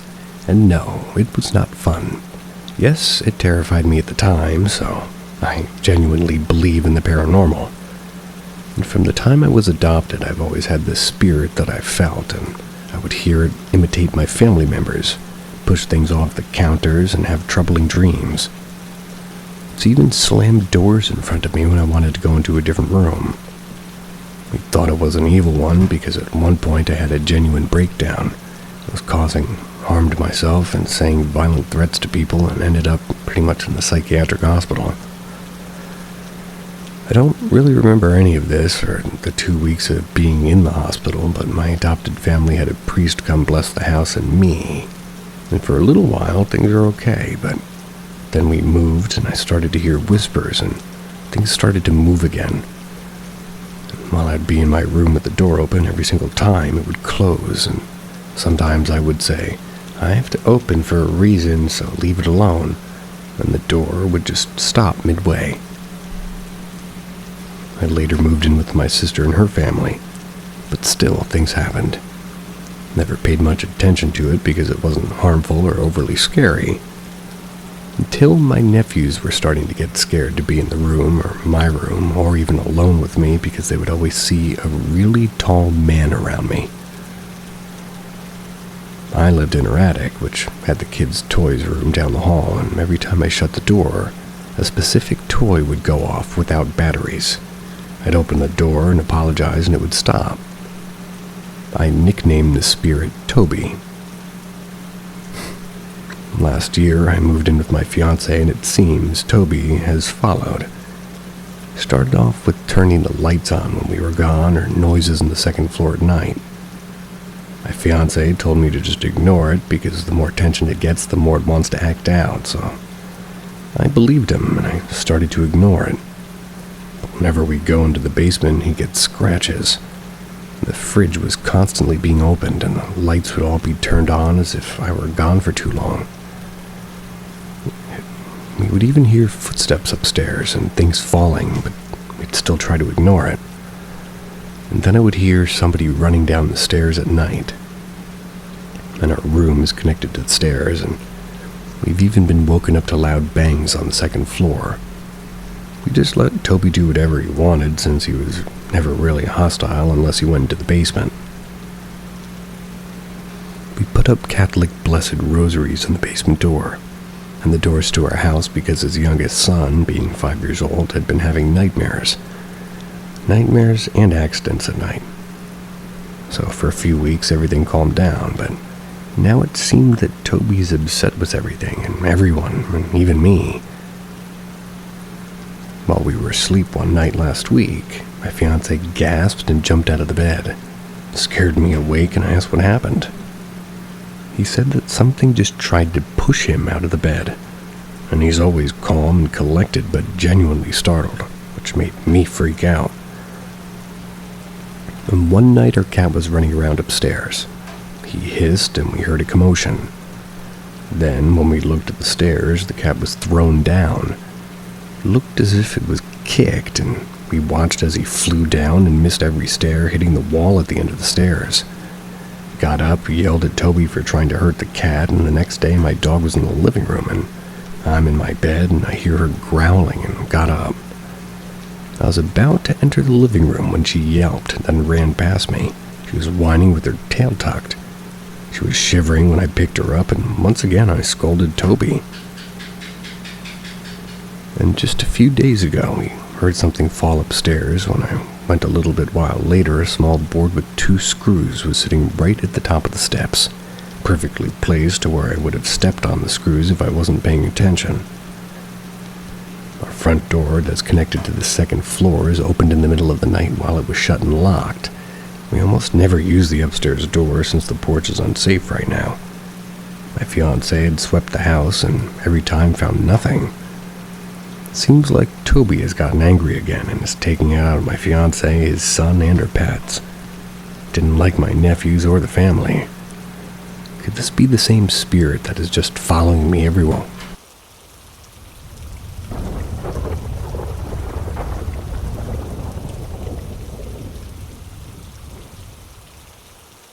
Quantum jumping.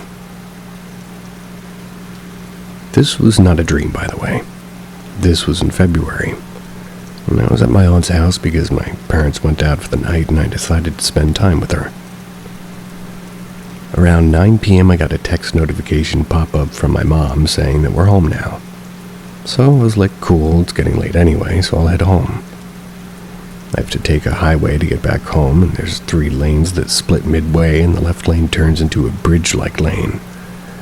I know there were a few cars behind me and a few in front of me. Everything went fuzzy for 2 seconds, and I just thought it was too dark outside and my eyes played it up a bit. I remember feeling a bit off because the lane just kept going. It wasn't ending. I take that left lane every day from work to home, so I know how long it takes for that lane to meet back to the other 2. It felt like I was on it forever, and then the time on my clock jumped a full hour ahead, and it wasn't daylight savings time or anything where the clock would have changed times. I was like, the fuck? Car malfunction, maybe. The lane finally met up with the 2, but there was no cars. Not behind me, none any of the 3 lanes. Mind you, it's Saturday night in Sydney. Everybody's on the road going out at this time. But there was no one. Not even the lanes going to the other side. I was like, what the fuck is happening? I got home about 6 minutes later and my parents' car wasn't outside, so I thought maybe they parked in the garage. Go inside, it's completely dark, no lights on. Called out for them, no response. They aren't in their rooms either. Picked up my phone to call Mom and asked where they are, and she said, we're still out. I was like, what do you mean? You texted me saying you guys were home, so she just said, no, I didn't.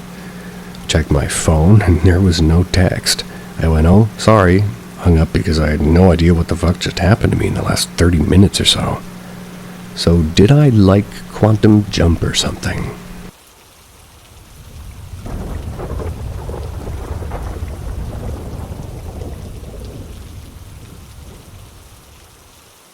Weird feeling at 9/11 Memorial. I recently visited New York City with a large group from my school. And one of the things we did in our trip was visit the 9/11 Memorial. Going into it, we were told that we were most likely going to react in some way. It was going to be different than what we thought our reactions were going to be. Considering that I don't know anybody who was involved or affected by 9/11, whether directly or indirectly, I didn't think I would react as strongly as I did. As we were walking to the entrance, I felt completely fine. I was talking and engaging in conversations around me. I started going down the escalator down the wooden floor.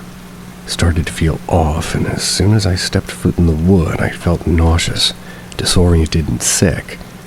Standing still felt like I was standing on a boat, rocking up and down. When I walked, I would stumble, and had a bit of trouble being able to find my balance. Didn't even make it to the very bottom before I had to lean against the wall and just take some deep breaths. As I went around the memorial, it kept getting worse, but there's a few places where it was so bad I felt like I was going to pass out. And some of those places where I felt the worst was at the support beams and where the tower stood, and the exhibit with the drawings of the children affected by the event. At first, I thought maybe I was hungry or maybe dehydrated. After a while, I noticed the drinking water and chewing gum, sucking on candy isn't helping, and got the feeling that I needed to get out of there and go back upstairs. Seems I was right, considering that as soon as I got on the escalator going up, I felt better, and as soon as I was fully out of the gym, in the memorial, I would breathe and walk better, and the nausea was completely gone. It felt like a fever dream. Thought that I had just made it up or something, but later when I was getting my medication from the school nurse in the trip, I described what I felt. She told me several of the students felt the same way. Later during the trip, we went to the Met, and in the armor and instrument section, I felt the same way, but less intense. And this is the first time I've ever felt something like this before, and considering I only felt it in places where historical things happened and where people may have died or experienced pain, makes me think that maybe it has something to do with that. I don't particularly believe in the paranormal and stuff like that, but considering this experience, I've started to think that maybe some of it's real.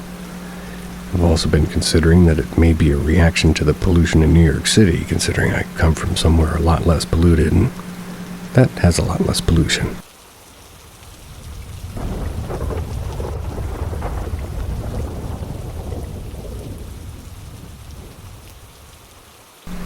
Dreaming with dead relatives. When I was 20, my aunt got cancer. She treated it and was sent home healthy. But I dreamed of her getting uterine cancer, and not too long after, she fell ill again.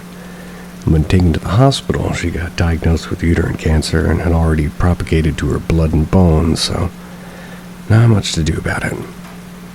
I dreamed of her again after 4 months of her getting palliative treatment, and this time I heard a doctor talk to my mother telling her states worsened quite quickly this last week. Don't think she'll make it the next month. Didn't talk to my mother about this dream, only to my sister, and she was maybe 2 weeks and 4 days later informing me that my aunt passed away that morning. Years ago, I dreamed of me being in my grandmother's house, standing next to her empty, neatly made bed. I saw how her room started to fill with a thick fog, and all of a sudden her bed was no longer empty. 2 children were now sitting on it looking at me. One of them was a boy with an old-fashioned clothing and his face just smudged with dirt. He was looking at me with a very sad expression. Next to him was a little girl, a bit younger than him. She also had old-fashioned clothes, but she was completely damp, dress soaked in water. And her face, I couldn't see if it was covered by a black cloud maybe. I looked at them with curiosity, and they started talking to me. But just not with their mouths. Their mouths weren't moving at all, and yet I could hear them cry and call for their mother. They were saying, "Mom, Mom, Mom, where's Mom? We want our mommy, and why is she not here? And where is she? Why'd she leave us, and where's our mommy?" And I remember this because of how heartbreaking their cries were. I was looking at them, and in the back of my dreaming mind, I could feel the words relatives and grandma's loss, like strongly. The very next time I saw my grandmother, I asked her if she knew of anybody in the family who'd had a miscarriage, and she said that she herself had 2. The first had been a boy and the second a girl. The boy was completely formed and yet still a fetus, so she buried him in a small box of matches. The girl, on the other hand, was nothing more than a blob, but they had been about the same amount of weeks when she lost them, so her doctor said it was a girl. She couldn't bear to keep the little ball of meat, so she threw her to a river nearby. Oof. Last year, I dreamed with my great-grandmother and her sister. I only met my great-grandma and had only seen photos of her sister. Aunt Lala, the family calls her. It was when she was already very old and very different to her younger self. And somehow in my dream, I saw these two women and thought, yeah, that's my great-grandmother and Aunt Lala. And of course, it's them. They were arranging the table for dinner for some guests, and then a fat, bald man comes through the door holding a little paper bag in his hand. He's wearing a white formal shirt inside of his pants, and it's held up with suspenders. He had a very particular purple stain on his head. When I woke up, I immediately called my mother to ask about these people. I described the three of them best I could, and she looked at me with a concerned look in her face. She asked me how I knew that these people existed, and if I had only met my great-grandmother a few months before she died when I was a baby, and Lala had died long before I was even born. Also, don't own a single photo of them at the ages where I saw them in my dreams, so I couldn't have recognized them.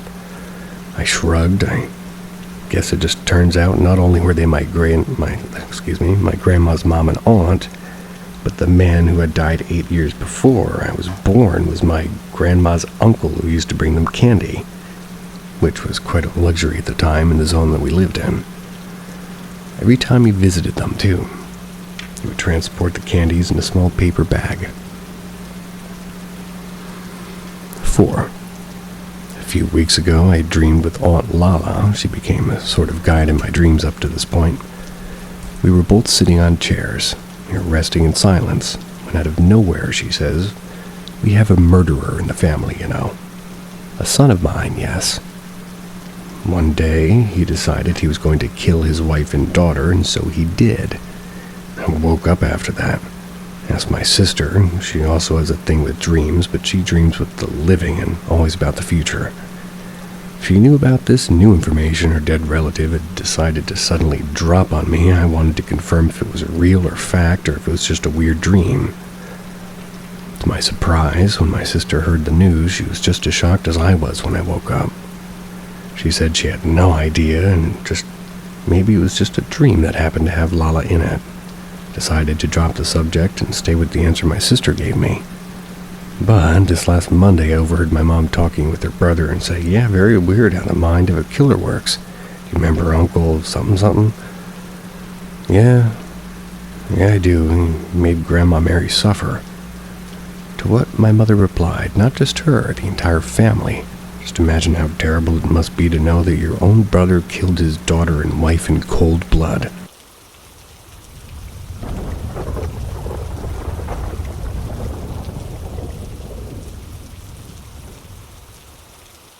I think I'm haunted by a demon. Okay, so I'm a 21-year-old male. This all started back when I was 19. My first experience with this thing was in a fucked up dream. I remember it started in an empty shopping center's parking lot. There was constant sirens ringing, and it was nearly nighttime with a blood moon, and these giant creepy fucking skin things. They looked like people with no head walking on all fours way off in the distance. I remember walking into the store, and as I did, I was instantly in a black bedroom, staring at a wall with a missing persons poster. The poster was of a girl, I'm certain, but I've never seen this person before. And under the poster, written in blood, was missing. I've had nightmares before, but what made this shit extra scary was that in the corner of my eye there was this black figure staring at me. When I looked at it, I'd be back outside in the parking lot. This time I was closer to the entrance and two of my friends were with me. One of them was crying on the floor with their guts out of their stomach, and the other was happily smiling at me also with his guts out, except he was eating them. They were falling back out of his stomach. He's doing this over and over with a smile on his face. Then I went back to the shopping center and once again the black room. But this time it was a missing poster of me with some blood writing and a thing in the corner. I looked at it and I was outside again in the same spot, except I could see the thing clearly now. And it was hugging my friends. My friends were smiling and had their guts hanging out of them, and they all welcomed me into the hug, which I accepted for some reason, and then I woke up. Turns out I was in a double dream, apparently, because I was laying in bed and looking where my door was, and I could see it fucking staring at me, hunching in the corner. I tried to move, and it took all my energy to roll off the bed, and when I did, I woke up properly, and I was back in my own bed on the other side of it. Ever since then, I've been seeing it rarely in dreams and in real life, and recently, when I was walking at night with one of my friends, he was the one who was eating his own guts from the dream, we both saw it from a distance crossing the street and just disappear. And I've seen it waving at me before, just standing straight in the distance, looking at me from over a roof, like bunk bed style. Tons of other shit. Whenever I dream of it, I'm always perfectly calm and happy, and I feel a family-like love toward it, and it acts like a caring mother. It's really creepy, man. If anybody's ever heard anything about something like this, is there any way I can get it to stop? I don't have any mental disorders like schizophrenia or anything, so I know it's not that, but what's going on?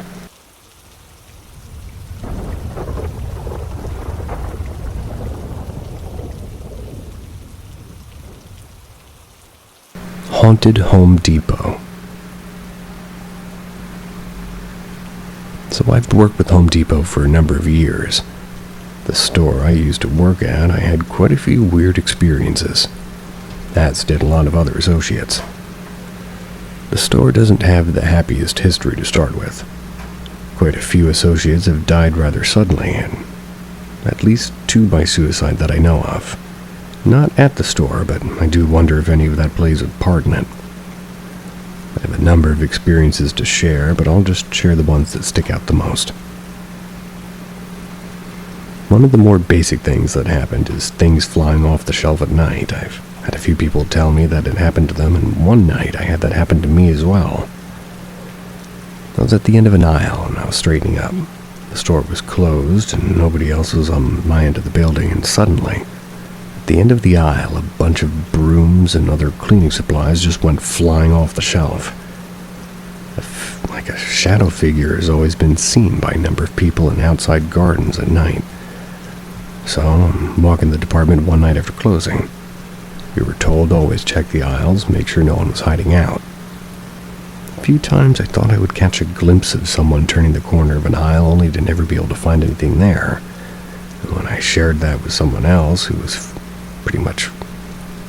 also frequently closed, they said that him and the manager spent a good 10 minutes walking around the garden department because they were sure they saw someone after closing. I also had a new guy once tell me that sometimes at night he'd get really freaked out when working outside at night. The next incident happened about a week after an associate passed away from a sudden heart attack. We were having an all-store meeting early one Sunday morning. That's before the sun was even out, and all of us were sitting down in the main lumber aisle, and our store manager was talking. Suddenly, the front doors to the building opened. They were supposed to be locked, and our store manager ignored it and kept talking, and they opened again. Someone laughed and said, "That must be John." After saying that, the doors opened and closed one last time and didn't do it anymore for the duration of the meeting. The last one I want to share happened before I started working at the store, but still pretty interesting. Probably about 10 years ago, Home Depot tried installing those buttons you push in each department that would ping an associate to a certain department if no one was around. My dad was working overnight at the time there, and he said that there was only 5 people in the whole building that night. He said the overhead speaker kept going off, paging for someone to come to the paint department when no one was working in that side of the building, or even happened while everybody was on break, and of course it could have been a malfunction, but it only happened that night. These aren't all the things that have happened over the years, but just a few that really stick out to me.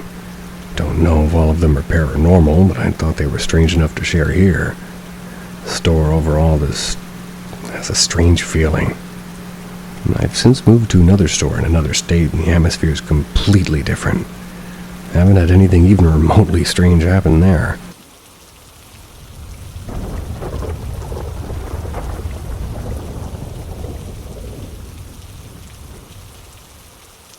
A large black dog.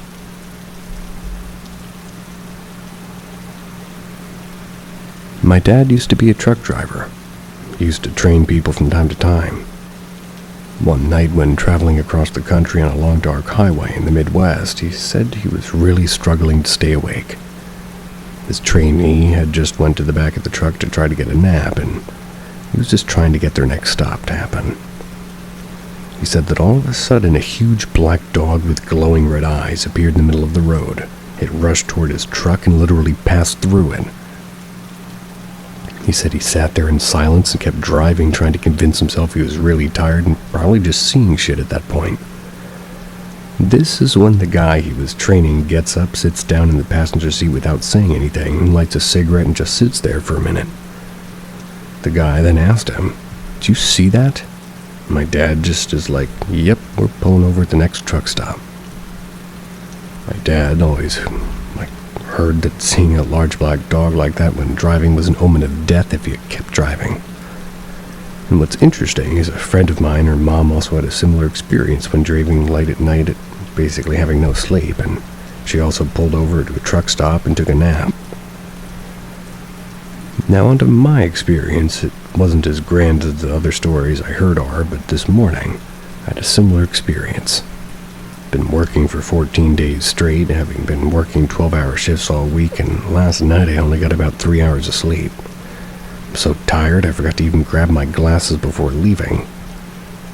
So it's 2 a.m., I'm headed to work, and no one else is on the road, and right in front of me on the road I saw a large black dog materialize for a moment. Then it just vanished. Needless to say, it woke me up enough to get to work, but honestly I'm tired and sleep-deprived, and it's totally possible I'm just seeing shit at this point, but thought somebody might enjoy the story anyway.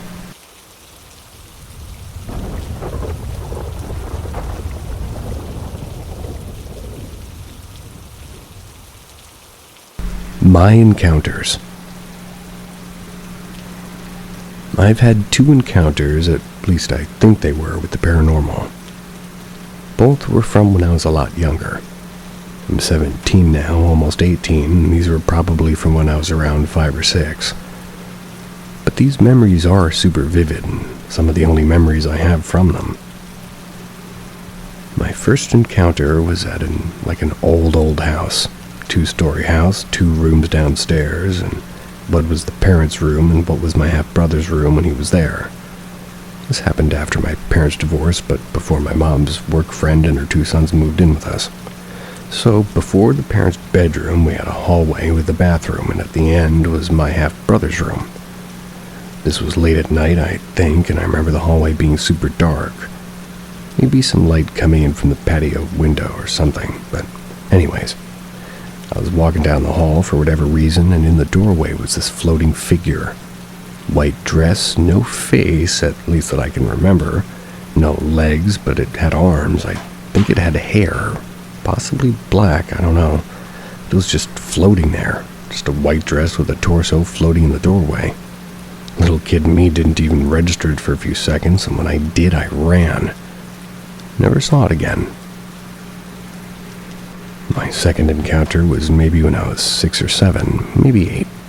Can't remember for sure, but I think it was when me, my mom, and my sister were living with our grandparents the first time.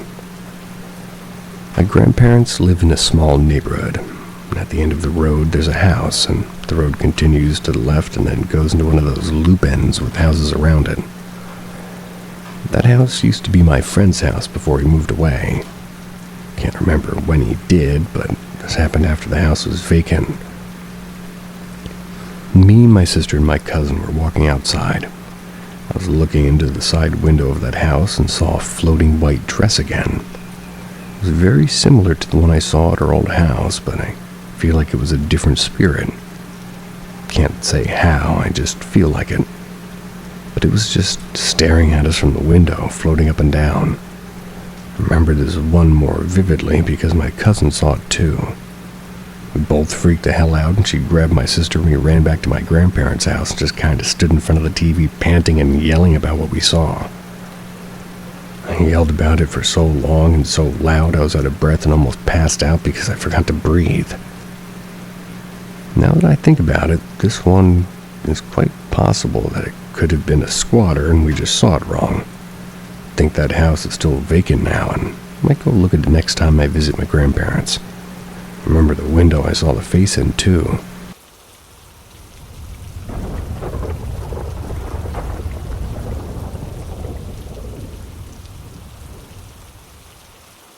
What are these creatures, and why do they move in a pattern? Me, a 22-year-old female, and husband, a 24-year-old male, have moved into our own home about a week ago. The house is in a very quiet area. It's very close to a church. And on Sundays, we can hear the music of the church from our living room. Now, my husband works very early hours. He goes to work at about 5 in the morning. And where we live, 5 in the morning is still pretty dark out. I wait with him on the curb for his ride to work, and yesterday morning, my husband said that he saw what looked like dogs walk in a circle motion in the light in front of the church. I looked, but I really didn't think anything of it. It just looked like stray dogs looking for food, but this morning was different.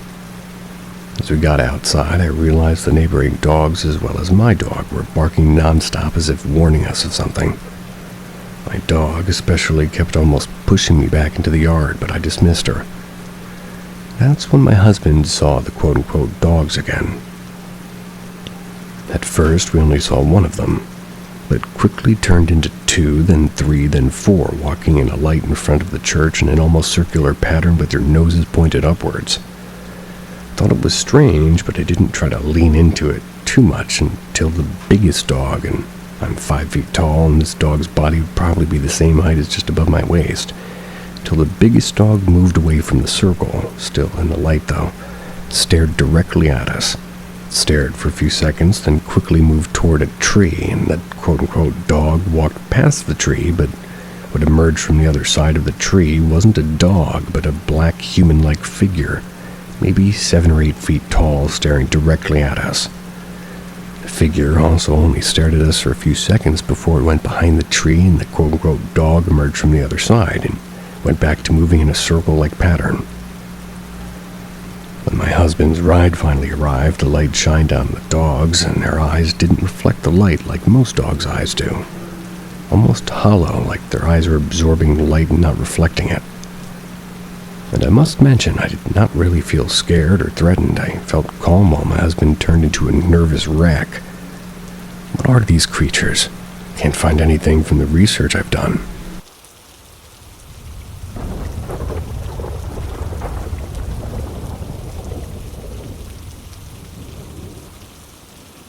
Heard a Facebook Messenger call, but no device was found. Want to share something strange that happened to me and my wife in June of 2022. We were at home, casually watching a movie in the living room. That's when something completely unexplained occurred. Out of nowhere, we heard a distinct Facebook Messenger ringtone. It wasn't from the movie or the TV, it was coming from right next to our sofa. At first, we thought it was a glitch in the audio or maybe a part of the movie's sound, but it continued for several seconds. It wasn't a faint sound either, it was loud and clear. We paused the movie, checked our phones, and we only had our phones but nothing else, and we checked everything.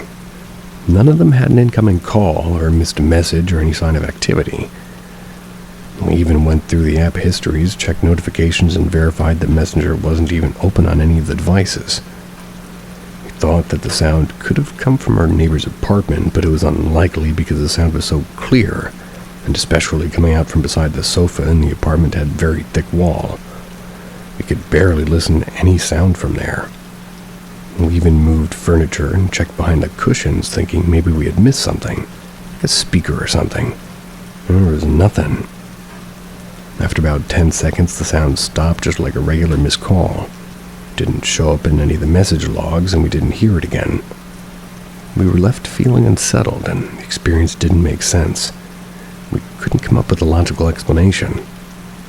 Anybody ever experienced anything similar, and is there a logical tech-related explanation, or could this be something more? I'd love to hear your thoughts and theories. If your cache is maxed out on your Facebook Messenger, and somebody could have called a day earlier, or 2 days earlier, and it can still make the Facebook Messenger sound.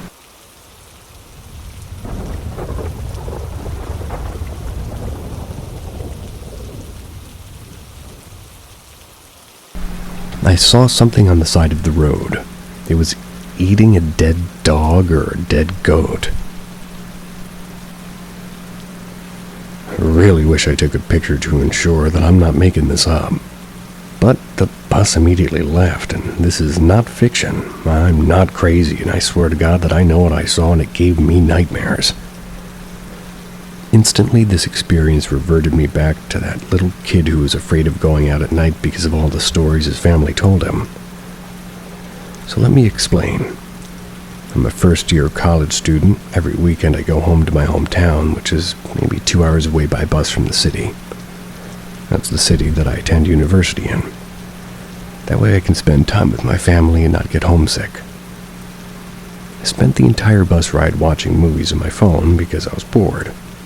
It was around 7 in the evening, if I remember correctly. I put my phone in my bag because I was around 15% and I wanted to preserve the power. The bus was already halfway to my home, according to Google Maps at least. We were in a rural area, mountains and a big forest toward the right side of the bus, and on the left are a few houses and more forest. The bus slowed down to the point of nearly stopping. Because a couple vehicles were slowing down in front of us, it just made me look out the window next to me, and that's where I saw it. I couldn't believe what I was fucking seeing, and I wasn't the only one. The guy sitting beside me also saw it. On the side of the road underneath the streetlight, we saw what looked like a naked person crawling on all fours, eating what looked to be a dead dog or a dead goat. There was blood everywhere, and it was eating it in a savage manner while dragging it into the woods.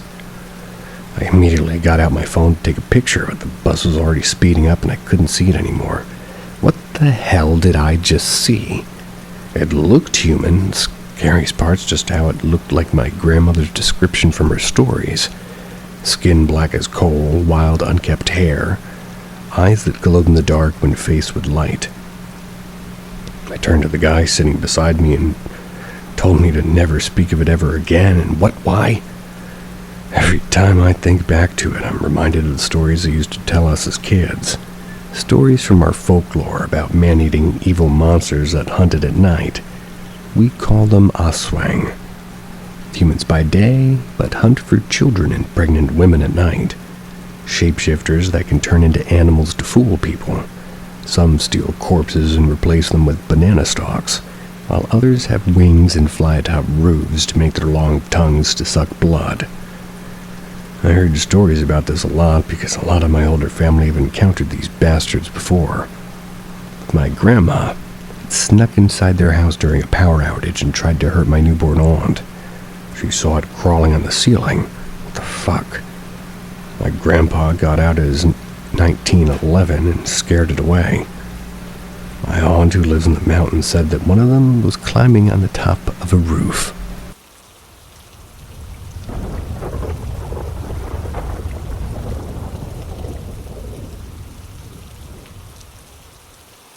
Unexplained things keep happening.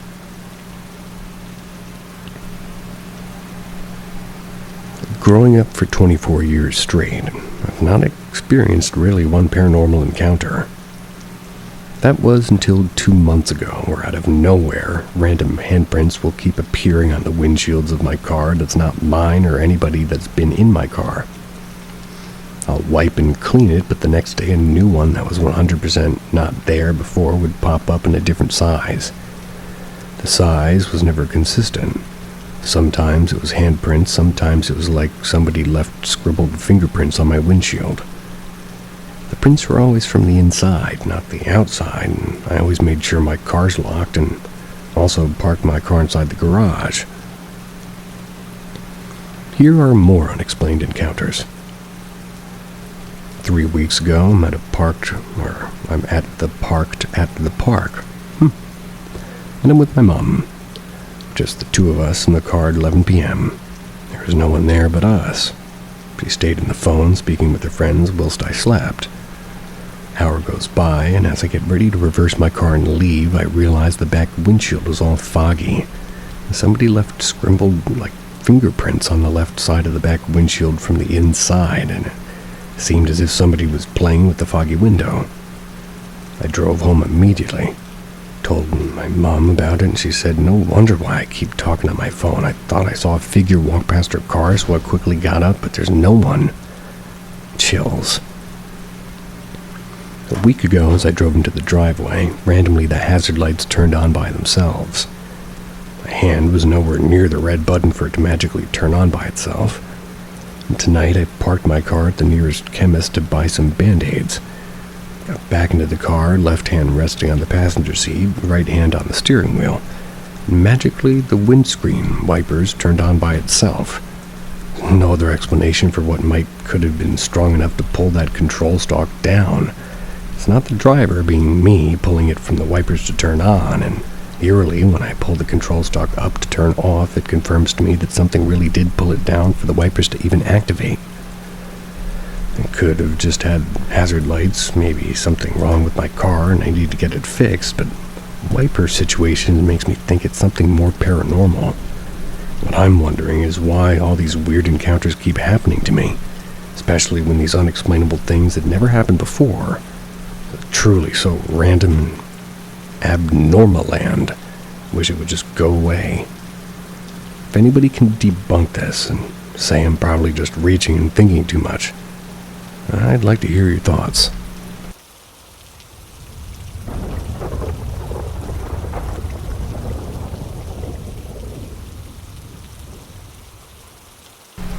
Paranormal or parallel.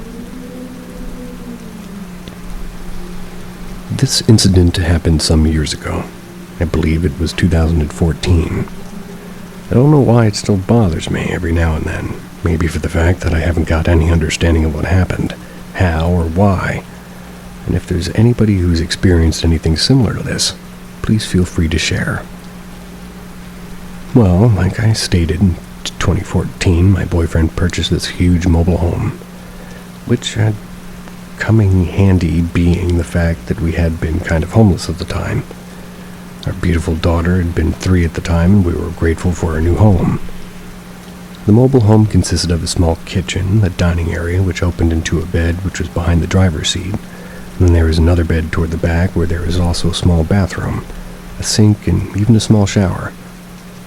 This is the bed that we slept in all together. Well, one day my boyfriend's cousin, P, was visiting us from our town. He decided to spend the night with us.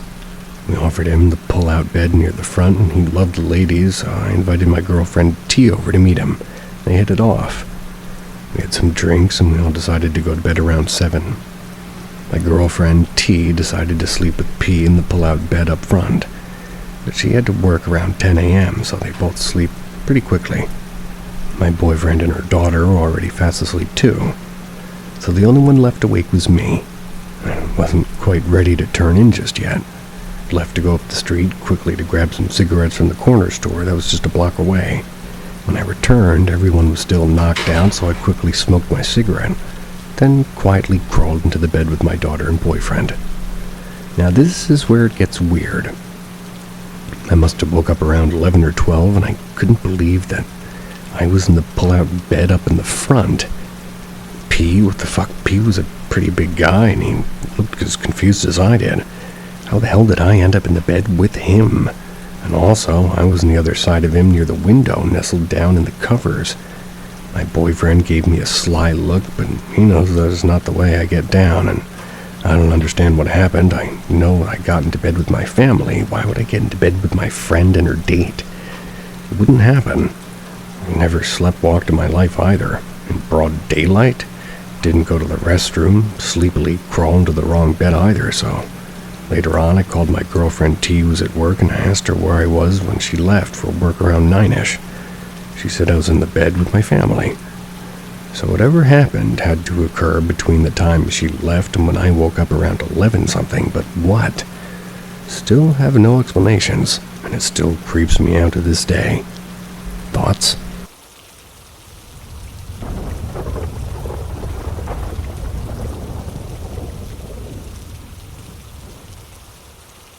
Welcome to Paranormal M, where the extraordinary becomes reality. Hit subscribe and tap the bell to join us on this haunting journey. The next chilling episode awaits your discovery. Wendigo. Never really told the story before, but back when I was 18 years old, I used to have this group of 3 friends, R and T, that I used to spend almost every single day with. Assuming you're one of the 3. So, we would alternate whose houses we slept over. 2 of us lived in the city, but one of us lived on a big property in the middle of nowhere. It's in North Texas.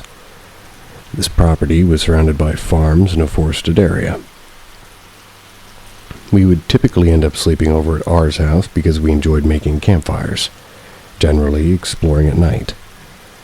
Sometimes we would go out coyote hunting with their stepdad, but we never had any weird experiences or anything, so we just continued to mindlessly explore the surrounding properties.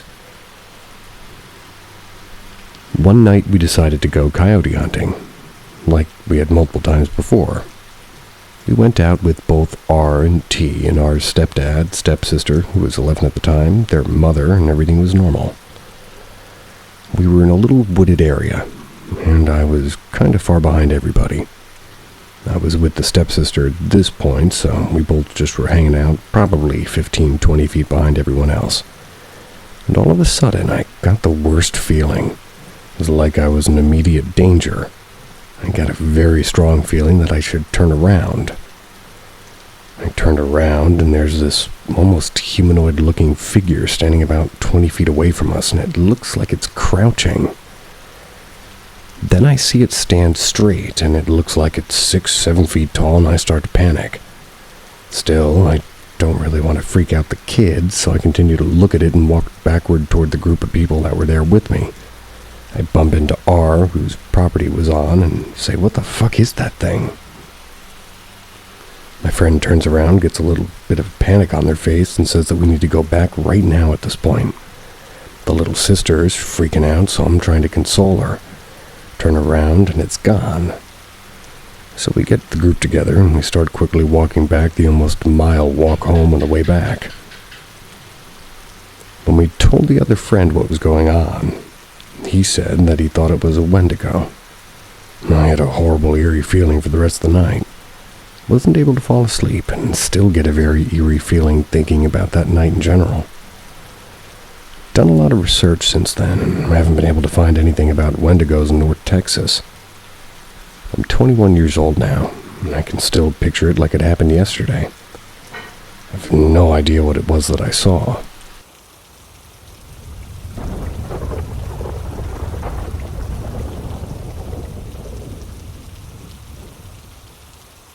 What is your most cherished visit from a loved one who has passed?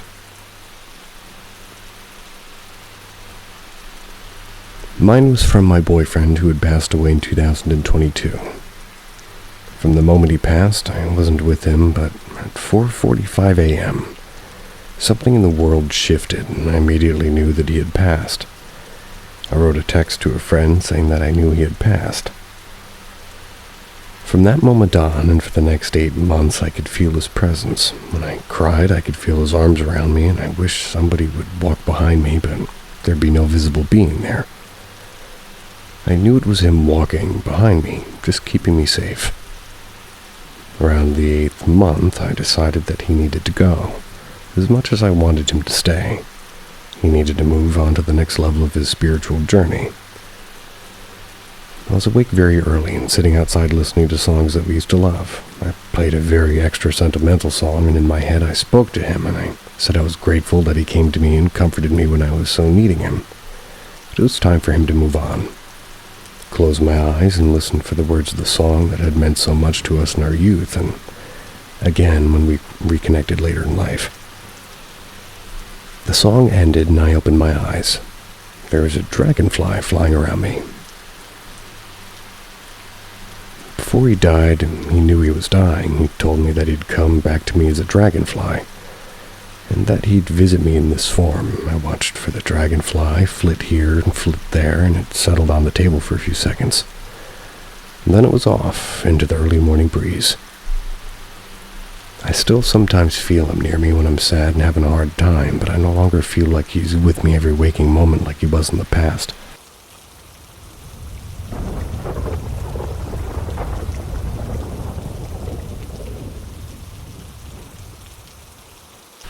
I think something followed us home.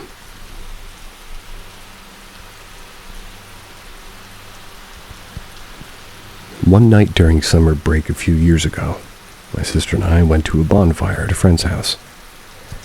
The whole night was nothing out of the ordinary, just some close friends hanging and sitting around a fire. At one point, the fire was dying down a bit, so somebody threw a huge piece of cardboard on it. Suddenly, a gust of wind caught the cardboard in a way that caused it to blow upward.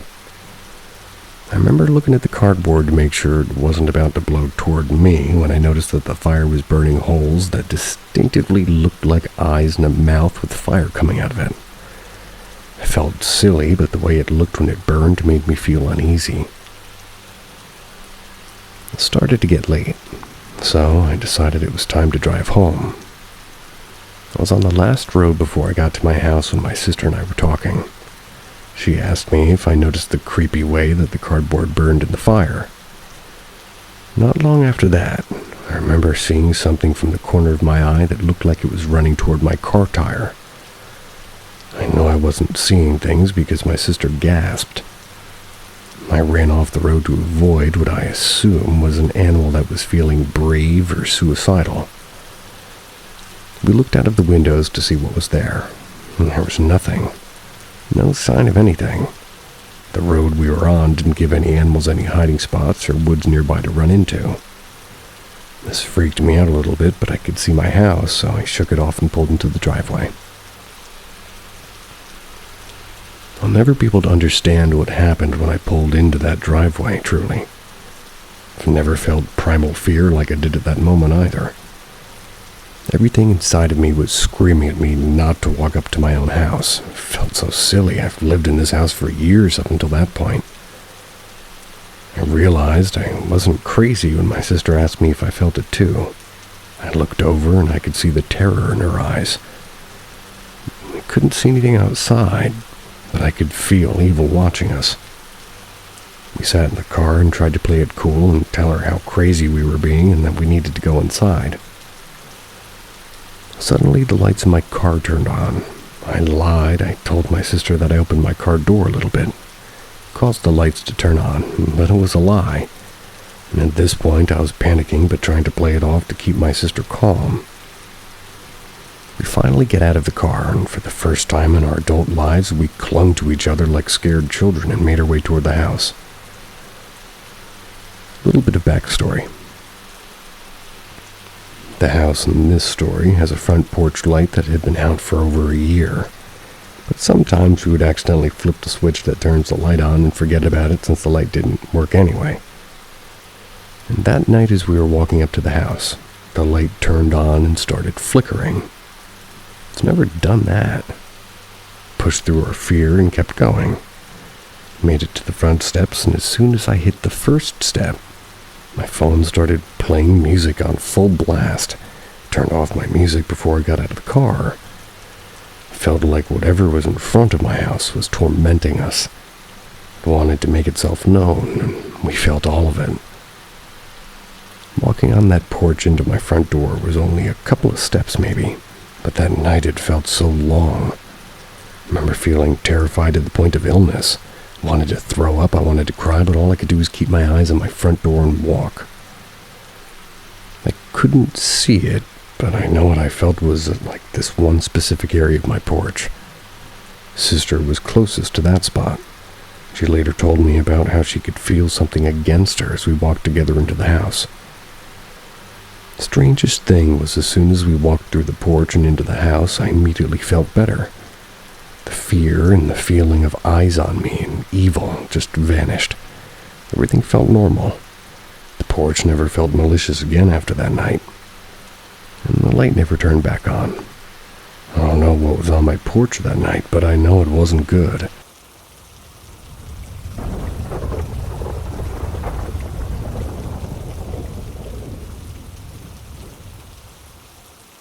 My experience with maybe a demonic entity.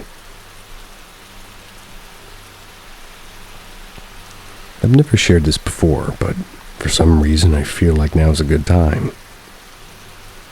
So I was with my ex, who was not a good person. It was a rough time in my life, and I was 22 and addicted to drugs, which he supplied, and though to be fair, I was addicted before we met. His family was very dysfunctional, to say the least. His father had passed away a year before we got together. He had been a pastor, but he was also a very bad person. He did things to his own children that no parent should ever think about. He passed away in the house where these things had happened. There is more to the story, though. His sister had been heavily involved in satanic rituals with her ex and had actually sacrificed animals in the house. Goats, chickens, cats, things like that. Not while I was there. I would have done anything to stop it, but altogether, bad situation. Yeah. One day they're talking about paranormal encounters. I walked into the house and I said, I've never really had anything like that happen to me. Well. I guess whatever was there saw that as an invitation. Went to take a shower. While I was in there, I saw a shadow that looked like somebody walking to the bathroom. I thought it was maybe my ex coming in for something. I looked out, no one was there. I figured I must have imagined it. But then, my purse flew off the counter and hit the side of the shower. Definitely freaked me out, and then I heard a loud bang. His mom had 2 crosses. One on the sink counter and another in the back of the toilet. The toilet and the counter were only a few inches apart, and when I looked, I saw that both crosses had fallen, and somehow got caught onto each other, upside down, stuck between the toilet and the sink. I ran out of there completely naked, scared out of my mind. I was pretty embarrassed because I'm not somebody who likes people to see me naked. Yeah. Gecko agrees as well. He is always naked, though. That night, I went to sleep, and I woke up with sleep paralysis, which I had never experienced before or since. And something was on top of me, choking me. It was so dark and felt so evil it was terrifying. I still think about this often because I like to try and rationalize things, but I just can't. Nothing makes sense. I often wonder if this was something demonic or if it was just an evil spirit of his father who had been a monster in real life. Never shared this before. Kind of scares me a little bit to write it because I don't want to bring that energy back, but I also really want to share it because it was crazy.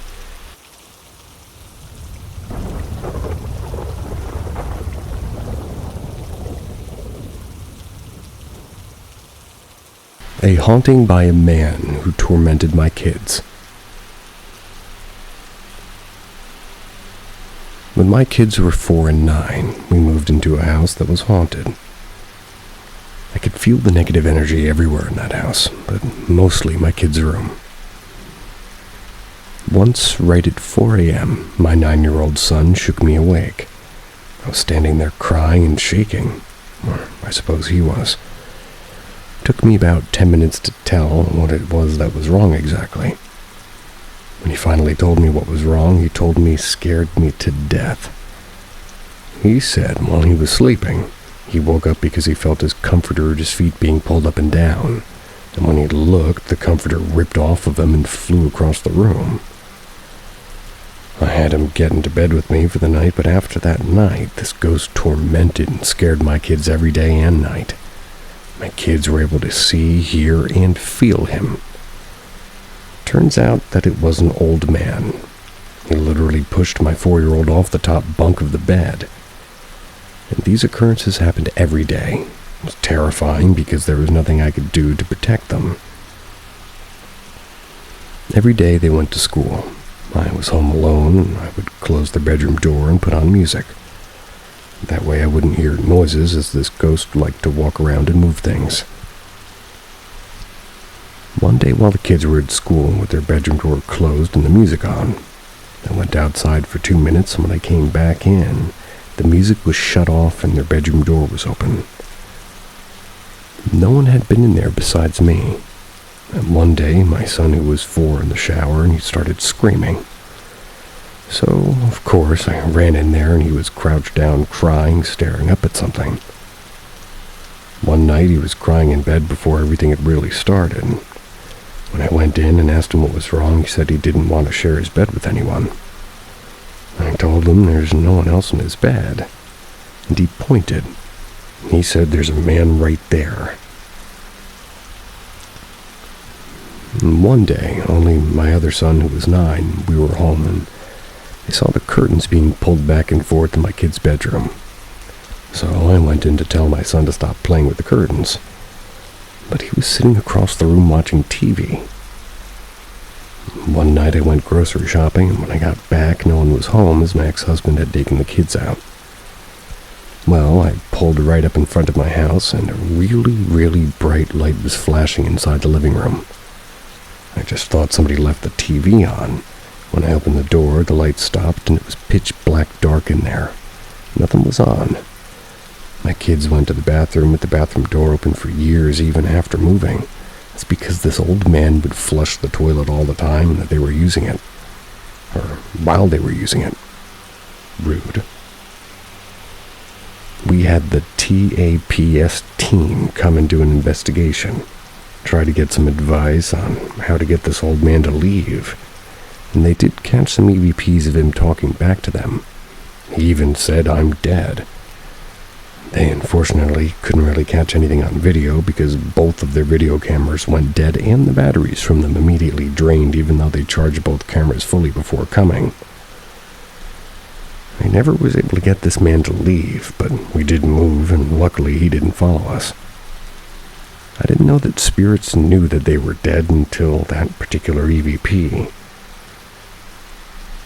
We has to move to get away from this man.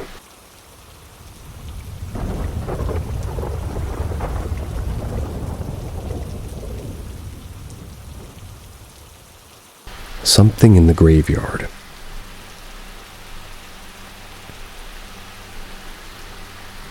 I've been living next to this giant graveyard for around 2 years. It hosts around 50,000 graves. Oh boy. It's beautiful and often a place I've visited just to walk around. 50,000. So I had this awful day at work. And this was about 12 years ago now, but I remember it so vividly. Horrible day. One of those days where I didn't want to go straight home and deal with all the home jobs, socializing and cleaning and dinner, so instead I planned on driving up to a mountaintop lookout where there's a cool ice cream venue, grabbing a cone and watching the world drift by while I decompressed. Took a wrong turn, ended up in the neighborhood surrounding the cemetery. I figured, fuck it, it's quiet, and a cemetery walk would be the peace I needed, so it was just dusk outside, but plenty light enough that I could clearly see trees and houses and names on the gravestones, and if anyone else was around. I knew in about 45 minutes to an hour that it would be dark outside, but for now I felt comfortable. I parked my car, walked over to the berm into the graveyard. And this graveyard is massive, by the way. Without signs and streets, it would be impossible to find your way through this maze, and there was no way in hell I was planning on walking that far in anyway. I just kept to the sidewalk where the berm and the houses were, while the massive graves were on the left of me. I called my then-boyfriend, crying to him about how awful my day had been, and he was trying to calm me down and talk me through my day. In my peripheral to the left of me, I thought I saw a big black shadow, maybe 50 meters in. It was only brief that I saw it, or at least I think I saw it. I wasn't sure if I saw what I saw and had just sort of left just then. I probably would have shrugged it off, but my fight-or-flight instincts kicked in and I was kind of still on the phone. I became extremely wary of what it was that I think I saw, if I saw anything at all. So I'm walking and I'm looking in that direction while I'm still on the phone. My eyes peeled just in case something happened, but I definitely began to start feeling uneasy, and I'm now absolutely focused on anything that might be there with me. And I'm a woman walking alone in a graveyard. I'm more concerned with a creepy guy skulking around than I am anything paranormal. But I still feel, just very uncomfortable and very on edge. As I'm walking and talking, but I'm still looking in the direction that I first spotted this shadow, it appeared again. This time I'm staring at it, literally watching it manifest. It was as if it collected this energy of particles and formed a giant black mass, just opaque enough for me to see the gravestones it moved through, but much, much darker than the surrounding area.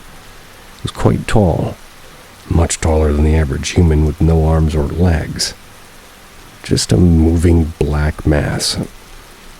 Drifted through several gravestones for about 4 seconds, which is long enough for me to question whether or not I'm seeing things, and then confirming, nope, I'm definitely looking straight at this thing, and this is not a person.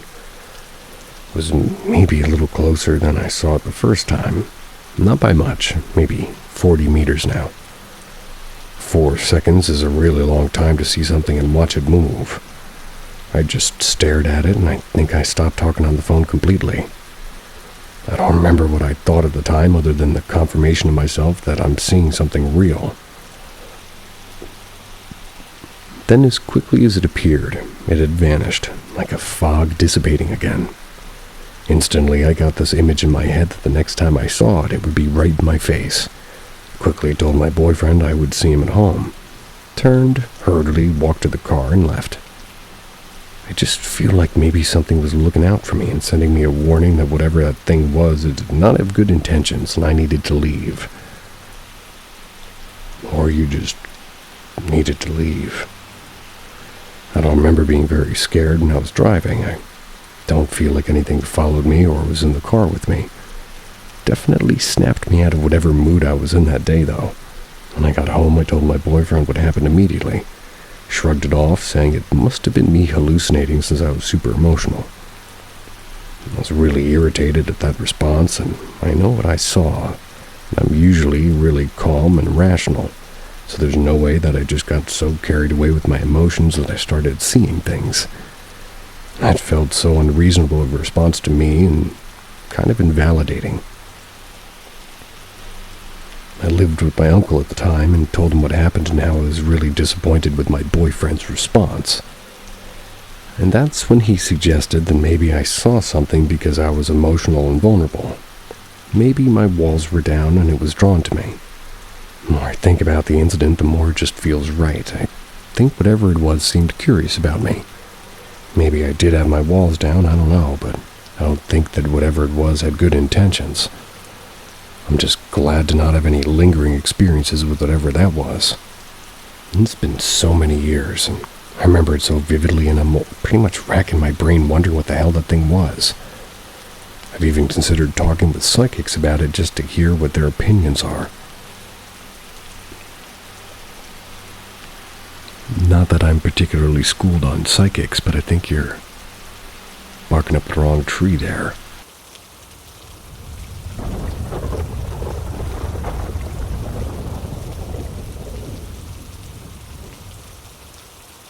Touched by something while half asleep. She woke me without a word. It was around 8 p.m. I was lying sideways on my bed with my eyes closed. I wasn't asleep yet, just in that floaty, half-dreamy state. Shush. I could clearly hear my parents arguing in the other room. Nothing out of the ordinary so far. Then suddenly I felt it. A woman's finger gently pressed against my shoulder, followed by a faint breath on my skin. Not imagined, not vague. I felt it. I knew it wasn't part of a dream. And then came the heaviness. I realized that I was almost paralyzed. I couldn't move, couldn't speak, and I wasn't fully asleep, but my body felt locked down. I didn't feel outright terror, but I definitely felt watched. Then, and this is the part that still gives me chills, as my mom came into the room and woke me up. I hadn't made a sound, hadn't called for help, but somehow she just knew. She told me she felt something was off, and to this day I don't know how or why she sensed it. I'm still not sure what the presence was, spirit, energy, shadow, or maybe even a part of me. But the timing and the physical feeling and the almost paralysis of my mother's sudden instinct to check on me, it all lines up too perfectly to ignore. Has anyone else experienced something like this? And was this just sleep paralysis or something more?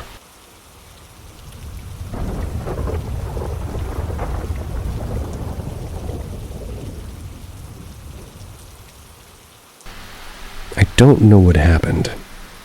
Does someone knows?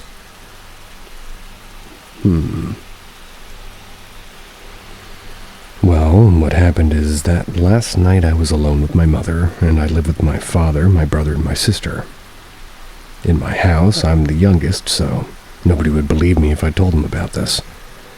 But I know what is going on. Like I said, I was alone with my mother, and it was something like 10:30 p.m. But we were still awake. I was in her room, and she said to me, "Natalia, did you put your clothes in the washing machine?" I answered, and she said, "Did you put them out to dry?" Then I remembered that I didn't, so I said to her, "Oh God, I forgot." Then they said, "Come on, hurry up so you can go to sleep." To give you an idea, my mom's room is next to the stairs. My room faces my brother's, and it's worth noting that every time my brother goes out at night, his room is off, but he always leaves it open. I guess to air it out or something. But every time it's nighttime, I feel like something is watching me from there. He has a lot of things hanging on his walls that are easy to see, like vinyl records or guitars, and he's a musician, but every time it's day, you can tell who he is, and I don't mind being there. I've even slept there. But I never really sleep well. I feel like someone's watching me. I'm 14 years old, and I was never a girl who believed in monsters under the bed or in the closet, but when I'm there, I feel like those monsters are real. I've never dared to check since I'm really afraid of finding something, but especially when he goes out at night, which is kind of rare. Kind of an antisocial person. I'm scared of leaving my room, and I feel like something could happen. Returning to the story, when my mother told me about my clothes, I barely opened the door and set a foot outside. That's when I heard a noise in his room. "Hell nah, I'm not going to see what happened," I told my mother, and she replied, "Don't be silly, let's see." We went closer. One of the vinyls fell, as well as the trash can. And let's keep in mind that the vinyl and the trash can were too far away for the vinyl to have knocked over the trash can. My mother told me, "See, Natalia, nothing happened." I calmed down a little, went downstairs, checked my clothes, returned to my room. When I saw my mom had picked up what was on the floor, so I calmed down, but I swear it felt like something wasn't normal. My mom says that it was the dog that threw it. My dog's a medium white and gray chihuahua with short hair called Dulce. But even so, he was too small to have thrown the vinyl, and it's true that these last few days in the area where I live, there's a lot of wind, but not enough to have thrown the vinyl in the trash can. I know it wasn't Dulce because when I went out and heard that he went upstairs to see what had happened, apart from Dulce, I have Gabbana. That makes me think I'm pronouncing that wrong. Is it like Dolce, I don't know brands. What am I trying to do? I've just been trying to hold myself from saying that dogs don't have thumbs and dogs can't throw anything, but moving on. Gabbana is a 5-year-old Siamese kitten with blue eyes and some spots on her fur. I decided to go to sleep already because I was tired and it was 1:15.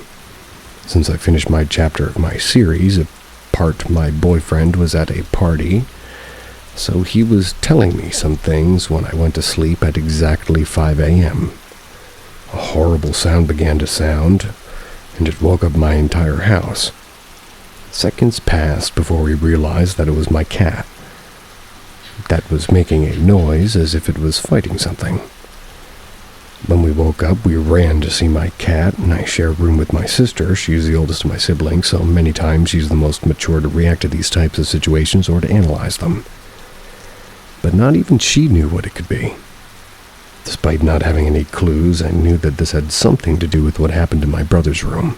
I felt it. And as soon as we stood up to see what was happening, we opened the door to our rooms. Gabbana came into mine. I saw her all fluffed up as if she had fought with something or even someone.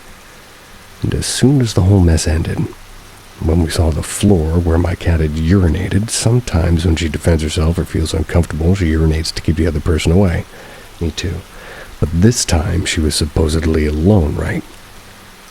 I want to believe that she was, and the thing is that her collar had fallen off or somebody had took it off. It's not an easy collar to put on or to take off, but it was on the floor. It was as if somebody had taken it off. She fell asleep in my room, so we didn't have any more problems.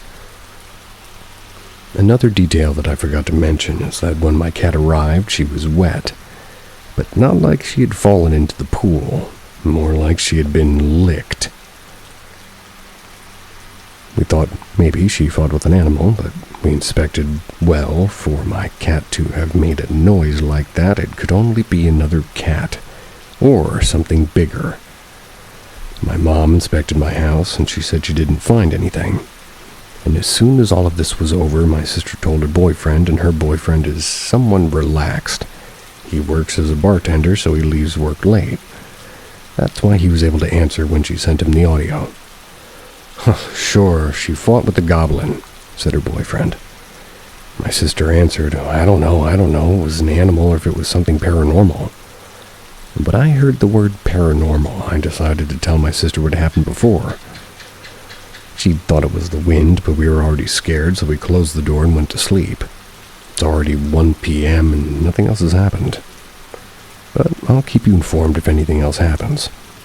Another important fact that is necessary to mention is that around 2021, a father came to bless my house for something. From some spirit that we had been feeling for some time. That's all. After that, nothing else happened.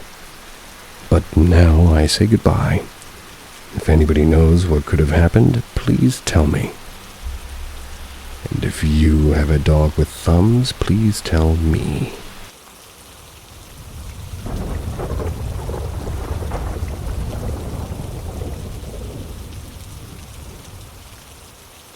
Whatever made that sound didn't belong here. Help.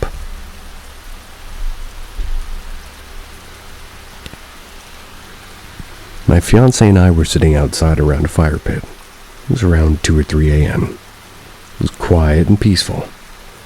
Until suddenly, we heard this insane sound. It was like a scream, but also mechanical. Not human, not animal, and definitely not something I've ever heard before. It lasted maybe 5 or 10 seconds. Then silence. Then, a few seconds later, it happened again. Now here's the thing. I've lived in this city for 24 years.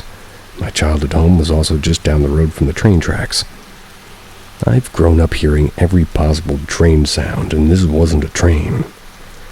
It was like a roar, not like a scream from far away, but like something massive was making this noise. The sound was deep and strange, almost echoing, like it was far away but somehow felt close. It wasn't super loud in the sense that it hurt your ears, but it had this intense pressure behind it. It was layered, like a roar, a mechanical hum, something else tangled together. Honestly, it sounded like something out of Stranger Things or a sci-fi horror movie. Just wrong. It happened again. My fiancé turned to me and said, "Am I tripping or do you hear that?" We both sat there frozen, and it sounded like it was coming from the direction of the cemetery down the street, or possibly the train tracks nearby. And we were too frozen in fear, and we literally couldn't move to grab our phones. We just stared into the dark like we were waiting for something to come out of it. By the fourth or fifth time, we finally reached for our phones to record it and stopped completely. They even posted in our town's Facebook forum. No one else heard it, which is wild because it was so unsettling and loud in that deep echoing way I've never forgotten it. Some background of it. I grew up in a small Ohio town with weird energy. Not some place you hear about, but definitely a place where strange things have happened. There's a lot of cemeteries around, especially Crown Hill, which is just down the road. My mom's old house, a street over, always felt off too. I've heard and seen and felt things growing up that I still can't explain.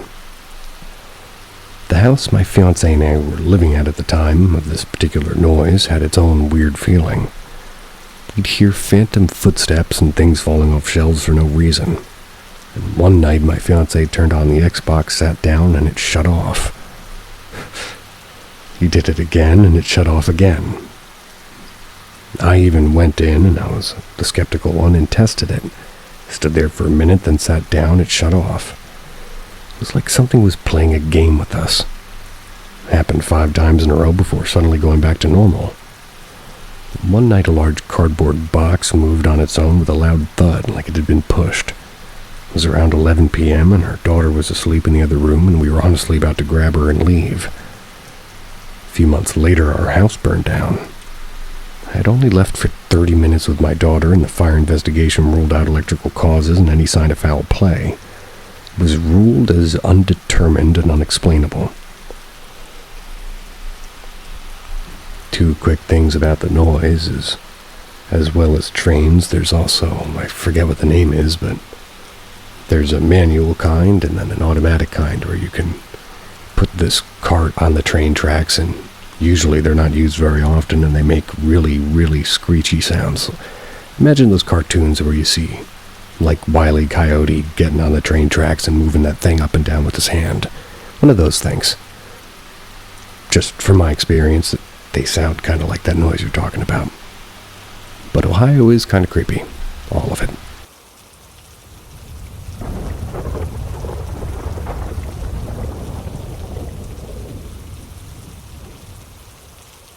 Can someone explain what's happening to me?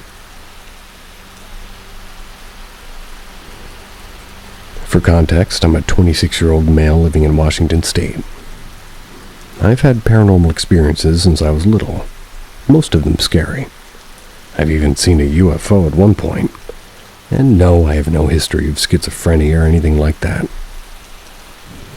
All my life, I'd like to think of things before they happened. And this happened a lot. I've also had dreams in childhood that have come true many years later. I've always been more sensitive, even though I try to conceal it. Recently, I started hanging out with my mom. That's because before that, it had been a few years due to me going through a rough divorce and homelessness. Though, when I met up with her, she told me things I never knew about our family.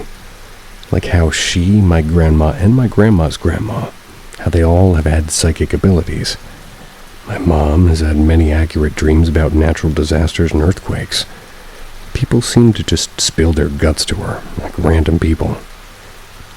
Although I've tried asking my grandma how far back this goes in her family, she won't budge on the information.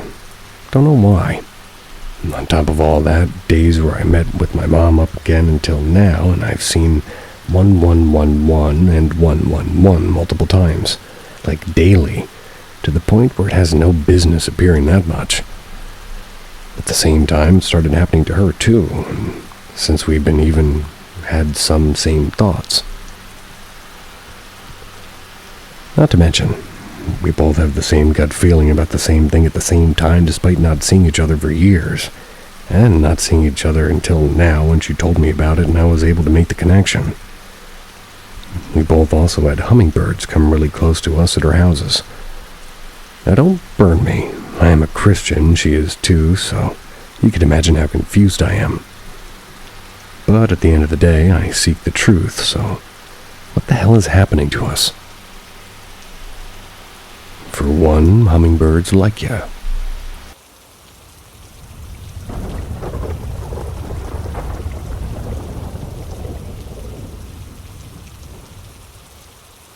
Were these paranormal experiences or something else entirely? I think I'm mostly hoping to hear some opinions on what other people think might have happened or what it might have been. A lot of the time when I look back on these experiences, I wonder if I'm crazy. And it should be noted that I have consulted mental health professionals, including a psychiatrist.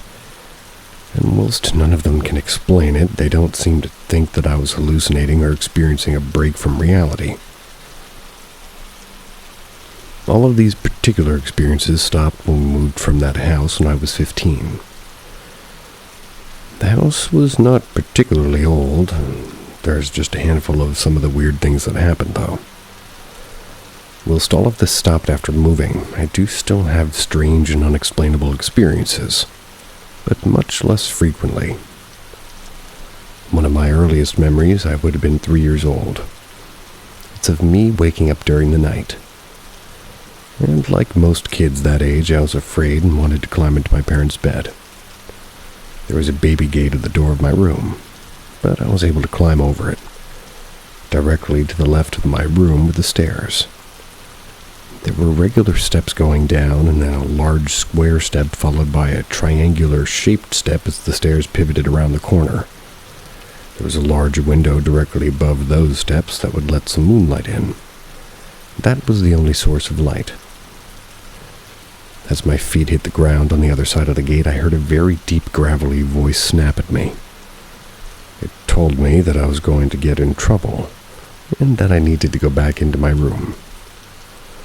Underneath the little moonlight that was coming in, I could see a silhouette standing on a square step facing me directly. I wasn't scared at this point because I assumed it was my dad. But when I asked who it was, it responded, "Your sister." I told it that my sister doesn't sound like that. It told me again that I was going to get in trouble. And then my dad came out of his room and asked who I was talking to. This is when I felt uneasy because I figured it wasn't my sister, it must be my dad. And unsure of what to say, I told him I was talking to my sister and pointed to the stairs. He immediately turns the light on and no one's there. He checks my sister's room and she's sleeping. Then he picks me up, puts me into bed with him. He fell asleep pretty much immediately. But I remember laying there, just unable to understand what had just happened. But I knew it was there and something was off about it. I felt so uneasy and the naivety that had shielded me from the fear initially had fallen away. I knew in my gut something really weird had just happened. Fast forward 10 years. I was 13. It was a school night, and I was just laying in the phone, might as well have been. I was lay in bed on my phone. It was just after 1 a.m. when a call came through. It said unknown number, but I was curious and I answered it. I immediately said hi and asked who was calling. The voice on the other end of the phone asked, "Who do you think it is?" I noticed the voice was deep and kind of rough. I had a friend who had a pretty deep voice, and he called often. So I assumed it was him, and his voice sounded a little bit different because it's late and he's tired. Whilst it was common for us to call, a call this late was quite odd. When I asked him if it's who I thought it was, the voice said yes. We continued to talk for hours.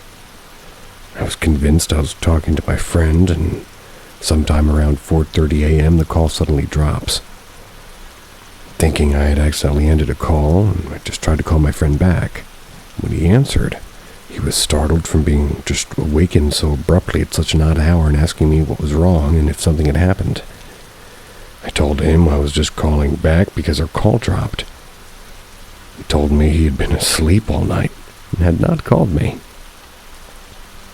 I told him he must have been sleepwalking or something because we definitely spoke on the phone. He checked his call history and said there was nothing there. I was confused, but given the time, I said bye and hung up so he could go back to sleep.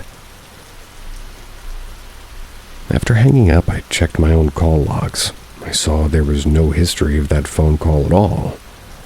The whole thing shook me and I couldn't find an explanation for it. Even if the answer was something as simple as I was talking to somebody else, why did I have no history of a 3 or 4 hour call on my phone? The voice was also eerily reminiscent of the experience I'd had when I was 3. Wasn't sure what to think, but I knew I felt completely off and I took the day off school. These are just 2 of the many strange occurrences I experienced growing up. I'll list some more of them here, in less detail than the former accounts. One day, I'm relaxing in my mom's room. She's at work. Her bed's directly to a window and the blinds were open. It was a sunny morning and I was watching TV in her bed. And all of a sudden I hear something thud against the window. Birds would fairly often fly into the windows of my mom's room, so the noise didn't startle me too much. At least until I looked over. I saw a man's hand pressed up against the window and it was slowly sliding down. My mother's room was upstairs, so you'd need a ladder to reach the window. My brain rationalized, and I thought it was the window cleaners coming early. I got up, walked over to the window just to find absolutely no one was there. After that, I ran downstairs and didn't go upstairs for the rest of the day. The next one, once again in my mom's room. I'm sat at the edge of her bed, looking in front of me, and all of a sudden this face forms out of what looks like TV static. Lingers for a few moments, looking right at me, and then dissipates. The next one, almost every night for years, I'd be woken up by the sounds of scratching. It'd start along my wardrobe from one end to the next until it reached my drawers. Then the scratching would continue on my drawers, slowly moving until it got to the window ledge, which my bed was pressed up against. It would scratch along it until the scratching was directly above my head, and then it would stay there. It wouldn't move, it wouldn't stop moving my head, and just kind of continue scratching. And we had no rats or pests or rodents, or people living in our attic. The next one is one time I was sat in my room. My mom was with my brother at football practice. I was doing homework on my bed when the scratching started, which was strange because it usually only happened at night, and this time it seemed as though the scratching was coming from the inside of the wardrobe, not the outside. It got louder and louder and louder until it slammed open. I jumped out of my bed, ran downstairs, called my mom, and begged her to come back. Another time, when the scratching started at night, I couldn't handle it. So I decided to go to sleep in my brother's room. He always slept in my mom's bed, but she wouldn't let him in because she's had it out with me. Crawled into my brother's bed and immediately felt better, and now there's no scratching. Right as I closed my eyes, a frozen snow globe that we got my brother as a joke started playing. He had to wind it for a good 30 seconds for it to play the full song. Nobody had touched it. Yet here it was playing Let It Go in its entirety whilst me borderline shitting myself in bed. I never thought Let It Go would be used in paranormal warfare. I couldn't fall asleep as a kid because of weird pixel figures like this TV static face in my mom's room. It would form and stand around me. At night, I would often wake up to what felt like something climbing up the bed toward me. I'd often feel what felt like hands lightly grabbing at me through the duvet. On a couple of occasions, the duvet was pulled off of me. It freaked me the fuck out, but I put it down to perhaps being tired and not entirely lucid or sleep paralysis. There's no history of sleep paralysis in my family, and I was able to move freely throughout these experiences. I hugged my mom goodnight once, and as I did, there was a rather tall man leaning in the doorway. Startled me, I jumped back from my mom explaining what I had just seen. She thought it might have been her deceased dad, but He wasn't tall, so she had her doubts. One day after school, my dogs were acting weird. They were in the yard with me, barking at the bathroom window. Thought they were just being weird, but after bringing them in, I went upstairs to take my uniform off. Directly at the top of the stairs was the bathroom. The moment I got within earshot of it, or eye shot, the door slammed shut and the lock turned. I ran downstairs, took my dogs outside with me, and then called my friend. And if I called the police and it turned out to be nothing, my mom would have killed me. Turned up with his mom and the baseball bat. And this would have also been around 13. When we got upstairs again, the bathroom door was wide open and everything was untouched. They couldn't have climbed out of the window because it was too small, and trust me, about a year later I got stuck in the same window and my aunt had to break the hinges to get me out. They would have needed a ladder or something to get out of the other windows unnoticed. When we first moved into the house, I used to walk into my parents' room and point to one corner in particular and ask them who the lady in the white dress is. I was too young and I don't remember that. My friend came over to my house while I gathered some stuff to head out for the day. She was stood behind me just outside the living room doorway, which was at the bottom of the stairs. Gave my dog some treats, and when I turned around she was gone. Started looking for her, confused, and finally checked outside, and she sat out there. She claims to have seen a woman in a Victorian-style clothing walking up the stairs, and she knew we were the only people in the house, so she freaked out and bailed. She also told me she was never going into my house again. My mom's stuff would get moved around and doors would close when she left open. She thought it was my brother or me messing with her. Eventually, got freaked out and bought some sage to burn. But I'm not sure burning sage throughout your house whilst yelling, "Fuck off, ghosts," is really as effective as she thought it was. I like that. I would hear my name called a lot, and I saw shadow figures all the time. I enjoy your mother.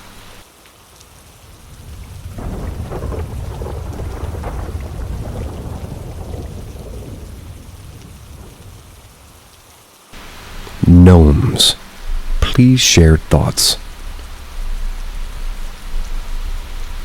I'm a huge believer as I'm very open-minded. And my mother and aunt have told me the same story for the past 30 years I've been alive. I don't think my family would lie to me about this sort of thing, but anyways. This is as told by my mother. This happened before I was born, in the pretty early 90s in Peru. It's in a port city of Callao, to be exact. The apartment home that my mom, aunt, and grandparents lived in. So the apartment is not very big, so it's quite easy to see who's coming in or out by walking by. One night, my family had some relatives over the evening to get together, have some food and drinks. So in the midst of this relatively quote-unquote normal little get-together, my mother and aunt were standing on the side of the living room where the main door to the exit was at. While it was open, people out there talking, etc., all that good stuff. When all of a sudden, from one of the rooms connected to that living room, my mother said she saw a little man. It was the size of a toddler, and they just come out, and she can't quite recall tiny details, but she said he was wearing a pointed hat and had a beard. It looked relatively dark. It was hard to really see any more details other than he was sort of wrinkly. Keep in mind, this happened very fast. But she was in shock, looked around, turned to my aunt, who was already losing it, and she was letting out this loud scream. Freaking out, and asked my mom, "Did you see it? Did you see it?" My mother replied that she did. She then said the dwende, or the gnome, ran towards the end of the room, right through the wall, and vanished. Almost like they do in Harry Potter movies. But always, I had to let this one off my chest. To add to all of this, later on when I was born, I also lived here in the same apartment. I would notice things as a child, like when I would leave with my family to go out and come home and my clothes and toys would be a mess when I left everything neatly. Later came to realize that as an adult, I connected the dots.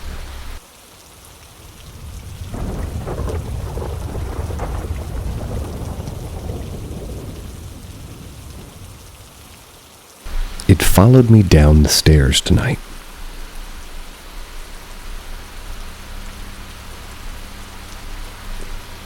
My wife and I purchased an 1890s Queen Anne Victorian several years ago.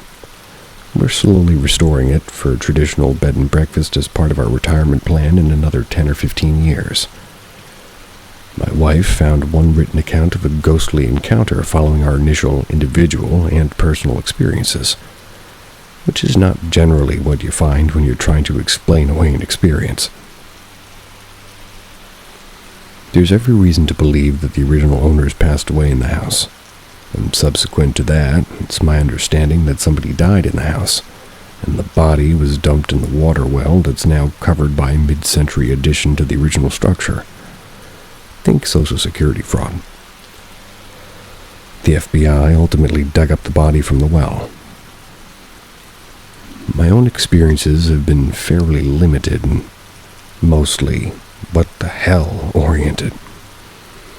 My first awareness was the sound of somebody or someone walking toward me, which I attributed to our large dog possibly following me upstairs.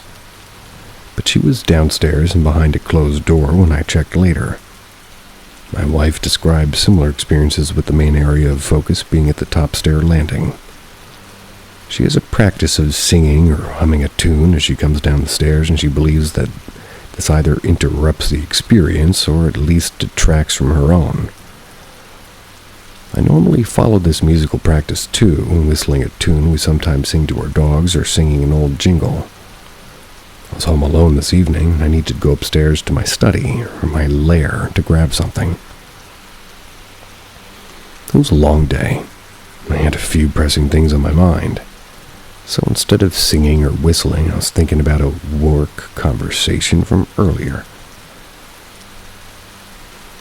As I was coming down the stairs, I heard steps following me down, a different tempo and rhythm than my cadence. I slowed and thought about turning to look, but quickly noped out, only briefly looking up as I made the 180 turn at the bottom of the stairs and headed toward the kitchen. I didn't see anything, but I could feel something near me. I didn't feel like I was clear of the presence until I passed into the quote-unquote new section of the house. Hair on the back of my neck and arms still not settled down an hour later. I had to go back from front of the house briefly to check for mail, and now that feeling I generally have only at the top of the stairs or just at the other side of the kitchen door. I think it followed me down the stairs and decided to stay. I don't feel really right or safe to speak about inside the house, and so I refuse to talk about it in the house. Texting my wife about it or sharing here feels safe though. If you and I had to talk this whole thing before tonight, I would have said that I do believe there's something there, but it's not anything bad. Not so sure. This seems ridiculous, and I know that tomorrow in the daylight I'll probably feel less anxious about it. Probably.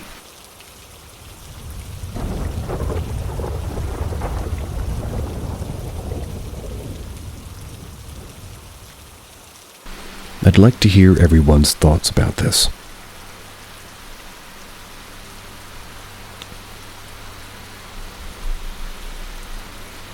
In the winter of 2004, my family moved us up from Florida to a place in Winterport, Maine. I was only 11 at the time that these events took place over a span of almost 12 years. To summarize, the house they bought had been bought and sold like 4 times in the span of like 5 years. It was the marsh stream, so running water. This house was weird. It was boxy and not terribly attractive on the outside or inside. It had a basement and upstairs, and in particular, the basement was not a friendly place. It always felt so cold and often like I was being watched by something cold and predatory. Things escalated over time as we renovated. Things would start happening. Things would go missing, doors slamming, sudden cold and sad feelings, and even seeing a dark body apparition with a weird hat that looked like a fedora, kinda. These sort of things happened for many years. And to be honest, when we moved into that house, there was some kind of an altar in the basement. Though I don't think it was a black magic thing or whatever, but Dad got rid of it anyway. Now, to be fair, there was a lot of domestic violence and abuse that happened in that house because of my father, so negative energy was rampant. There were times that we could hear what sounded like somebody walking up and down stairs, and the basement door slamming. Weird, but things escalated when my father died in the house suddenly. And that's when things got scary. Went to the basement and got scratched on the back of the shoulder. Twice I took showers in the upstairs bathroom, and there were handprints in the steam on the mirror, and they were huge, like my father's, sort of. Bear in mind that the first time it happened, I thoroughly cleaned the mirror, and then it happened again. And weirder still, twice my phone flew off my bedstand table to the opposite wall, and the next day I couldn't believe it. There were recordings that sounded guttural and pretty much not understandable. I didn't put them there. I have no idea where they came from. The recordings were so creepy, and one of them almost sounded like somebody was saying something and then remind me or something. And like I said, guttural and weird. Also, one time my fiancé and I were in bed at night, just laying there, and my brother was playing Xbox. He was on a headset in the next room over. And I know for a fact it wasn't him pranking me. I would hear him in the Black Ops match the whole time. But we were laying there chatting, and all of a sudden her bedroom door began almost rattling off its hinges like somebody was pounding on the door for like 10 seconds straight. That was terrifying. Not to mention that the sound of somebody walking up and down stairs escalated to what sounded like somebody stomping heavily up and down stairs, sometimes all night long when no one else was home. Also, my fiancé and I blessed the house after the door incident. So we reopened all the windows and doors starting at the basement, working up while chatting and casting herbs and salt around. And as we worked our way up the upstairs stairs, we found it very hard to breathe. My husband got pushed away from behind and nearly fell downstairs. And after we pushed through and finished, the house felt lighter. It felt better and didn't feel cold, sad, or hostile. Until 3 days later, that's when I walked into the basement to get something from the deep freezer. Suddenly had that feeling like I was being watched and the air was cold and eerily still. Tried to tell myself that was in my imagination since I'd not seen or heard anything in 3 days. But when I turned to return upstairs, there was like this thing on the ground. And to this day, it's the scariest thing I've encountered. It was on the floor in grayish brown and so freaking weird looking. Not even human. And it was reaching for my foot and I screamed. Ran upstairs, practically shoving my fiancé out of the house. He was like, "Huh? What's wrong? You're pale. You're freaking out. What happened?" And as we stood outside so I could tell him what happened, we literally watched as something that same color walked from one window to the door window and then disappeared. He freaked out too, and it wasn't 48 hours after that we moved out into his parents' house to get away from it. Now finally, the weirdest thing is that I'd never had issues with my cell phone until the haunting escalated. The recording were left on it along with pictures of the handprint in the steam. One day, not long after I'd gathered evidence, my phone randomly began power cycling and fried out. Taking all my evidence along with it, by the way. Now I know this sounds insane, but I swear to you that this is the scariest place on God's green earth, and I've never been back more than a few minutes at a time until the house sold in 2023. Just kind of want to know what everybody else thinks that might be.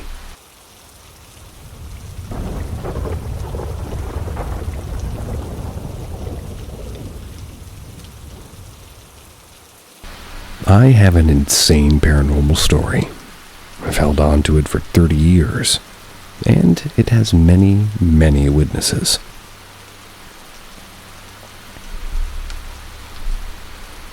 For some reason, I never thought about posting my story here. I've posted it onto YouTube comments before and think I've even talked about it on my YouTube show before, which is unrelated to the paranormal. I interview families with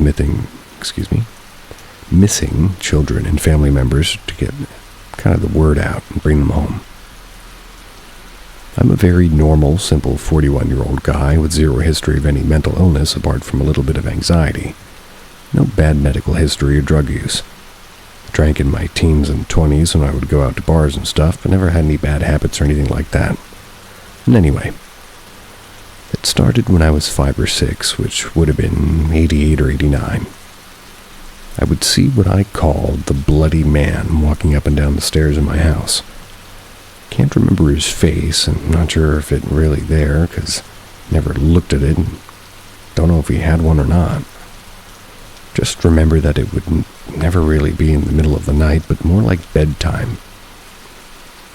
He had a bandage on his head, and it was bloody, and had a hospital gown on. I remember having a feeling that I knew this wasn't right, but I wasn't scared. Not sure if the lack of fear was due to being told not to be scared somehow, or if it was me being so young that I didn't know, really, how to be scared.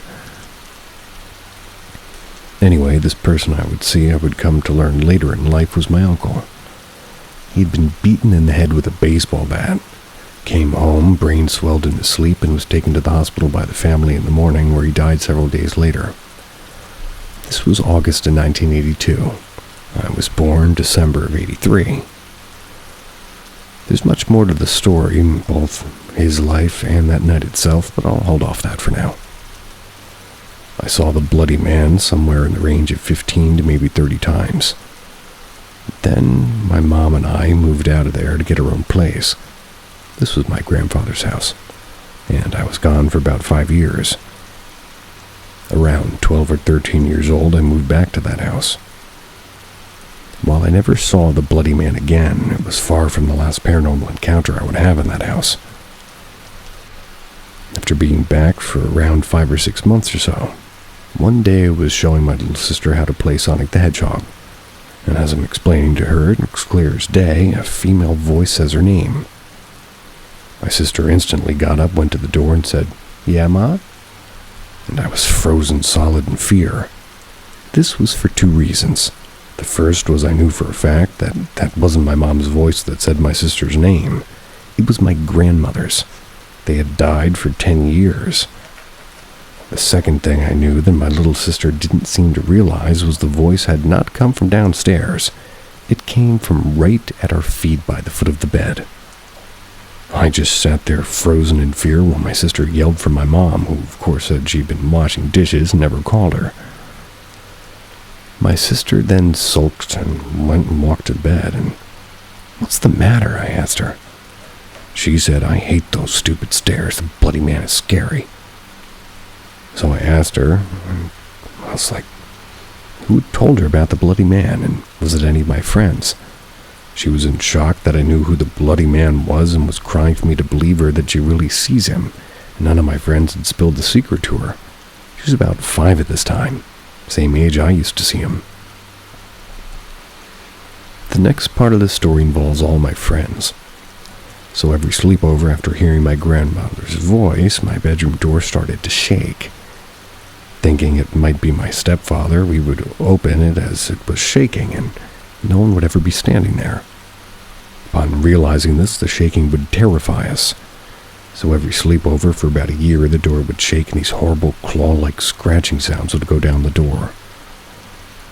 My friends and I would fight to hide in the corner on the bed while it would happen. So if you're keeping count, that's me and my sister who both saw the bloody man and heard the female voice, and 3 of my friends who witnessed the shaking and clawing at the door. 5 people. But believe it or not, the last part of the story gets even crazier. We sold the house, moved to a couple cities over about a year later. And one thing I forgot to mention is the reason I moved back at around 12 or 13. My grandfather had a bunch of mini strokes and was in a wheelchair. So my mom just moved back in to take care of him. Well, after we moved away, I told my mom it surprised me that she sold her childhood house. She talked about all the bad memories she had there, and had replaced the good ones. And then she said, plus Grampy started creeping me out toward the end. Turns out he had started telling her, "Your brother is still here," every night up and down those goddamn stairs, up and down, up and down. He saw the bloody man too, his son. But that's not the craziest part. About 7 or 8 years after selling the house, the guy that bought it saw my uncle in a gym and beelined it toward him, demanding to know who the hell is in the house. He, his wife, and 2 of his kids kept seeing Uncle around the house. I made it a point to walk by the house to try and catch somebody coming out once I heard the gym story.